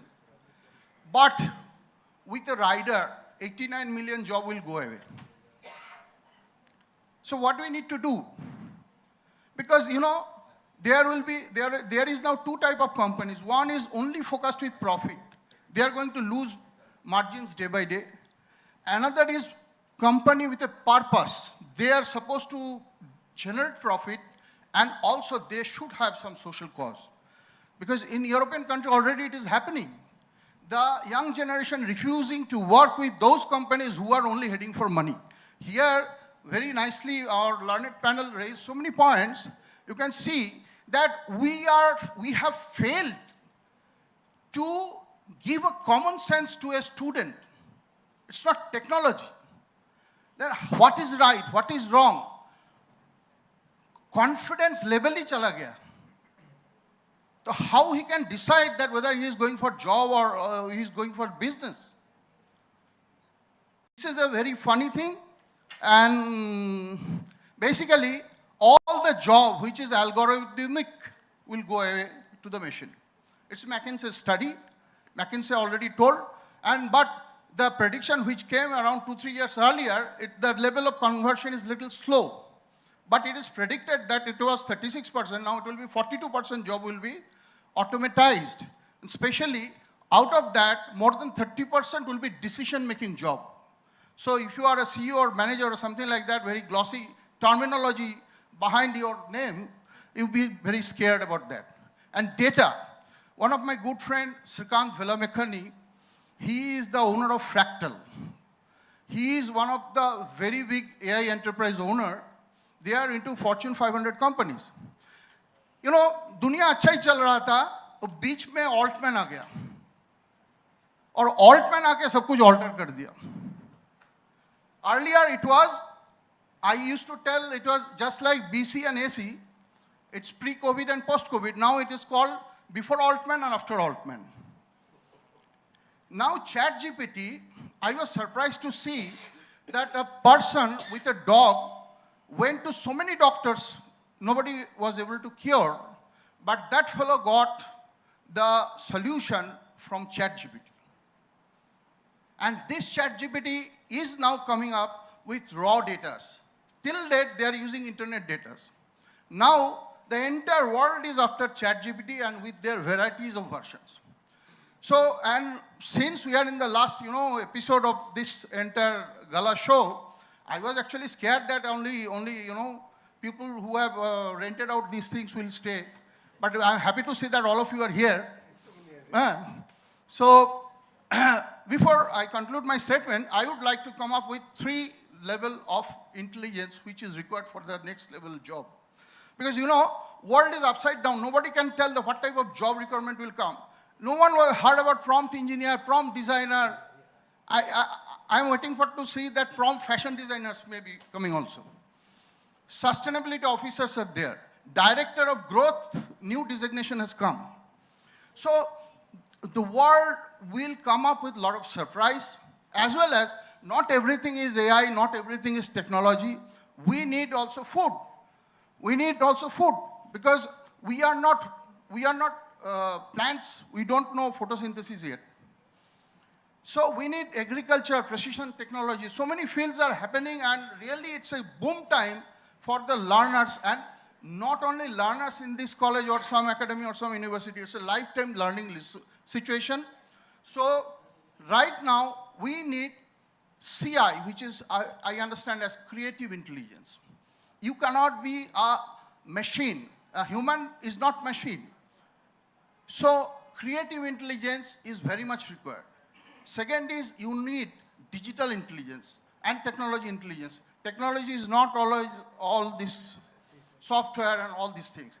Even the wheel, when it is first time created, the wheel changed the course of history. So it is also innovation, it is also technology. And the third one, I feel that it is SI, spiritual intelligence. Why spiritual intelligence? Because Met Gallup has done a study with 140 countries, and they came up that young generation, more than 27% feeling already loneliness. Not the older generation. It's a very surprising thing. And spiritual intelligence doesn't mean that you should be religious. In US already there is a movement that I am spiritual but not religious. So it is called SBNR. Now spiritual intelligence gives you the ethical direction and also gives you the power to think beyond yourself, that you are not limited to a certain level of intelligence. Because till that nobody has found out that where your mind actually rests. So there was a lot of research is happening also. In Harvard there is serious research about this and many other countries. So spiritual intelligence will give you resilience, will give you the energy to steer ahead, and as well as creative intelligence and the technology intelligence will give you the niche to become the hero of your movie. Thank you all. Thank you. Thank you, Jayanta ji. Very well said, but you didn't mention about the patience intelligence of all our August. So it's very interesting, the points what you all very learned personalities have raised. We have 10 minutes more to go and we'll probably wind up. So I would like to comment, you made a very interesting point about 4 billion people today are on internet, likely, it's 5, but likely to go up to 8 by 2028.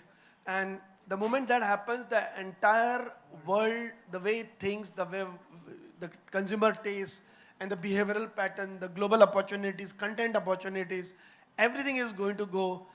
when this happens, simultaneously you have a 5G will surpass, 6G will come, 7G will come, and technology is going to be more faster, more, it will disrupt the entire world. Same time, smart technologies are emerging, and the connected devices are going to increase to many folds, at least 200 to 300 times of what they've been deployed today, especially connected devices vis-a-vis the sensors. So sensor-based ecosystems are also going to be built up. So disruptions are unavoidable. All of us are going to be impacted. While machine learning, AI, we will talk, a compassion-based economy also is going to grow, nature-based economy is growing. Today, you must also realize, and we are going to look at skills there. It will need skills to fill up that gap. Just one more point I'd like to, just to substitute your words. Yeah.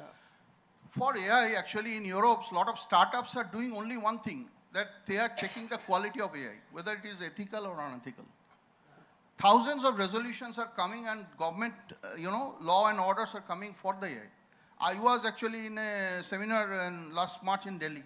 It was with cyber also. You know that $4.5 million every time we face, average world face for the ransomware. And it is going to be more than $300 billion industry. Okay. Please. Yeah. So this is, so while technology will have one path, the human technology will never beat the human capabilities. It will never happen. Even AI is not going to come closer to what a human mind can think. It can't have emotions. It can't have adaptability to the situations. The cognitive skills what human being has, they are amazing. So my point is, how do you think, at times when we talk of skills in India, we talk of skills linked to technology or engineering or communication, or we restrict to that. How do you all see, because we would like to hear from the learned panel, how would you rate the nature-based economy? If you look at the nature-based hotels are doing much better revenues than the so-called five-star or coastal hotels. If you look at the hotel Postcard in Netravali, their ARR is somewhere around 25,000. Coco Shambhala in Vere or in Sindhudurg, you need to pay around ₹1,00,000 in November. That too after auction, they auction the rooms. So imagine the new concepts and new, people are not only finding loneliness, but people are getting stressed in the certain environments. I won't say only Bangalore or so, it can be also in Goa, but with the work pressures. So people are finding out opportunities to go and get relaxed or look at different aspects of life. So are we all set, or are we looking only in one direction of technology or limited thing what has been driven? This is one point I would like some of you to talk. The next point would be, are we geared up? We have a tier 1 institutions like IIT, BITS, then NIT, then tier 2, some of the premier engineering colleges, and the tier 3 in like many other local engineering colleges in the states. There appears to be a complete disconnect with what AICT is thinking in the university than the institution itself. Now we talk of NEP giving autonomy and so many things. At the same time, you also look at the education is in a concurrent subject. And we have India is a federal country. We start comparing to Southeast Asian countries, but we can't be like them. India is a federal structure where there is a huge disconnect between center to state and state to the local bodies. The municipalities or the panchayats vis-a-vis with state governments are not in sync. State governments and center are not in sync. Within center, there is a skill development ministry, then human resource ministry. Then there is a medical council which works under some other platform. They regulate things. So the regulatory bodies, it's a whole disconnect happening. What are your views? Are this current institutional capability with the governance that we have in education and skills will allow us to change and adapt to the challenges of the emerging era? So very quickly, you asked about what do you think about the nature-based or sustainable initiatives? Skills. There was a point very well said by our friend from BITS Pilani who talked about problem-solving skill. Now that's also a problem to be solved. When you are having all productions which are not natural, which contribute to climate change, there will be a counter to that. And the counter can come in the form of nature-based tourism, nature-based life, people moving closer to the nature. That could be a solution, a problem-solving thing. I'll give some more examples. Problem solving, and I would like to put critical thinking and creative skills also alongside. Once upon a time, the entire automobile industry was competing on who gives more mileage. 1 liter of petrol, 10 kilometer chalegi ya 15 kilometer chalegi. The competition was on mileage. Then comes someone who challenges this concept of petroleum-based fuel, concept of mileage, and is a disruptor who brings in electrical vehicles. Tesla comes, and the Ford and the General Motors and are on the back foot now.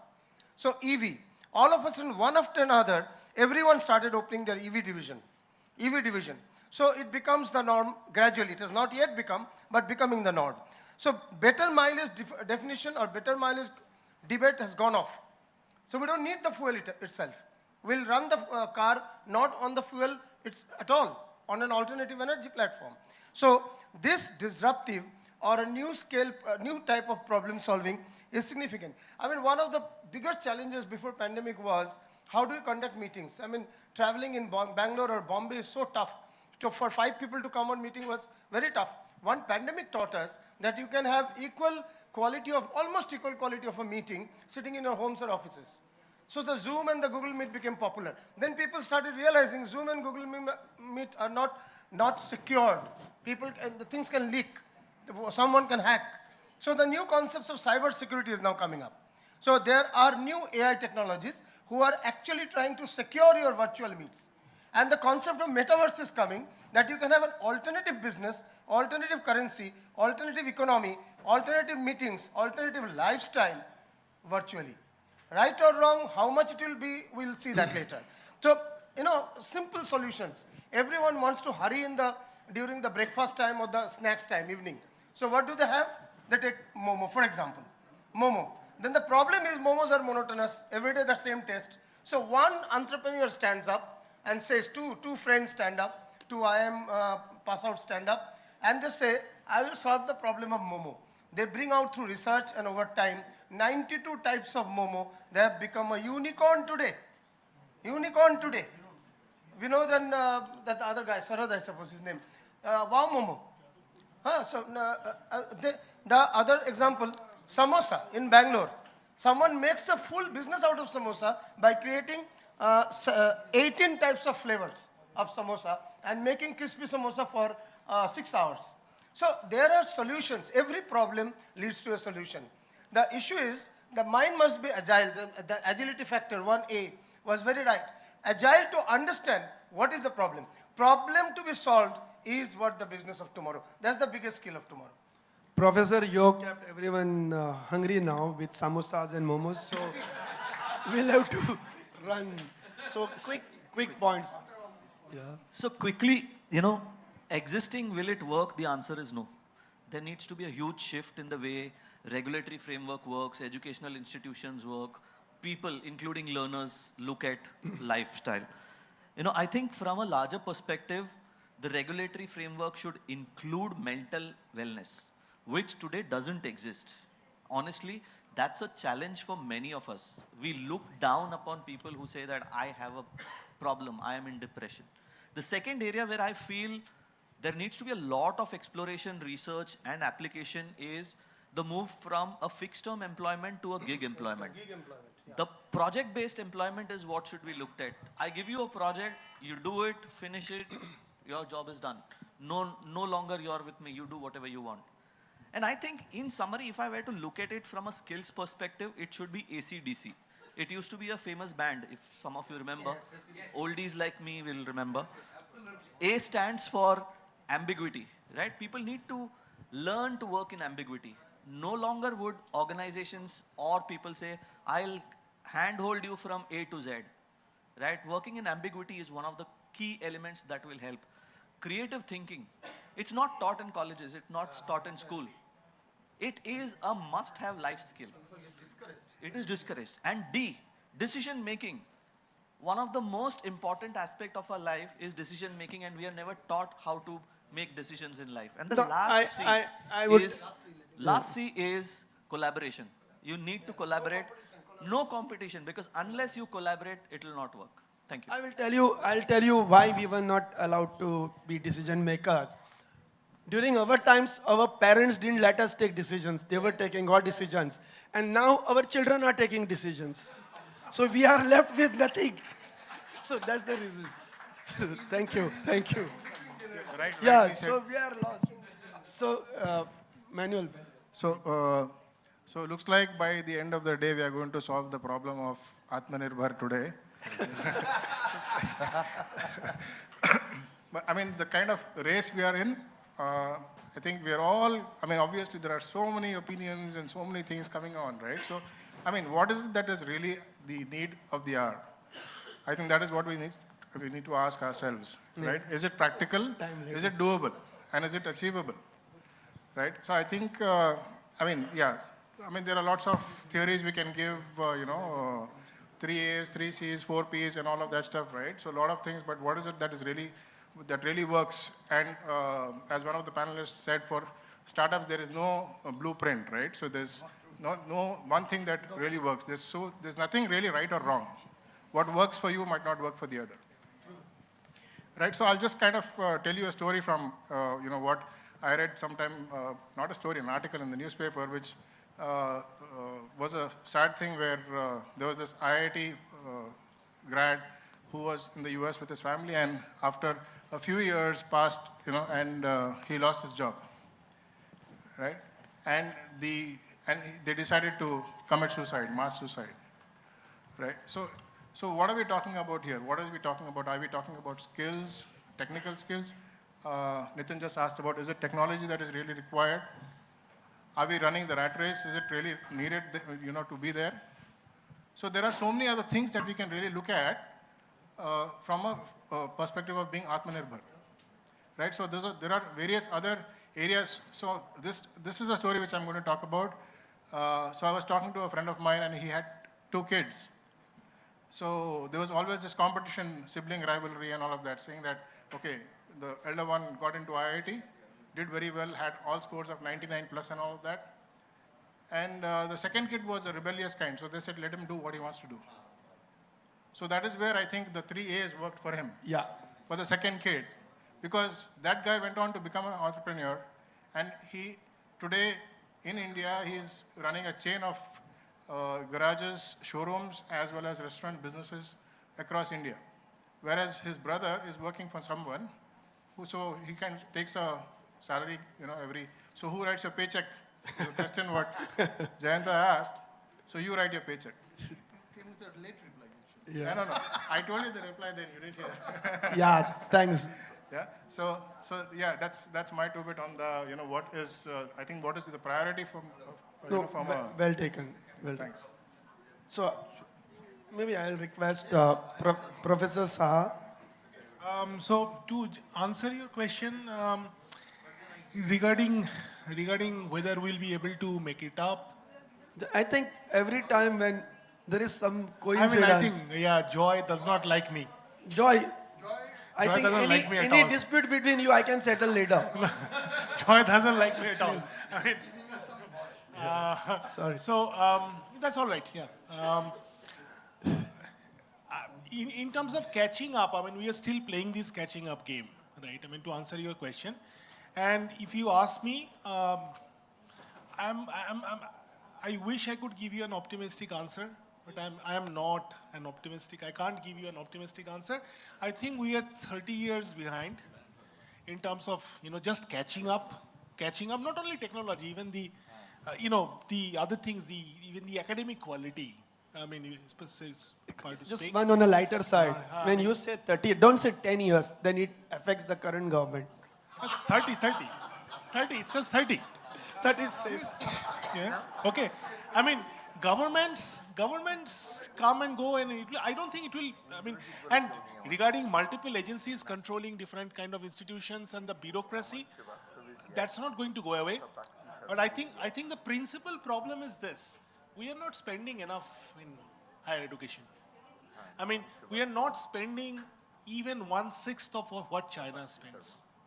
So unless you, spend up, I mean, you spend at least 3.5 to 4% of your GDP on higher education and research, No, even right? I mean, so corporate engagement also, see, corporate engagement will only complement the government, right? I mean, if the corporates see that the government is spending this much money, they will not come forward and spend a lot. So right now, what they are doing is they are bootstrapping. I mean, all the corporate research labs. But the best part is one of the question we were asked earlier, why software industry could grow very well in India. Our answer was government didn't know where to intervene. Right. So same thing is happening with EdTech. The EdTech, the way it's coming in skills and all, probably. Also, we had the price advantage. Yeah, the software industry had sure. a huge price advantage, Demand was there. man-hour Demand was advantage and things like that. So in terms of this, I mean, as I said, the top of the line technology, it's very, very difficult for us to catch up, right? So we may, for us, I think we probably have to, what we have always been doing, the jugaad innovation. Even in the field of technological innovations, we have to keep doing the same thing. Fantastic. And do those interventions at the small levels. We can't build a ChatGPT. I mean, let's accept that, okay? And let's, figure out other ways of. We can do that after going to Silicon Valley. See, for example, NVIDIA. NVIDIA today is 2.6 trillion. I mean, it's as good as India's GDP, right? It's one company is owning a capital to the extent of India's GDP. And we need to recreate, it's in a small place. So I want to tell you a nice joke at the end. But before that, Dr. Jayant, thank you. Okay, so far Atmanirbhar is concerned, it is basically the slogan of Swami Vivekananda. It is he, almost 125 years back, told that stand up, be bold, and take the whole responsibility on your shoulder. Know that you are the creator of your own destiny. That was Atmanirbhar original. And really, we are lucky that we are in such an era, and we are enjoying the privileges which even आगे का जो राजा महाराजा लोग होते थे वो भी नहीं उनके पास नहीं था. You know, he didn't have any chat GPT. Forget about chat GPT. He didn't have any mobile also. वो कबूतर से उनको भेजना पड़ता था. And now I think upcoming days, already in Dubai, the trial is running, the drone taxis. And day before yesterday, there was a, this Iron Man type space shoot. It is already designed, and there was a race showing. So whether we are going ahead or not, the world is going ahead. And naturally, you being a world citizen, you will be going ahead also. Number one. Number two. And number three is that, so far the skill set is concerned, there are 10 specific skill set which is defined by World Economic Forum. I will just read that because we have long, lengthy discussions. The number one skill set they specified is analytical thinking and innovation. Number two is active learning and learning strategies. See, mind it, learning strategies. Number three, complex problem solving ability. Because a leader is supposed to be a problem solver. Number four, critical thinking and analysis. Number five, creativity, originality, initiative. Number six, leadership and social influence. If you are not social influencer, you don't have any presence at all. उसके बाद आ रहा है technology use, monitoring and control. उसके बाद आ रहा है technology design and programming. उसके बाद आ रहा है resilience, stress tolerance, flexibility. And the last one, reasoning, problem solving, and ideation. So these are all well defined. Now the problem is that there is a serious difference between all the thinking ideas because we have thousands of ideas flowing here. And seminar like this is happening across the country, maybe more than lakhs. But out of that seminar, if even one idea penetrates one brain and he executes it, he or she, and makes it happen, then he becomes leader. I will end up with one of the story of one of my good friend. His name is Bimal Patwari. there is a very funny situation happened while, modernizing this Delhi airport. This team went to AutoCAD 2 years. That we need some design engineers, etc., etc. And AutoCAD, the US company told me, why you have taken so much trouble to come here? There is a fellow in Durgapur who is doing good. You go there. And Durgapur is where? From Calcutta, it is almost 100 kilometers away. It's a suburb town, but now Durgapur is much more advanced. And Bimal is the owner of that company, Pinnacle. You can Google it or you can check in the LinkedIn also. They came to Bimal and Bimal gave the solution. Now Bimal, Dubai में Burj Khalifa के ऊपर भी एक आ रहा है और एक building. And he is one of the main person there. This smart building, actually there are a lot of job opportunities are happening, but it is too late for us to discuss so many things. So Bimal has created a vertical of 3,500 engineers from across the globe. And they are working on smart technology, smart buildings, green buildings, sustainable buildings.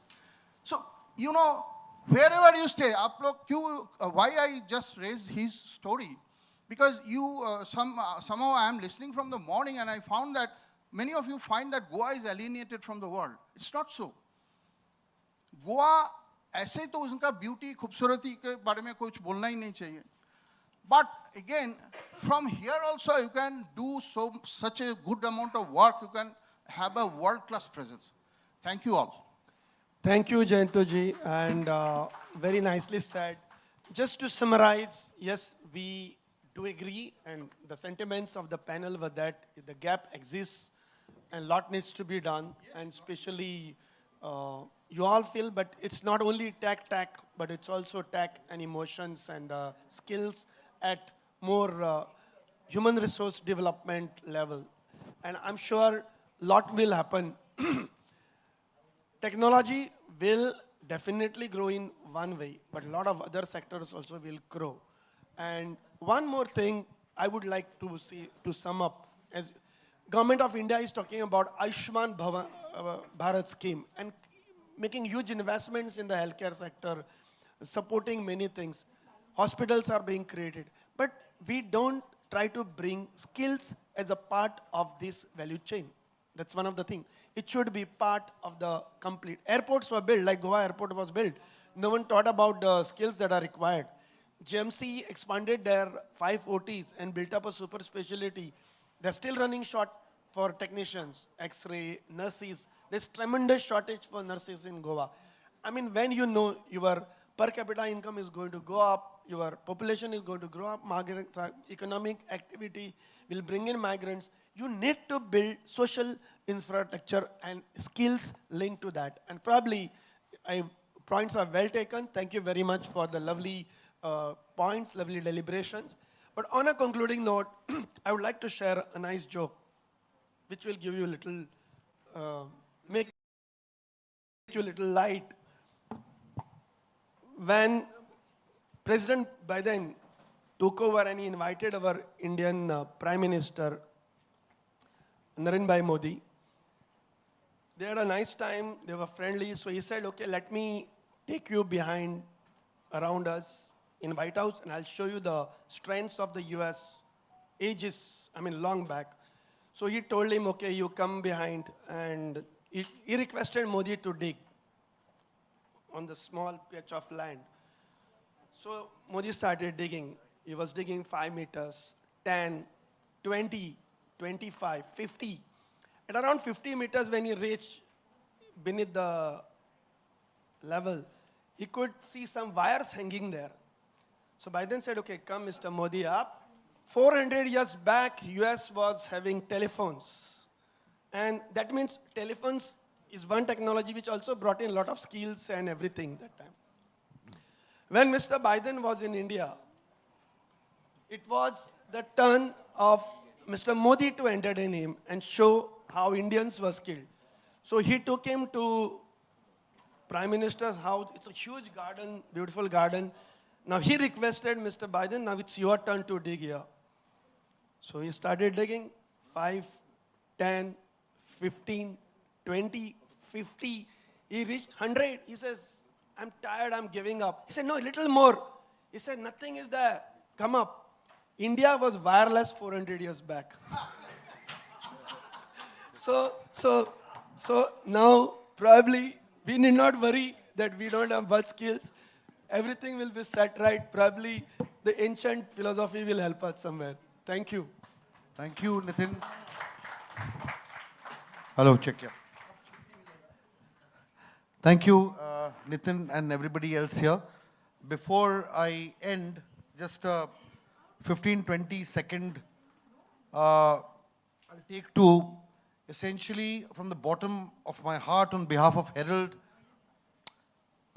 thank each one of you, of course the people from outside who we have thanked and we'll ever be grateful, but at the same time, equally importantly, all peers and colleagues and senior professionals from Goa who responded to this call and believed in the idea of what Herald was doing and participated in this in a manner that was absolutely unbelievable and made this initiative of ours very befitting and very important. We will never forget this for the rest of our lives.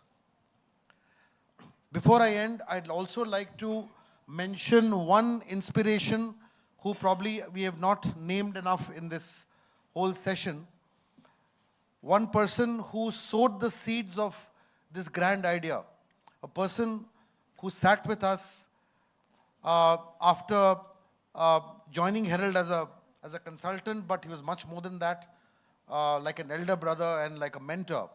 He was the first one who ideated and told us that if you really want to make your work meaningful, then get the finest minds and deliberate and discuss, because growth stories will not happen unless you bring people on the table and open your windows and bring minds in.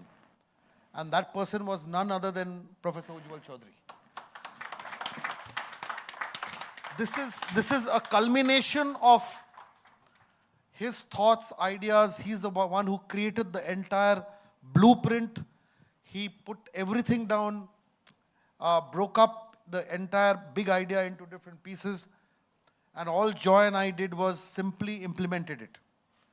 So I think it's very important to acknowledge the brain behind this, and I would like to invite Professor Chaudhary to say a few words as a vote of thanks or sum this up. Yeah, but you did it without editing for a change. I'm speaking from here only. Yes, please. I'm very tired ho gaye sab log.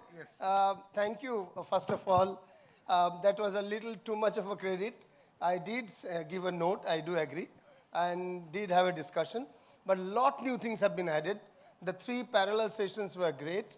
The content is very good. I would have been happier if the audience was double than the current size. But the content is very good. What now I'd request, and I'm sure you'll be doing that, this was a physical event. Let it now go to the virtual space. All content online. Photographs, it was already live streamed, but all content online in the portal and other forms, social media. All content in an edited form in a special supplement. Today, I find that Herald's first page is almost, entire first page is Goa Next 24. The first page of Herald this time. So let this, there's a fabulous thing. There's an editorial, there's an advertisement and all. Let now a special supplement of 4, what pages, whatever number page. Very good. So let that come, and let what people do these days, make small, like for example, our friend here, Brilliant with a T. So suppose his talk in a 3 minutes capsule. This way, there are, I think, 40 people spoken today in the 3 rooms. If 40 capsules can go along for 2 months, that is reiteration, continuous reiteration.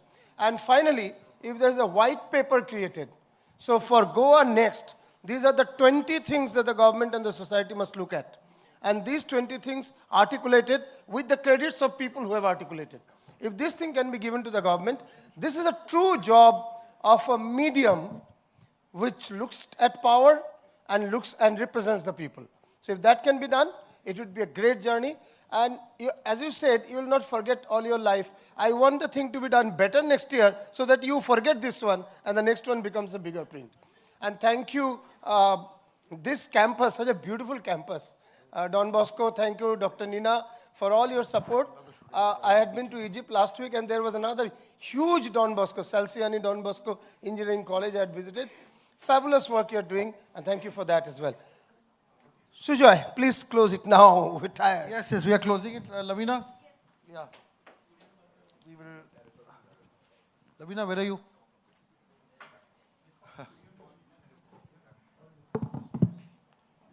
Okay, so we'll now, facilitate all of them.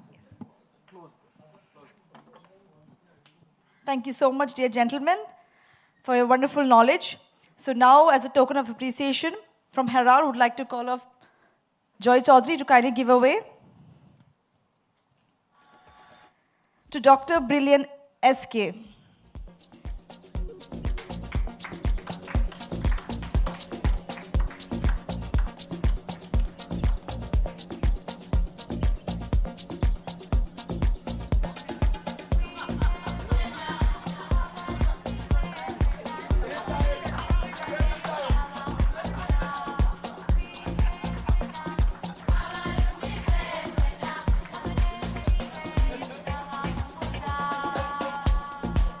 Thank you so much. Now we have next Mr. Nitin Kunkolyankar.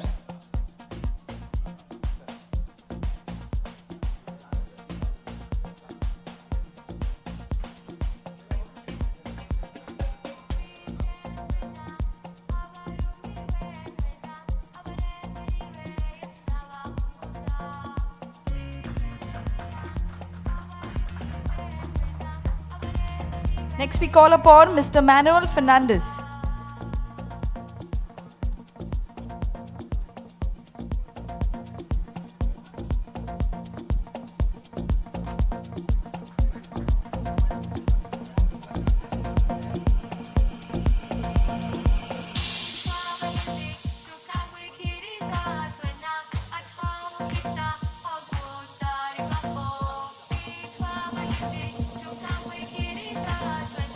Request Afna to please come on stage.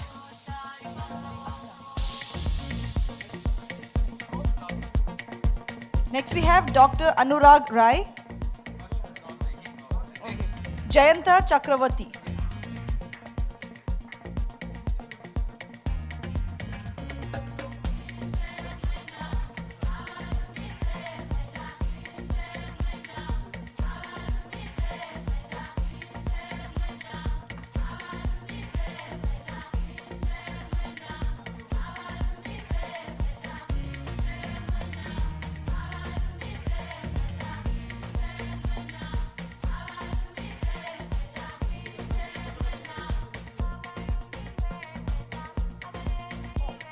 Next, calling upon Mr. Snehanshu Saha.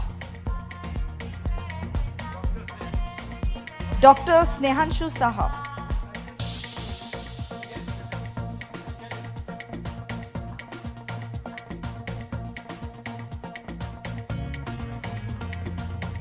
Kindly stand for a group picture.